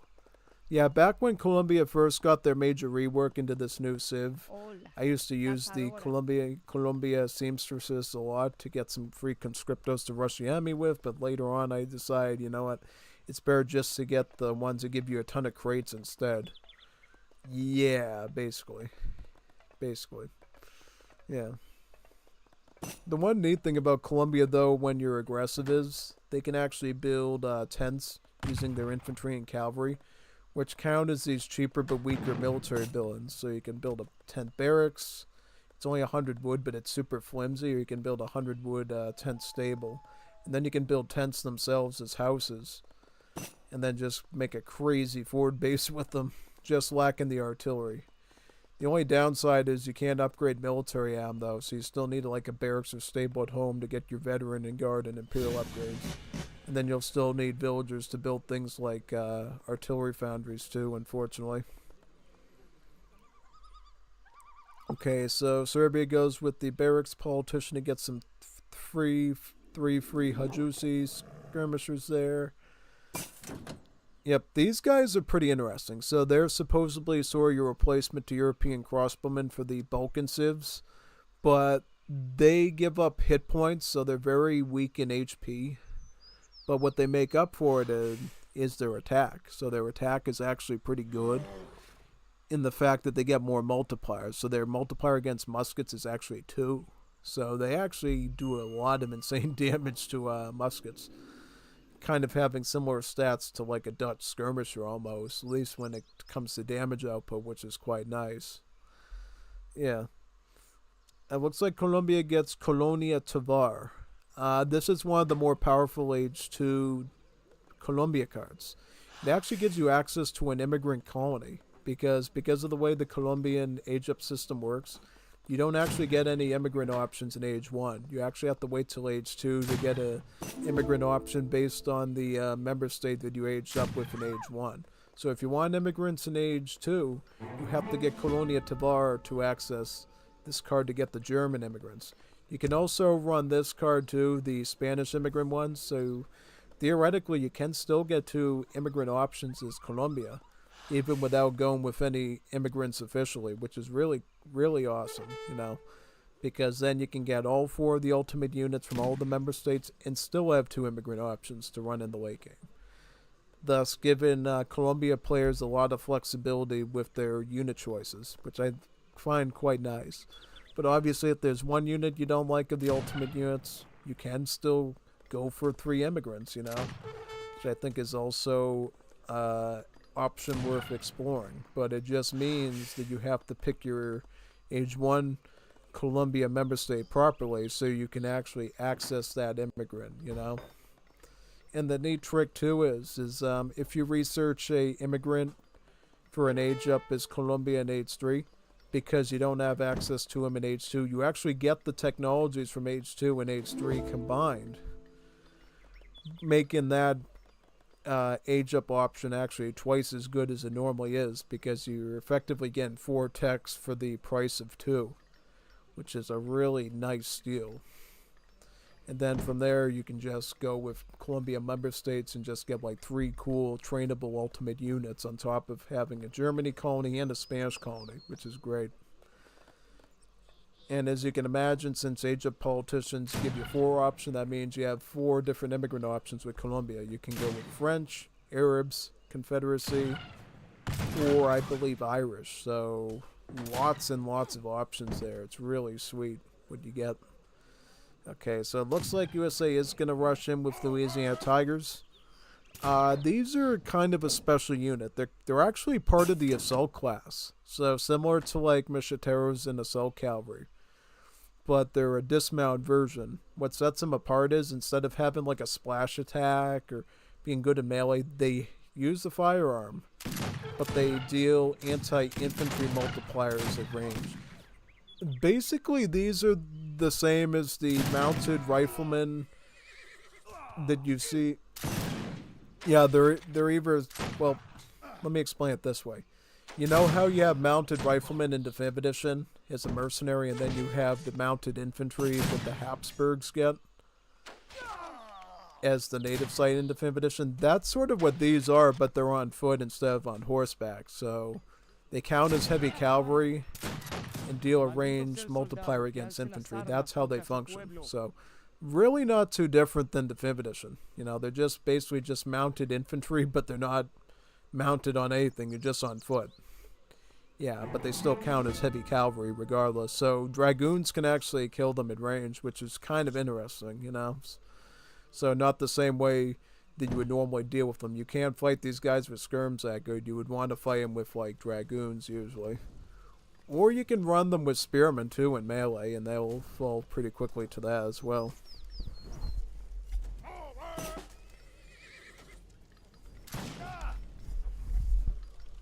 Looks like the Colombia's going spamming of the Llaneros, which could work good, it could work bad. USA also gets a card that gives them a free dog sled from the Inuits. So that's what you're seeing right there. The Kwamtulik. Kwamutik. Oh, ooh, nice. Bicycle infantry. So the Belgian made it to age 3, and now he's got bicycle infantry. Bicycle infantry are basically mounted anti-skirms. So these guys are actually anti-skirms, but they're mounted on a bicycle. So they combine cavalry with counter-Jaegers pretty much. Or Schiavonis, or all those other counter-skirmisher units you know from Definitive Edition. But there are mounted ones. Yeah, but these guys also get a multiplier against villagers too, so they also double as a raiding unit as well, making them a very formidable soldier, which is quite nice. The Llaneros are somewhat working against the Tigers.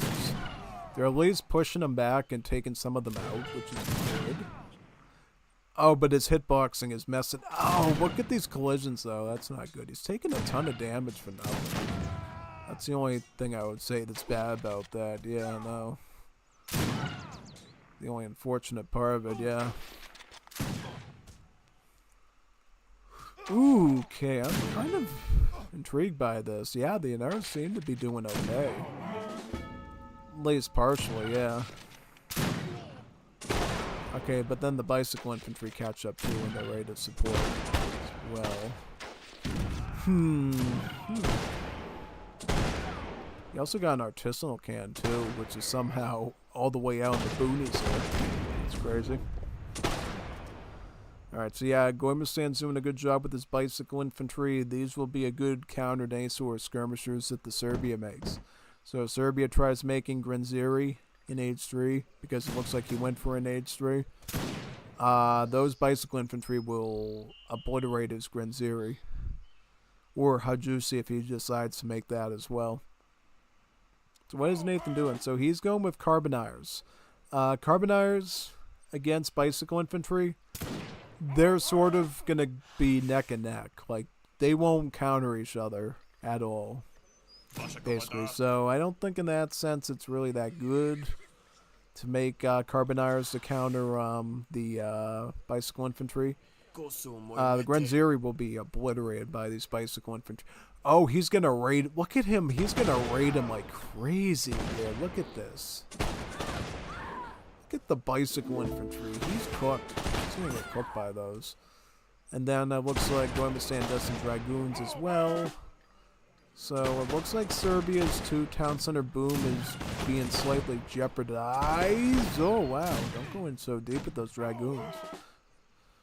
Yeah, keep those Dragoons around only if you see assault cavalry. You mostly just want to be using the bicycle infantry there, pretty much. Yeah, typically. Yeah. Alright, there you go.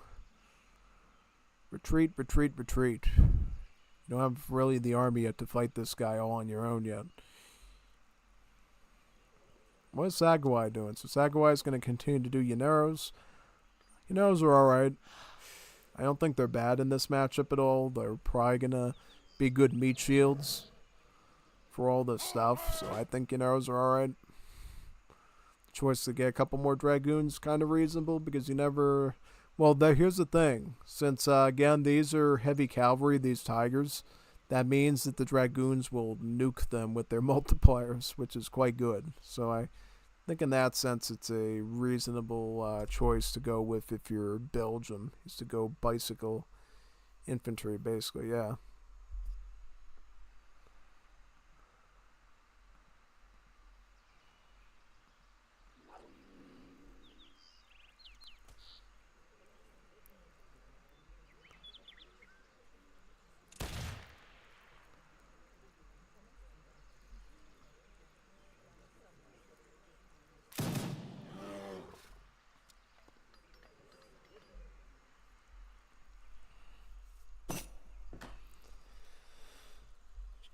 Klaar!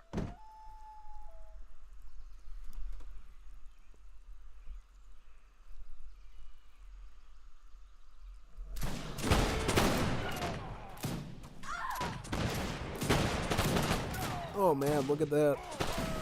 Insane. Crazy.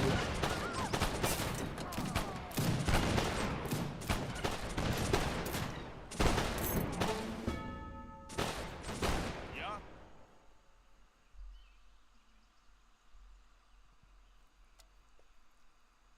Commando? Hussars, that's a good addition. Yeah, I think Scout will work pretty good in this matchup against what these guys are doing. Because the thing is, we haven't seen any sort of musket-type troops yet from either the Serbia or the United States. So if you want to throw some Hussars in or some Llaneros, I think that's pretty reasonable. Just retreat, retreat, retreat. Get out. Get out, Sagawai. Get out. Get out. Run, run, run, run, run, run, run. Ah, snare. Snare. Snare. That's not good. Once you get snared, your units lose their movement speed, which is not good. It doesn't show it in the Legacy game, but in Definitive Edition, you'll actually see the movement speed slow down when a unit's being snared in melee. Yeah. Ja. So the Hussars there are going to go into melee with the Carboniers. You can actually fight these Hussars in melee with the Carboniers, you know. And it's actually the preferred way to fight them usually, yeah.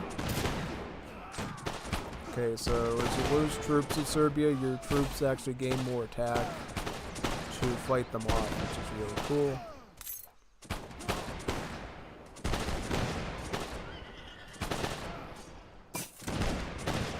Oh, nice. Got rid of all them. Nathan's putting up a star fort now to defend the area, it looks like. Yeah.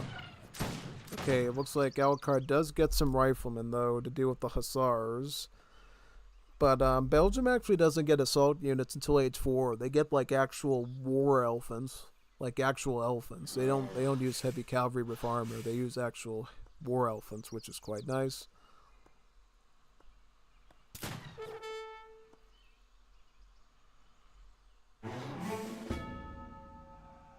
He's going to queue up some more bicycle infantry. I just feel like the mass of the hand cavalry is going to be a bit of a danger for Zagawai there, yeah. I can arrow some spearmen and a artisanal cannon. Kind of reasonable there, yeah. I would strike with Gommiustan, though. Give him those spearmen, because he's going to need those spearmen to basically fight off all of those light cavalry that Alucard has mated here. All these specialist cavalry. So yeah, get those spearmen up to Gommiustan and just go as a combined force to knock these cavalry out. So that way you can run the rest of your range cavalry at their stuff. Yeah. But we'll see. We'll see if that ends up happening or not.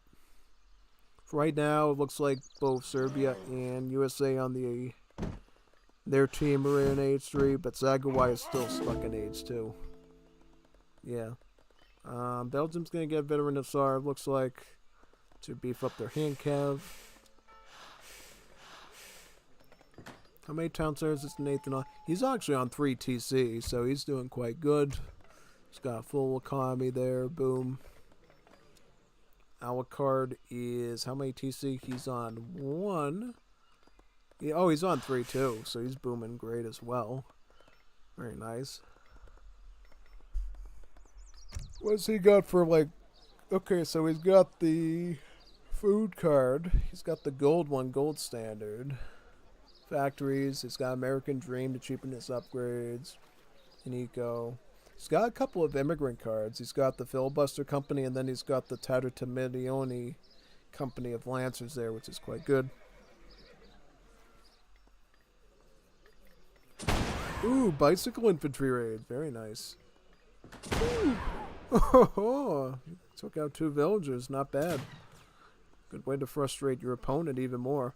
Because now he can ride down here and... Oh, no. Can he raid that? Oh, he's going to force him into retreat. Look at this. Oh, no. Gommiustan. Watch. Whoa. No. I wish he saw that. That would have been a good strike right there.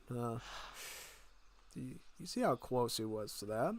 That was insane. That was absolutely brutal. But now he's got the cavalry after him now, so he's got to watch out for this stuff here. Oh no, he's not watching that front. Like now he's gonna have to get away from us. I don't know why he sent his Grenzes up though. That's bad, because these bicycles will shred these. Just let Alucard's light cavalry do the work. That's what you would use there. Mass hand cavalry, mass scout. That'll beat these, because these are technically part of the skirmish class. So these guys are really not meant for dealing with these at all. Yeah, just saying.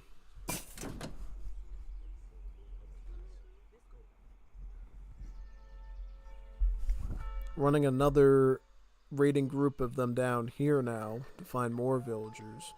If he could park right here, he might be able to get some more vills. Yeah, big time.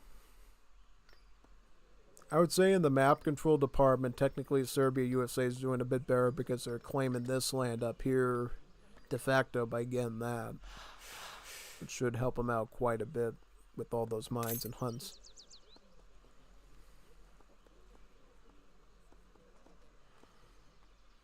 Good scouting job by the Belgian, though.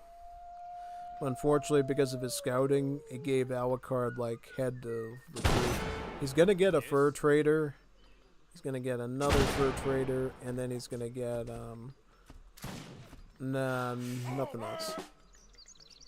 Yeah, no, that's pretty good rating, though. I will say, it's keeping them on their toes, which is nice. Yeah, really nice, actually. Looks like Gommiustan is going to get some hunts on the corner there, though. So he is claiming that area a bit. He's got to get through these light cavalry, though. He's got to retreat. How's his movement speed, too? So, looks like these guys have more speed than his bicycles, though. So he kind of has to watch out there, yeah, of getting run down. But he's going to lure him into the spearmen, though, which is good. That's what you kind of want to do. Okay, so he's going to kite him into... force him to follow him, and he's going to run him right into his allies, spearmen. Look at this. Okay, he's not going to take the bait, though. He's going to run off. Alright, so clearly Alucard's paying attention there. He's not going to let him lure him into the spears, which is good.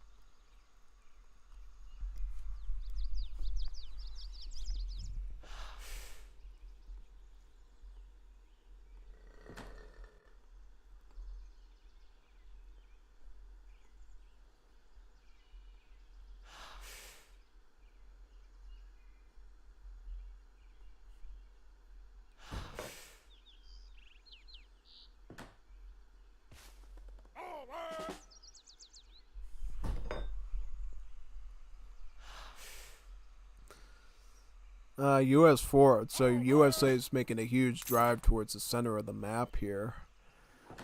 Uh-oh. USA is coming for a raid. Belgium's going to try to... Yeah, but they're going to have to pull off, though. They don't have the force to take this on. Gommiustan's got some hussars there. He can try to fight him a little bit before that fort comes up. Yep. He's going to try to fight him a little bit over here, it looks like. And now Alucard's coming in with the full weight of his tigers, and then he's probably going to turn around and start striking him. Alucard picks up a 70 food treasure over there.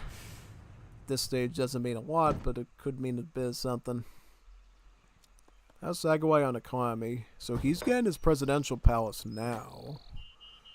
Alright, but he did choose to go French immigrants, it looks like, so he's only going to be able to get the Independentistas from there. Which I think is probably one of the weakest ultimate units that Colombia gets, so I'm not too,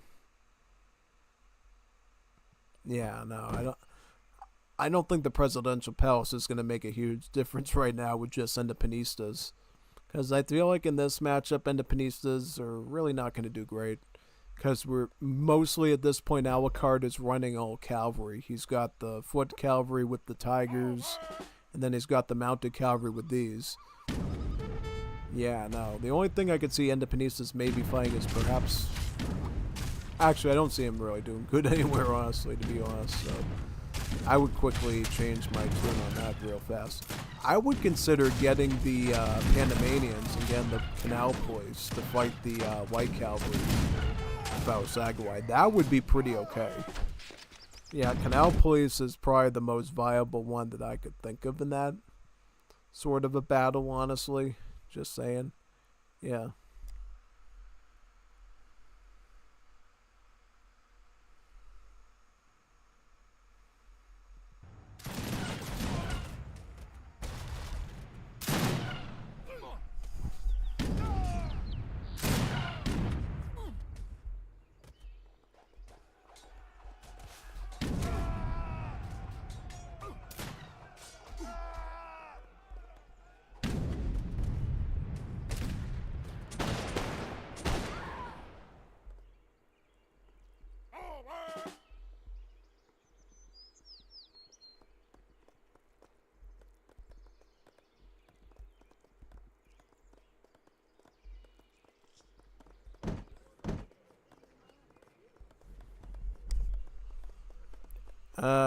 Serbia's doing a few honor guards.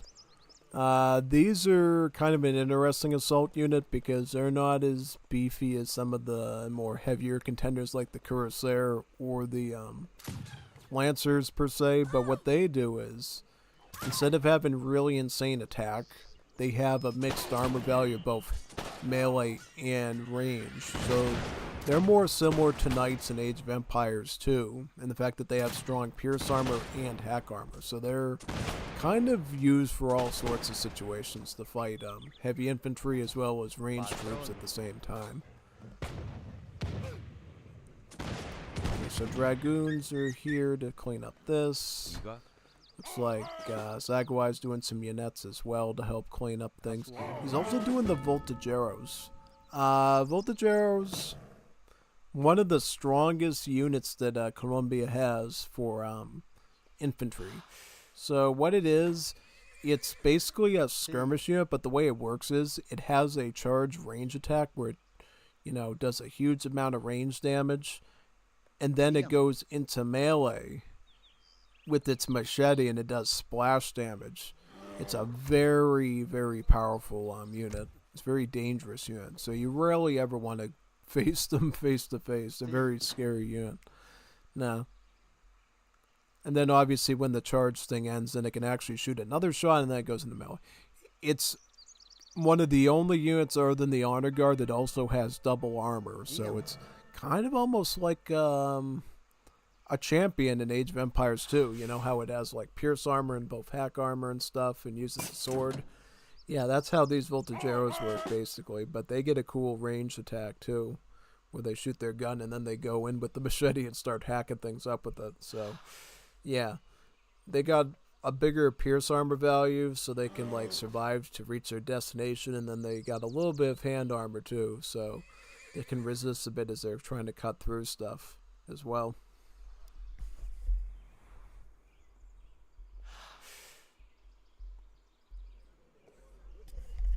I do appreciate that Gommiustan is retaining the raids up here with the bicycle infantry. It's given him a nice advantage. Enforce an Alucard and Nathan to sort of maneuver around the map to deal with it all. Yeah, it's quite a nice touch there. Taking out a lookout, I think that's a good idea. Reduces Alucard's line of sight of the area, which is always good.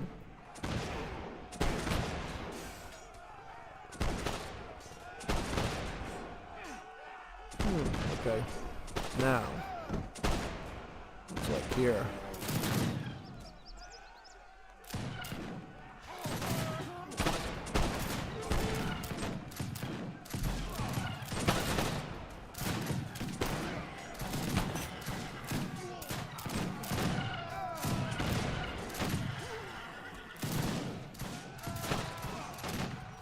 I don't like. I would have just kept them in there to go melee myself, because I feel like if you retreat, you're just giving them extra damage into your volts. Yeah, no. Yeah. Now he's making the Independentistas, it looks like, from Granadino. Basically, Bolivar's honor guard. All these guys are is really just like a beefy heavy infantry, basically. The range attack is pretty average, their HP is pretty average, but their melee attack is quite good. It's really best to try to get them into a melee fight where you can, but it's really hard when you're dealing with these types of troops that are known for kiting you. So it's not that easy. I don't know why I even went with Independentistas, honestly. Because these guys used to be beasts back in the pre-Latin rework days, because they had really high multipliers against cavalry and stuff, and they used to have really good damage output. Now they're sort of one of the shrimpiest ultimate units you can get with Colombia. You're much better off with going with one of their shock units, like their Canal Police, their Rompelillena from Venezuela, or their Ecuadorian Granadero Autarky, because at least those have some viable roles that you can usually use there, basically, yeah.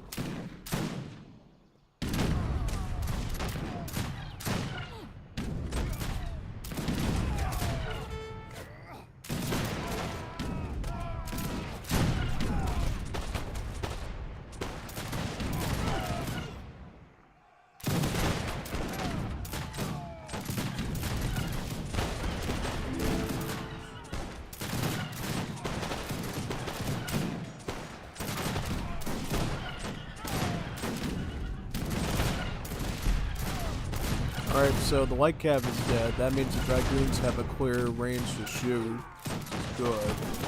Because you really want these dragoons to be on top of these tigers, because they have the anti-assault multipliers to cook these things. So yeah, looks like the Independences are somewhat pulling the line here, which is alright. Looks like the dragoons, Donzeri should be overwhelmed there. Yep. Okay, Gommiustan is now in age 4. Is he going to get guard on those dragoons right away? Well, he's lacking the wood. He's actually lacking a... Yeah, he could send a ton of cards. He could get this, he could get that. Sion Industrial. I don't think he wants to use La Libre Esteleque, because then he wouldn't be able to get an extra factory through the manufacturing owner, which wouldn't be good. He is getting Circular Saw to improve his wood rate.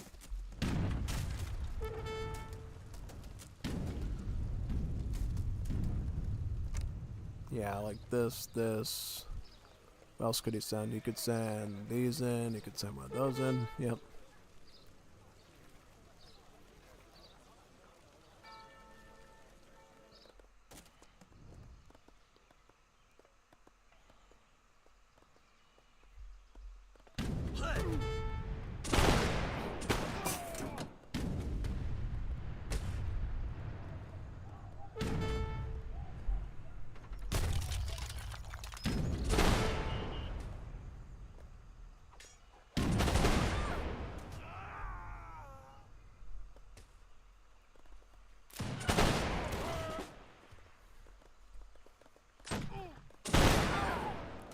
Wow, look at the deep raiding here. Look at this. He's like going full Mongol Huns on him with the raids. It's huge. He's getting a ton of bills. He's like forcing him off of buildings. I like what Gommiustan's doing because he knows both of his opponents are getting up there in score and Sagawai needs time to catch up. So he's giving Sagawai as much time as he needs to boom out by just wiping out all of their bills and forcing them to retreat and stuff. And fur traders cost 100 food and 50 wood, so they're a bit expensive to replenish too. So those are the type of bill you probably want to wipe out as well. Alright, he's got a fort over there. I wonder if Sagawai could potentially target the fort up there while, okay, more raiding.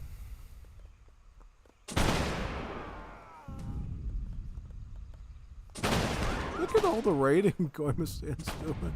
It's like, he's raiding like crazy over here. This is good. This is good raiding. This is the type of raiding you like to see. Tons and tons of bill losses, yeah. This gives him a huge disadvantage there, yeah. Big time. Up, he almost got another one. Okay. Oh, Gommiustan is going for the fast Imperial. So what happens is there's a card here called La Libre Esteleque. You spend 4,000 food and it gets you right into Imperial Age, so that you can avoid the gold cost of getting an Imperial Age. And that way Gommiustan can get his troops up to Imperial right away and get some really good stats over his opponents, because Sagawai is a bit slow.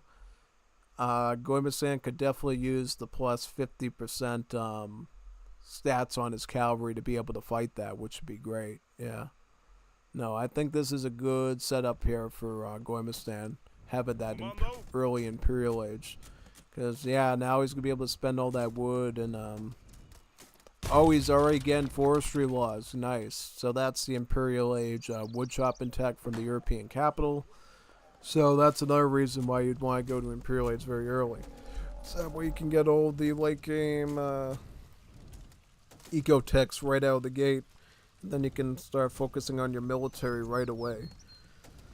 One thing to note about bicycle infantry upgrades is they also improve their range too. So if you get another one, then the bicycle infantry becomes, I believe, a 14 range unit, making it a little bit more dangerous, you know, in stats. So that's good.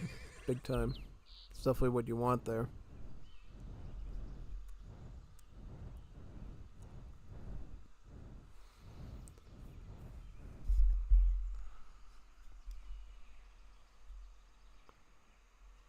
Also picking up colonial markets.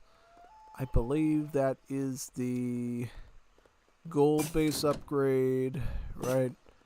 Yeah, so yeah, Gommiustan's looking quite good in score. He's definitely above Alucard now, at least. Which is good. And what else does he get? He could get all these crates right now, too. He should be doing something with those shipments and shouldn't be wasting them there. Should definitely begin something there, pretty much. Yeah.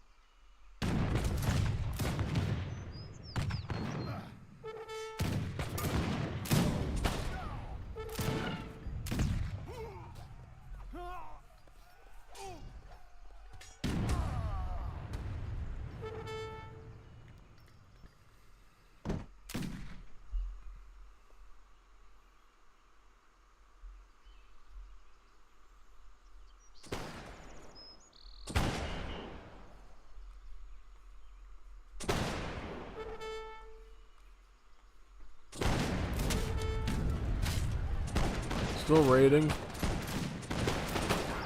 I mean, at this rate, these are guard at this point, so it takes a lot less bicycle infantry to perform raids now, which is good. Sagawai going after the town center is actually a huge move, because that shoves Alucard away from the bomb portion of the map.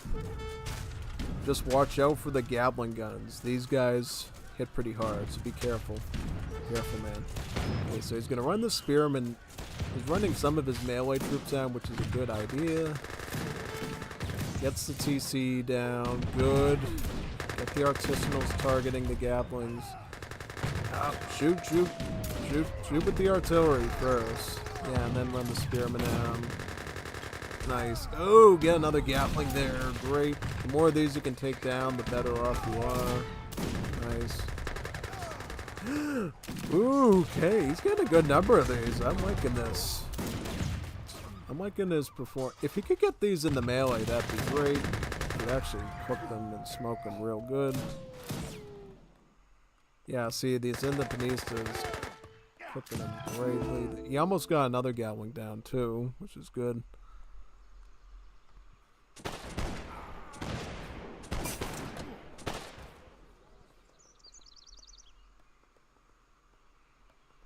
Again, the Sion facility, plus all the Carbonire hit points and attack for the bicycle infantry. I like that. That's quite nice. Commando.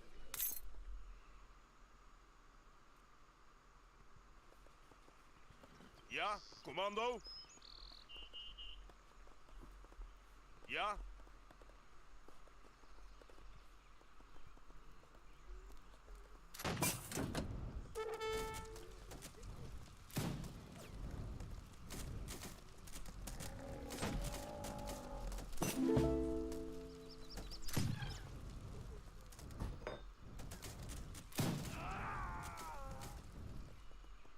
Oui.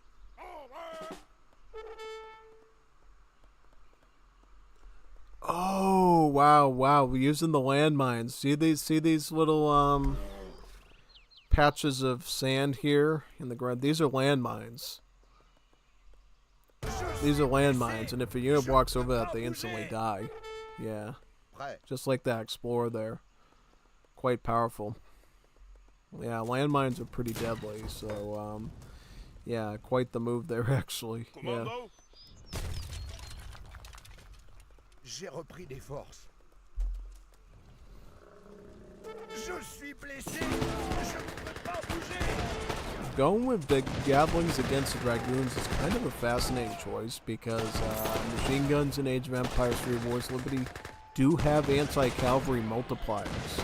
So they actually do theoretically counter all mounted troops, but if you don't do in the right numbers, the Gatlings get completely swamped by them, basically. Yeah.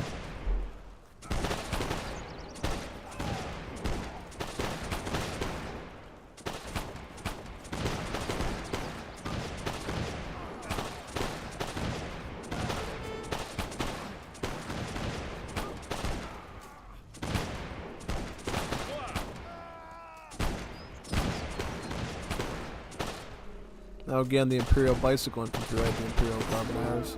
That's valuable because again, they'll give them +1 range, so they'll have like 14 range then. And then they'll be able to counter a lot better too.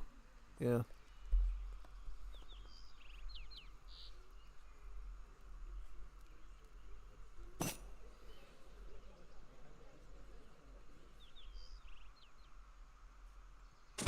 Yeah, get those spies.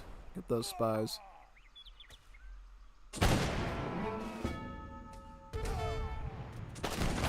Yep. Spies can use explosive barrels to knock out buildings at the same rate as petards, so you have to be very careful of them. Very dangerous unit in Wars of Liberty.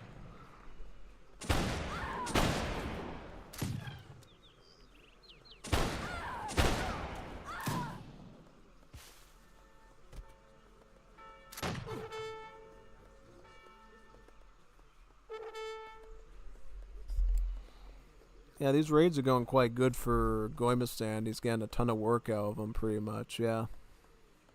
Yeah. Commando? Look at the... Whoa! Look at her! She went flipping in the... Why are they flying now? Look at these bicycle infantry. Why are they fragging like that? The bodies, that's crazy. I didn't know they... Yeah, the builds are like falling pretty quickly there, yeah, I know.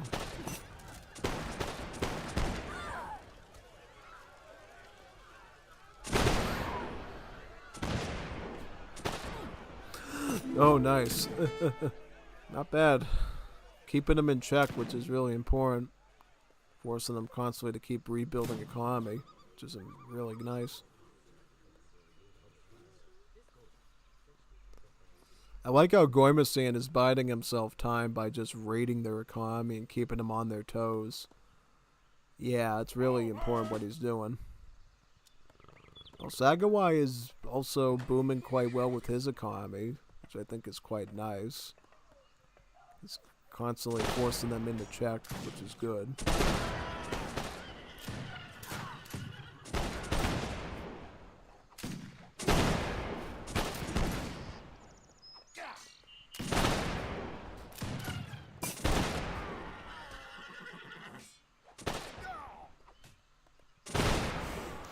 Oh wow, good work there, yeah. Now, riflemen aren't going to do much against Imperial Bicycle Infantry, I'm just saying. Bicycle Infantry will beat these rather easily in the matchup, yeah.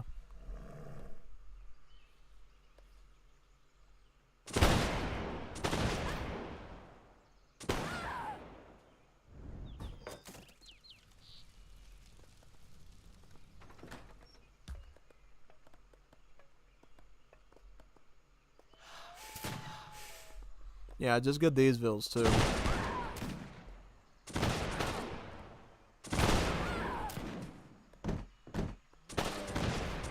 The raiding of these bicycle infantry is brutal. Brutal what he's getting away with these raids. It's insane.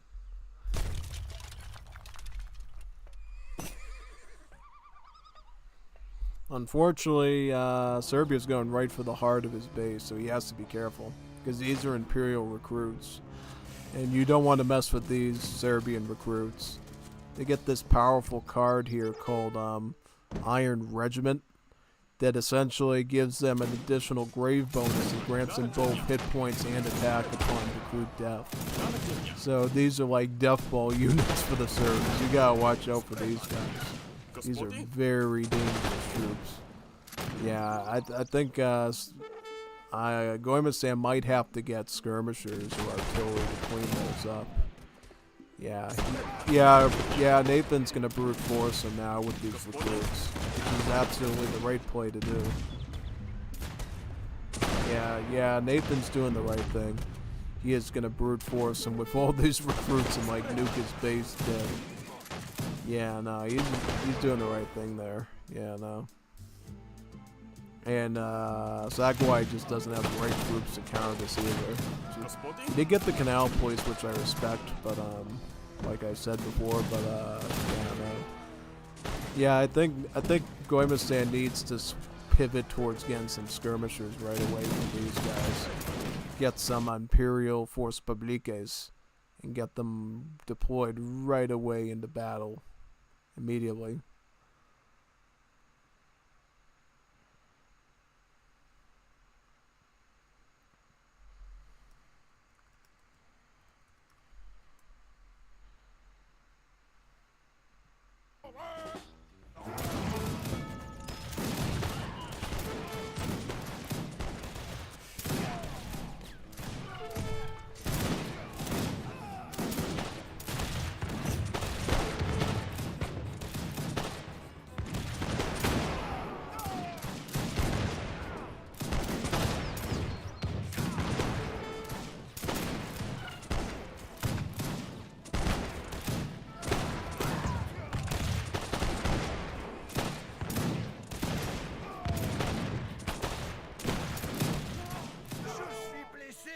Je ne peux pas bouger.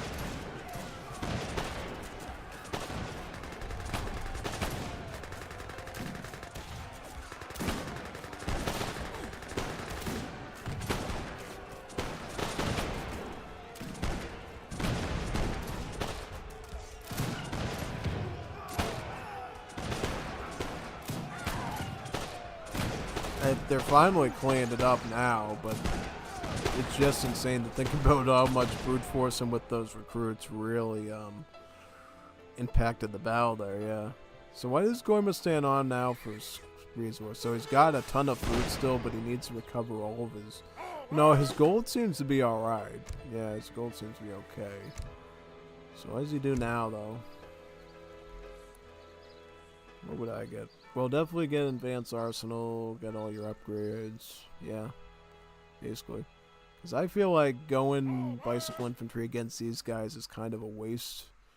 You really want to get like some skirmishers to fight these. And like constantly supply them to the front.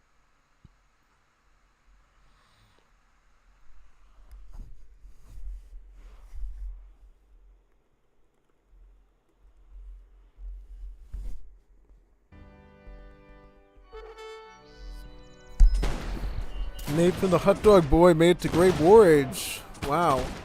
I did not see that coming. Yeah, that's insane, man. He's going to Great War Age now. He's going to get some tanks and bomber planes. Wow. Nathan knows what he's doing. Nathan's going to become a real menace. Big time.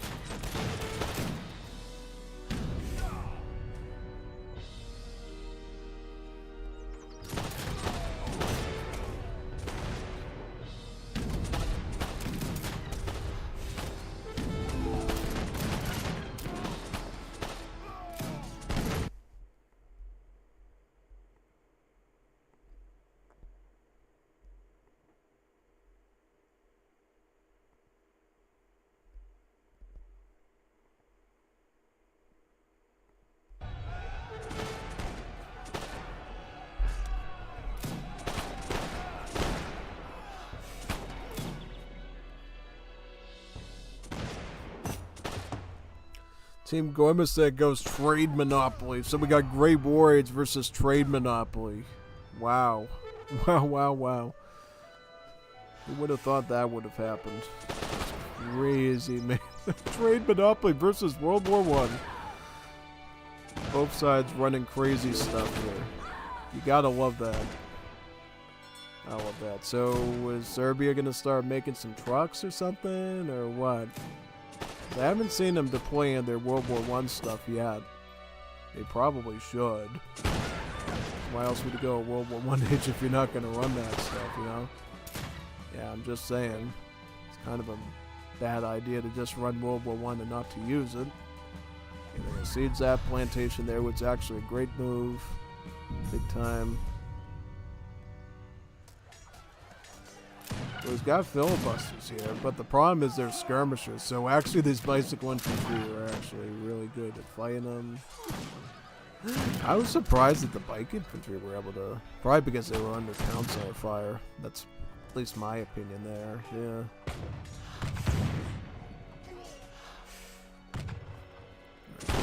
Well, yeah, try to lure in his light cab and then. Okay, so he's gonna hit him with the spears there. Here comes the big Columbia force of Volantes and stuff. Let's see if the Volantes can nuke all the Gatling guns. Because that would be your next best step. Right there, yep, absolutely. Okay, now he's getting the trucks. Now he's getting the World War One weapons. That's the whole point of going to World War One age, is to get the World War One weapons. Yeah. So, I should probably explain this to people who have never seen this before. So, there is a sixth age in Age of Empires 3 Wars Liberty. It's called the Great War Age. It's set in World War One. And how it works is once you reach World War One age, you get the ability to train trucks from your town center. And these trucks can turn into World War One buildings. The most important one is the supply depot. It's sort of your central node that you can build other World War One buildings around. So you need to build a supply depot, and then from there you can build other World War One buildings. You can build field barracks, which houses all of your infantry and cavalry. You can build a assembly line to make all of your heavy weapons, so your tanks, your armored cars, your field guns, your machine guns, and also your engineers to repair those weapons. You can build an airfield to make aircraft, so you can build bomber planes and fighter planes. That is something the Great War Age lets you do. You can build a shipyard to make your World War I dreadnoughts, so your heavy battleships, as well as your submarines and your mine layers, which are these boats that have like a high range and siege attack, but they can also basically build aquatic mines on the water to basically, blow up ships and walk over them. And then you can also build bunkers, basically these metallic structures that shoot machine gun turrets and defend the area. You can also build oil wells to produce oil, which a lot of your heavy machinery and aircraft and naval weapons in the shipyard are all going to cost oil, a fourth resource, so you need oil, so you need oil wells for that. And then the anti-aircraft guns, which is the only ground option that can shoot at aircraft. The only way you can fight aircraft is either using fireplanes and their machine guns, or the anti-aircraft turrets that you set up on the ground to shoot up at them. Yeah, so air warfare is very interesting in Grey Wards. I don't know if we're going to see any air warfare here, though. If we do, that would be kind of fascinating if we did. Big time, yeah. Really interesting stuff there, yeah. Pretty much.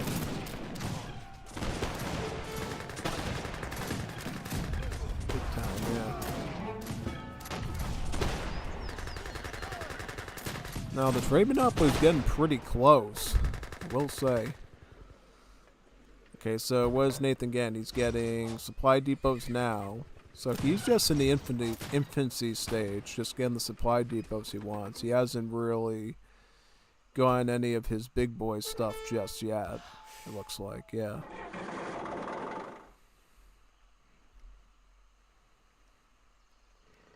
Now, Sagawai cannot lose this TP under any circumstances.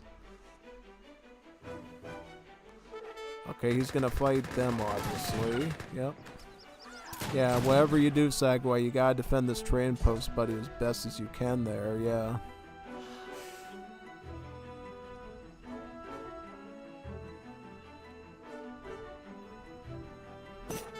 Yeah, run your Volantes properly and snipe these Gatlings, please. That's your next goal.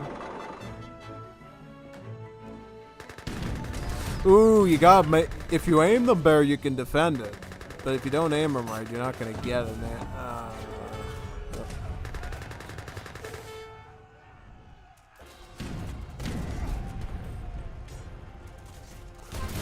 20 seconds. Wow, that's insane, man. That's crazy. Unreal. That was a close one. That was a close shave. That was a close one right there. That was surprisingly close. But at the same time, it looks like the Belgians are attacking with native warriors from the north. So if you didn't know, the Belgians actually have access to unique native warriors. And no matter what map you're on, the Belgians can build a native embassy to access African natives. They can build the Nyam Nyams, which are spearmen. They get some gunpowder soldier called the Zappo Zap, which has multipliers against villagers, mercenaries, and natives. And then they have the Hunga Munga, which is a knife thrower that has a range multiplier against cavalry. So they get all sorts of cool weapons regarding to natives, yeah. So it looks like here he just made Hunga Mungas and Nyam Nyams, no Zappa Zaps, just Cherokees. Yeah, Serbs are now losing their towns there. But he is going to start building oil rigs, though, to start generating oil. I would put some bunkers down if I was in World War I age. I would put some bunkers down so that way you can start pelting those soldiers coming in with machine guns there, basically, yeah. Yeah.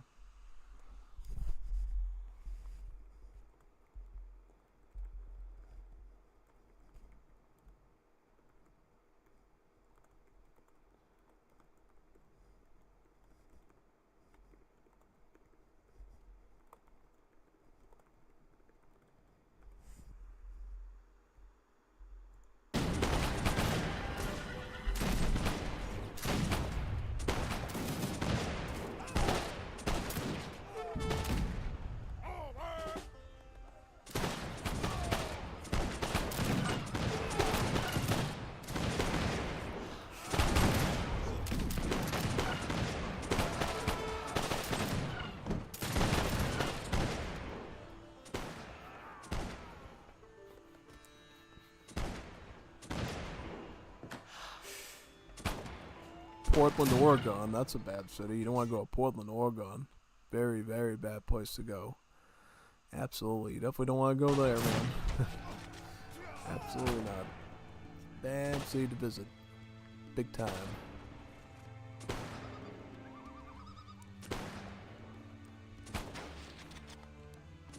Maldito sea el soldado que alce las armas contra su pueblo.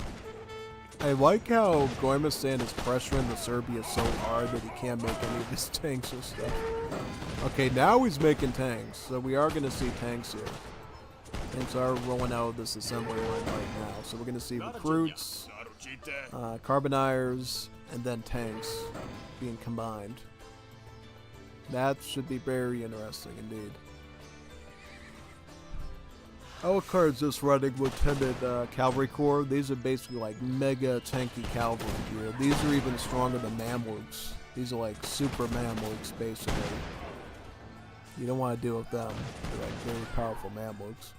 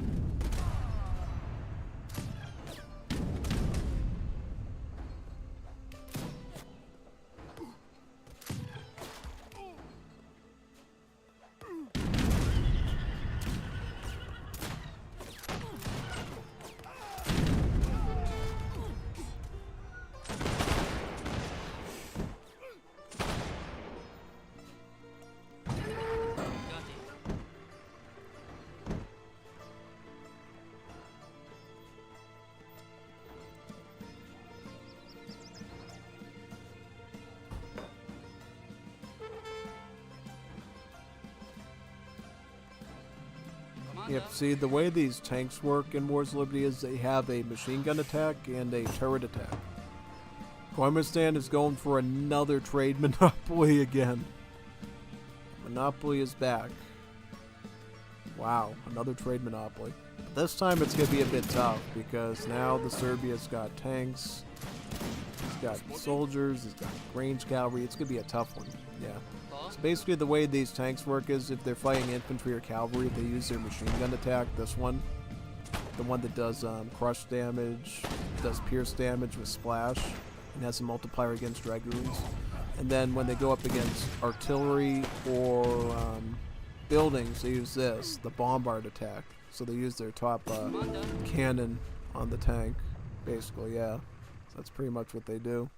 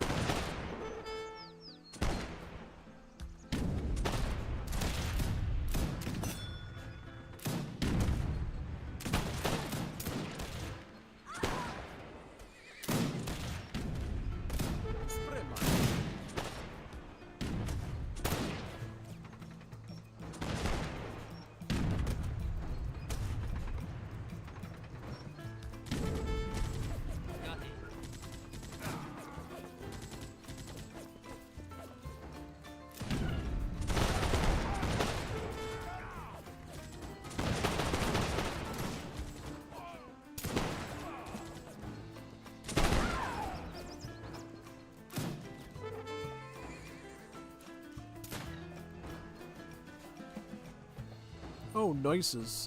These are just healers that you get access to as the United States. It's pretty nice. I don't know what the nurses do, actually, compared to regular priests. Kinda weird.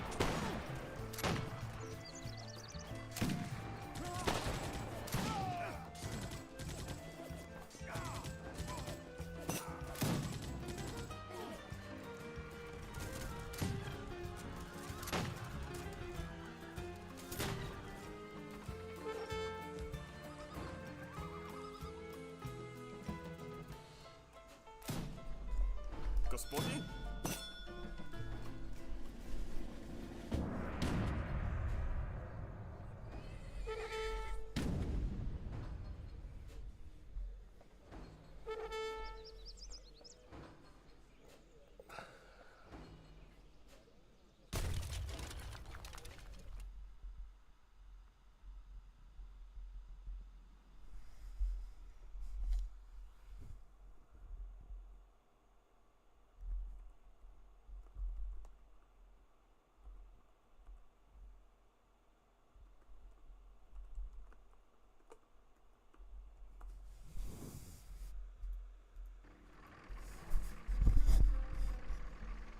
Господи.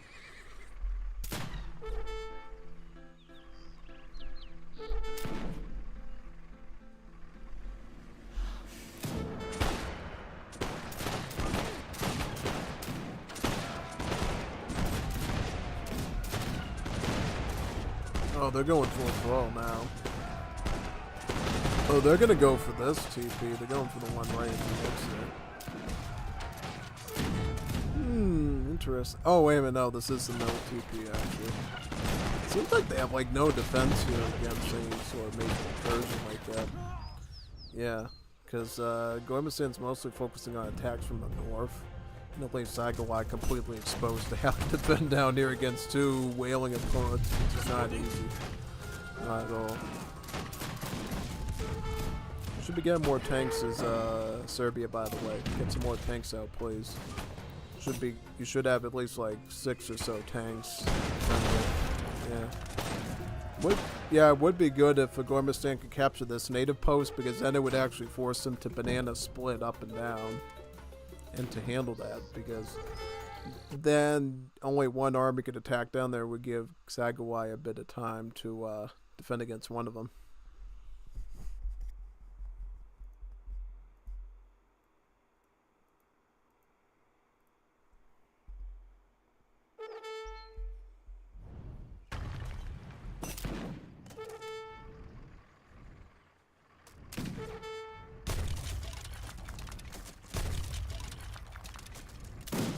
Maldito sea el soldado que alza las armas contra su pueblo.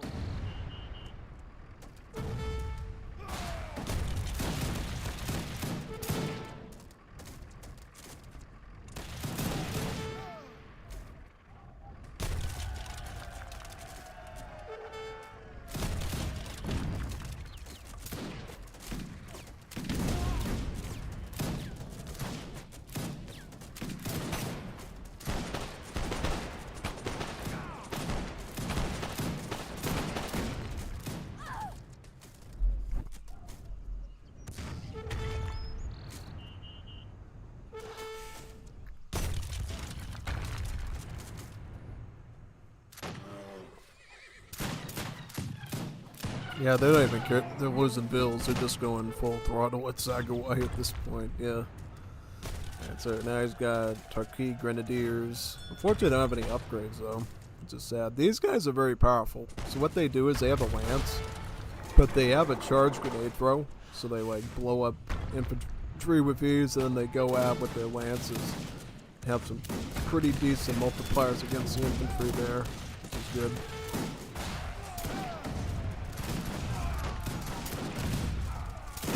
Exchanges armor for hit points. Huh. 20% hand armor? Doesn't seem like a lot. So I wonder if that's a misread description there. Yeah.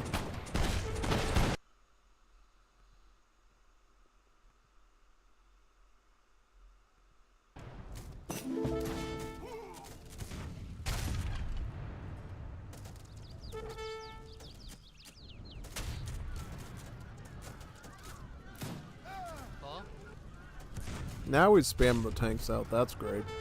Yeah. Definitely love tanks in this game. They're so fun to watch because they have both the cannon mode and then the machine gun mode, which is really funny. Yeah, big time. Definitely love them a lot.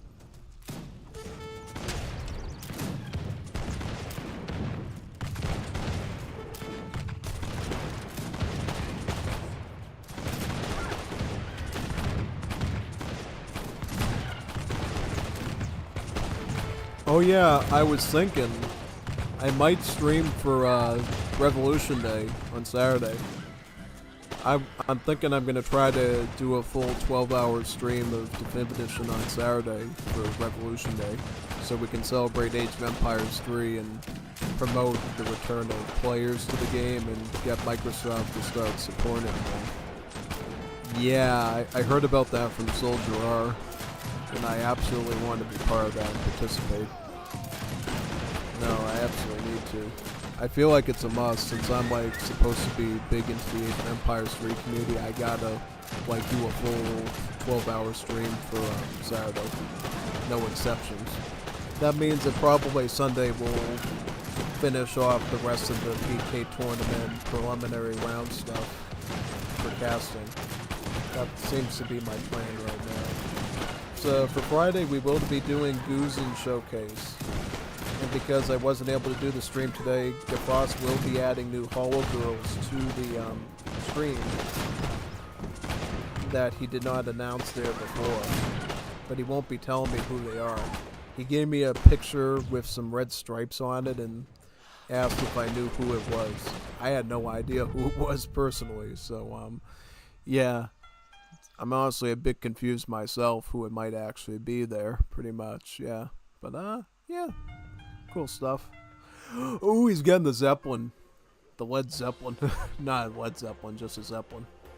Now, I love this Zeppelin. It's one of the funnest units in the Great War Age, because what it does is it has the main functionality is it bombs buildings down below, kind of like the bomber planes do. But its big ability is it launches a huge cloud of mustard gas that covers like multiple feet, and it like vaporizes all the units on the ground, all the human units, all the cavalry, all the artillery. It like instantly dies to the poison gas. It's like crazy. It's like a war crime to even use the thing. It's insane. Yeah, no, once you run a Zeppelin, it's game over. If you run a Zeppelin and the enemies are not in the Great War Age yet, the Zeppelin is like fatal. It's a player killer basically if you get a Zeppelin. It's almost like a Age of Empires 1-2 Wonder. You know how you build the Wonder and then you win the game if you hold the Wonder for so many minutes or whatever? Yeah, sort of the Zeppelin can almost act like a Wonder, because the first person that gets a Zeppelin and can effectively use it basically wins the game outright. It's like really, really powerful. No.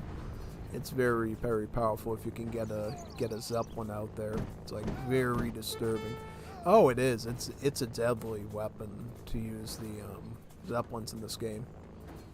No, I mean, I think it can take out usually about 50 to 60 units. No, it can take out infinite units. As long as it's within the cloud, the unit will instantly die. If not instantly, it'll die within like 3 or 4 seconds to the mustard gas cloud. It's like the most powerful attack. But the thing you gotta watch out for is it destroys all units. It even destroys your units as well as your friends' units. So if you use it incorrectly and you just drop it somewhere, it'll wipe out your army too. But there is a technology called gas mask that makes your soldiers, not these guys, but your World War I soldiers, if you can build from the field barracks, immune to the poison gas. And there's also certain troops in the game that do have gas masks, like the flamethrowers, and I believe the trench raiders that wear masks, and they start out as being immune to the mustard gas as well. So if you have an army of flamethrowers, you can actually run a Zeppelin over them, run the mustard gas cloud to like protect them, and then the flamethrowers can be used to like char their entire base. It's a really cool strategy. But unfortunately, you have to be a European to do it, because the flamethrower is a culture-specific unit only for the Europeans. And if you're Canada, Australia, United States, you can get the Trench Raider too. So that's the other masked trooper you can get. And then with ACIV, you can technically run soldiers under mustard gas. But I have seen issues with it where sometimes I feel like the mask doesn't work and the unit's still... It feels like sometimes a gas cloud works where you won't die from the poison gas, and sometimes you do still die from the poison gas. So it's really tricky, yeah, to say the least. So looks like most of the people are gone. It's just one person left watching this, so I think we'll probably cut it short here so we can get more people to watch the rest of the games next week. And we'll probably start off with the latest uploads that Gommiustan add and then come back to these. So yeah, it's good when you have games, when you have more games than you can cover. That's a good thing, because then it gives us a lot of material to work with. So I love that. There was such a lull where there was like no recordings to cast. Now we got a ton of them. So I'm like super happy about this, super happy about it. But yeah, thanks for coming to watch these. I tried to do my best to cast them. I feel like I was a little bit of a sleepy old man today, but I definitely soldiered through, I think. But definitely let me know what you thought of my casting. I always like to hear your inputs, what I need to improve on. I think Gommiustan and a few others have helped me to improve a bit as well, so that's good. So yeah, see you tomorrow for some Order of Goose and Hollow plushie skits, and then some Definitive Edition gameplay. See you there.